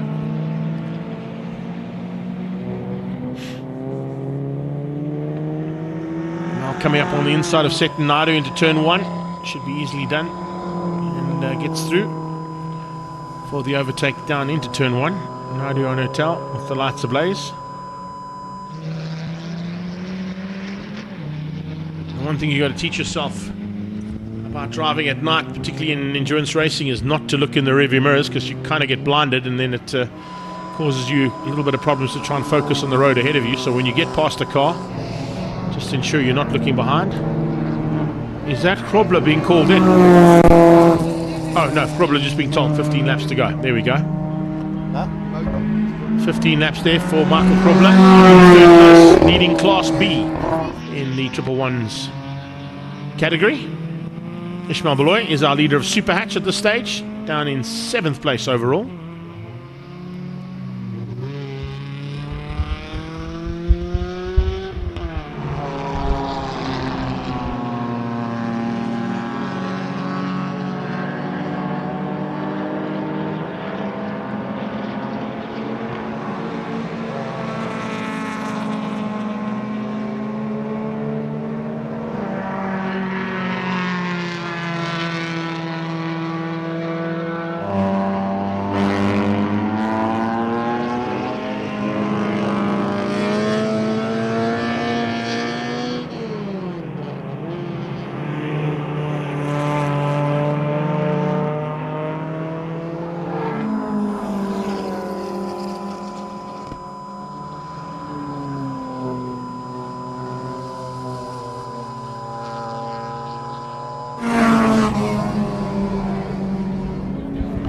So late entry here for, is that Ferro's car? It is.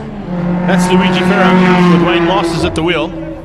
What is the problem here? Or is that Ferro at the wheel? Just looking at the guys around there. No, that's Wayne at the wheel of that car. So a problem here for the Ferro and Masters Polo. That could drop them from 4th to 5th. What has gone wrong here for this car? Having a quick look at the front left. Just feeling a little bit loose on the front left there. Just want to double check.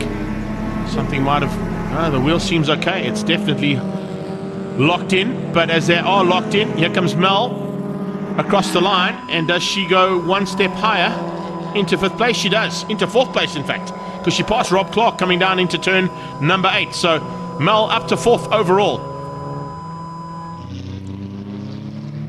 Rob Clark's actually ahead of her on the road, but I think in terms of the way the laps are working overall, He's one position back in 5th place, so Mel about to lap him again. And that's going to be interesting change up there, because that moves Mel into 2nd place overall in Class A, but 4th place on the road. And still with a shot of catching Michael Krobler for 3rd overall. There's 11 or 10 and a half laps to go, because they're going through turn 4 there. 10 and a half laps to go, and Krobler currently lapping in the 17s. No, beg your pardon. Krobler in the 15s, Mel in the 16s. Mel's got to up the pace slightly. Just want to risk it. Let's have a wait. Have a look and see what the pit board tells her to do as she comes past. Maybe she'll get told by Graham to just turn the wick up slightly. There's still a chance of a 3rd place overall there for the Car Care Clinic Golf and Nathan's Motorsport machine. Olivier is not going to be caught. He's clean and clear. He could actually roll out and just cruise now, because with 11 laps and a 3-lap advantage over Wayne Robb, it's going to be a difficult man to beat. He's had a perfect day in the saddle, that is for sure, other than that one glitch at about lap 7 where he went off the track and into the kitty litter at turn 2, but fortunately saved it and came back on. And since then, he has not done anything wrong whatsoever. That's set 90 through turn 1. Right ahead of him there goes the leader.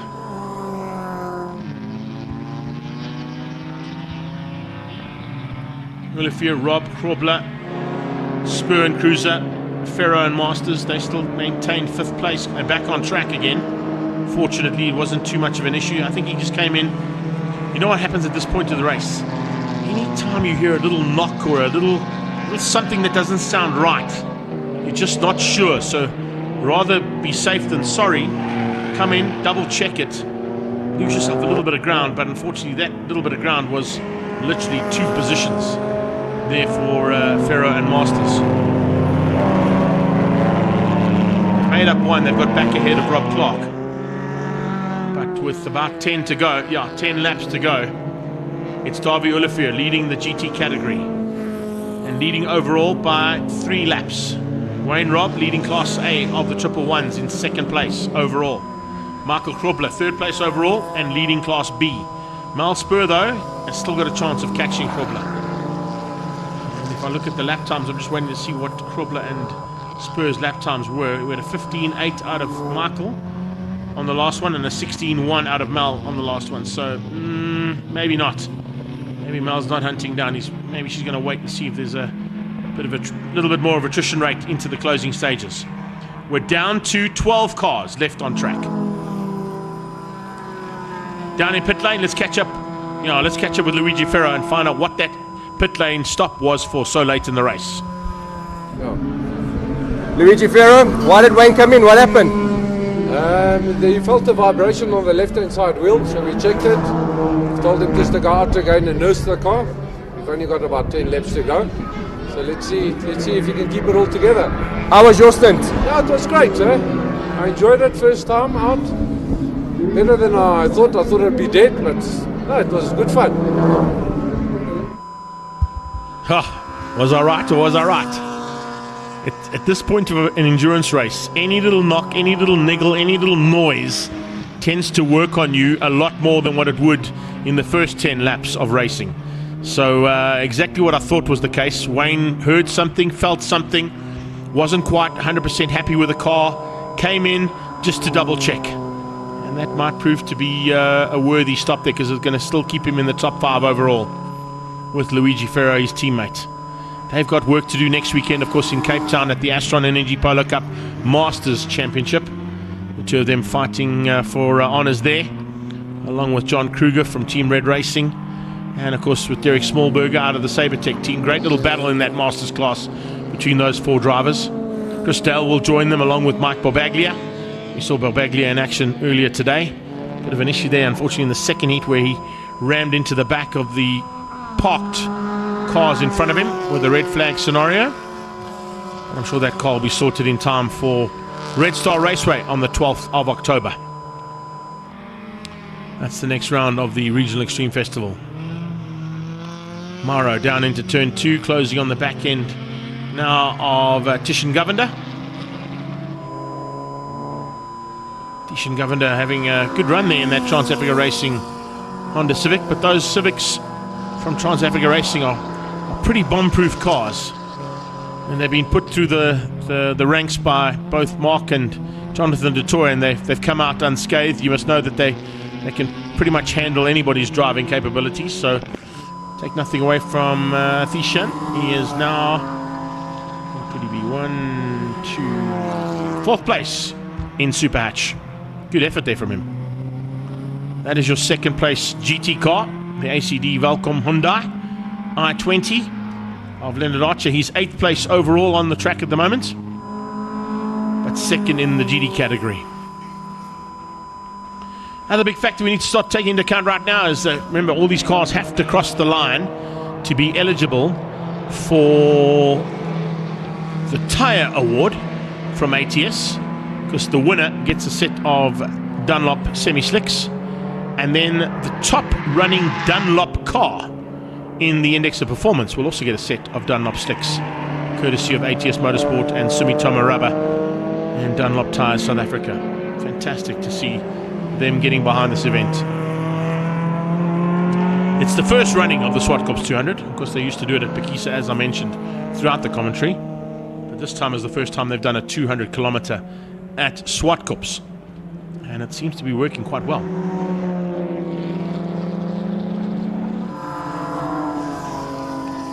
Darby with 6 to go. He's closing on Wayne Robb, so Wayne Robb might have a couple more laps, or a couple less laps to do if he allows Darby to catch and pass him. I think that's Wayne Robb just at the top of the hill, and Darby coming out of turn 4.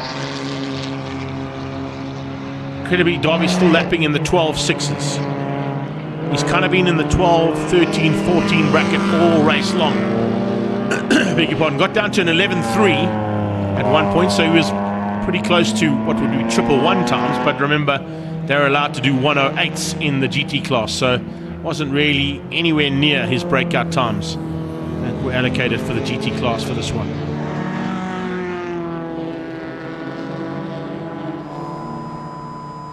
So watching them come through there, is that, no, that's Mal. Mal's about to be caught and passed by Darby. So I don't think Mal's going to fight too hard when she realizes that it's Darby on her tail, if she does realize that. Probably give him some room to get through there. Not too worried, because Mal will be finishing up 2nd place overall behind Wayne Robb in Class A. Krobler still maintaining a chance there of what is 3rd overall and the win in Class B.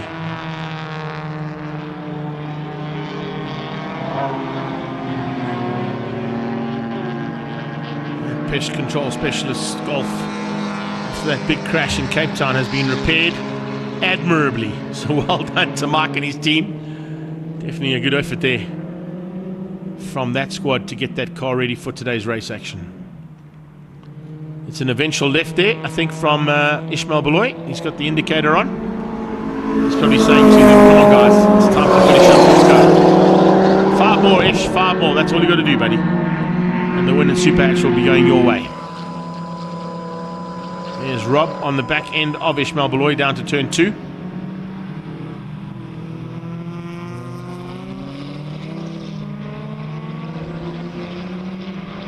It's a very, very commendable drive there from Wayne Robb in that Ford Focus ST.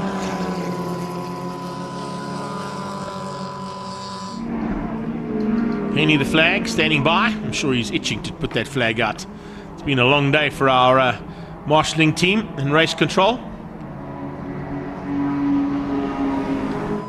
Long day for our camera crew as well. And of course, hopefully all of you that are watching on our live stream are enjoying this late race action out of Zwartkops International World of Motoring.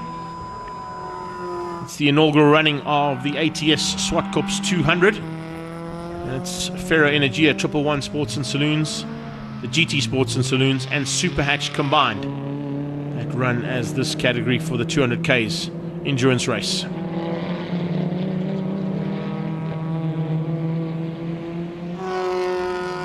Just a heads up, of course, events coming up pretty soon. Next weekend we head to Cape Town. Make sure you catch all our live stream action from the Extreme Festival of Motorsport's National Championships down at the Killarney International Raceway. That's going to be a big one. There is some historic and inland championship at the end of the month, and the 28th of September. That's at Red Star Raceway, so don't forget that one. Top of the hill is the big one that's coming up here at Zwartkops. That's the next big one here, and that is on the 5th of October. The track will run in opposite direction from turn 4 all the way around up towards turn number 5 as it stands right now, in a hill climb / time attack style event for the first time for all of the modern cars and electric cars that are entered for that one. We did the classic earlier on in the year, big success. Then on the 12th of October we're back here for Regional Extreme Festival action again, and National Extreme Festival action the following weekend is the final of the Nationals on the 19th of October. We're then back on the 2nd of November for Historic and Inland Championships here at Zwartkops, and we wrap up the year at Zwartkops on the 16th of November, and that is for, of course, some big action. A bigger one, not the 16th of November. What are you talking about, Greg? The Extreme Festival. Yes, it is. 16th of November is the final regional here at Zwartkops. So just getting all the dates right there for you guys. If you haven't got it right, don't worry. Check out the social media. It'll all be posted up there and you'll see exactly what's happening over the next 3 months of race action to bring 2024 to a close. Speaking of bringing it to a close, we got 2 to go for Davy Olivier as he comes out of turn 3 onto the back straight. 4 laps up the road from Wayne Robb. 5 laps up the road from Krobler. 6 laps up the road from both Mel Spur and Elmer Cruiser, and Luigi Ferro and Wayne Masters. And in fact, Paulie, just keep an eye on that, because Masters is closing rapidly on Mel Spur with 2 laps to go. If you look at how close they are on that timing monitor, it's literally a couple of meters apart there between the cars, if I'm getting it right. So we may have a bit of a change up there for 4th and 5th that we'll have to keep an eye on going into the closing lap. That is the leader heading down the hill for the second last time, and he'll start his final lap now of the 83 to be completed. 82 done, and about to start the 83rd lap of the 200 kilometer. Here we go, last lap for the leader. But keep an eye out on that battle between Cruiser, Spur, Masters and Ferro. If we can find it, of course. Not easy to find that gap, especially when we're in the night time. Bit more easy to find when you don't have headlights flashing straight into your camera angles. Inside, this is going to be 1-2. That's how they're going to finish. That's quite a nice move there from Wayne to allow Davy through, because that's going to be 1 and 2 on the road as they head up the hill. It's 1 and 2 overall as well, with Davy Olivier in the International Race Supplies BMW, and Wayne Robb, of course, they're in the 225 car, running in that Ford Focus ST. They come out of turn 6, Kenwood corner, through 7 and down the hill. Checkered flag is on standby. We're about to get our first winner in the Ferro Energia 111 GT Sports and Saloons, but more importantly, the first ever winner of the ATS Zwartkops 200. It's Davy Olivier. Just ahead of him, across the line there, was second place in the GT class, Leonard Archer. So awesome stuff. Second place, though, overall, goes to Wayne Robb.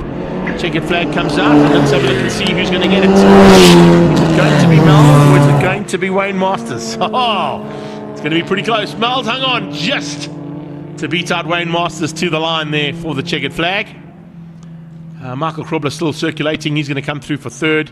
He's got a lap in hand, so it's okay. He will still finish up in 3rd place, as will Rob Clark down in 6th place overall. Leonard Archer, as I said, was just ahead of the lead car finishing there, so just missing out on another lap being taken back from Davy's point of view. Governor Michael Krobler, as they cross the line, they wrap things up. Our last car will be, here he comes, Rob Clark. That is all of the 12 cars that finished up from the original starting list in the ATS Zwartkops 200. Let's have a look at those unofficial results. Of course, we can't give you the index of performance results. Those still have to be worked out. But we can give you an unofficial result of the running for this inaugural ATS Zwartkops 200. Davy Olivier wins out overall. He wins out the GT class as well. Wayne Robb comes through for 2nd overall and the winning Class A. Michael Krobler wins out Class B and 3rd overall. Malsburg 2nd with Elna Cruiser in Class A, 4th overall on the track. Luigi and Wayne Masters will finish up in 2nd place in Class B. And good effort there from Rob Clark. He wins out Class D. Ishmael Beloy, 7th overall, winning out the Super Hatch class. Leonard Archer in 8th overall, 2nd in the GT category. Keegan Nathan and Mara Deleuze win out Class C. And George Aldrich comes through for 2nd place ahead of Seton Naidu and Tishan Governor for 3 and 4 in Super Hatch. That wraps up our coverage here from the Regional Extreme Festival. We certainly hope you've enjoyed all this race action, and great to have our visitors from the Cape joining us in the V8 Masters. Thank you guys for the effort. We will of course be looking forward to race action coming to you from Red Star Raceway the next time the regionals make their way out onto a racetrack. But from our crew at Two Wheels and up to 60 seconds, thank you so much to the TV cameraman out there, and of course our pit lane representative as well in Claudio Audio, giving us some of the insights from down there, to Dave and to Paul for the direction and production today. And of course a big shout out to the marshals, to our medical team, Hanley and Don, and to of course the race control, and to Tanya and her team from Zwartkops for putting on another amazing day's racing. We look forward to seeing you guys next weekend as we're down in the Cape for the penultimate round of the National Extreme Festival. And if you are here at the circuit and have stuck around, thank you so much for your support and patronage. We do appreciate you guys sticking around here on the live PA. It's the reason why I'm mentioning the people that are here at Zwartkops. We've been live on the PA all day long. If you have still stuck around and enjoyed the racing, thank you. And if you are driving home, please drive home carefully. We hope to see you at the next one real soon. And from my side, Greg Maloney, the voice of choice. Take care then. Bye-bye now.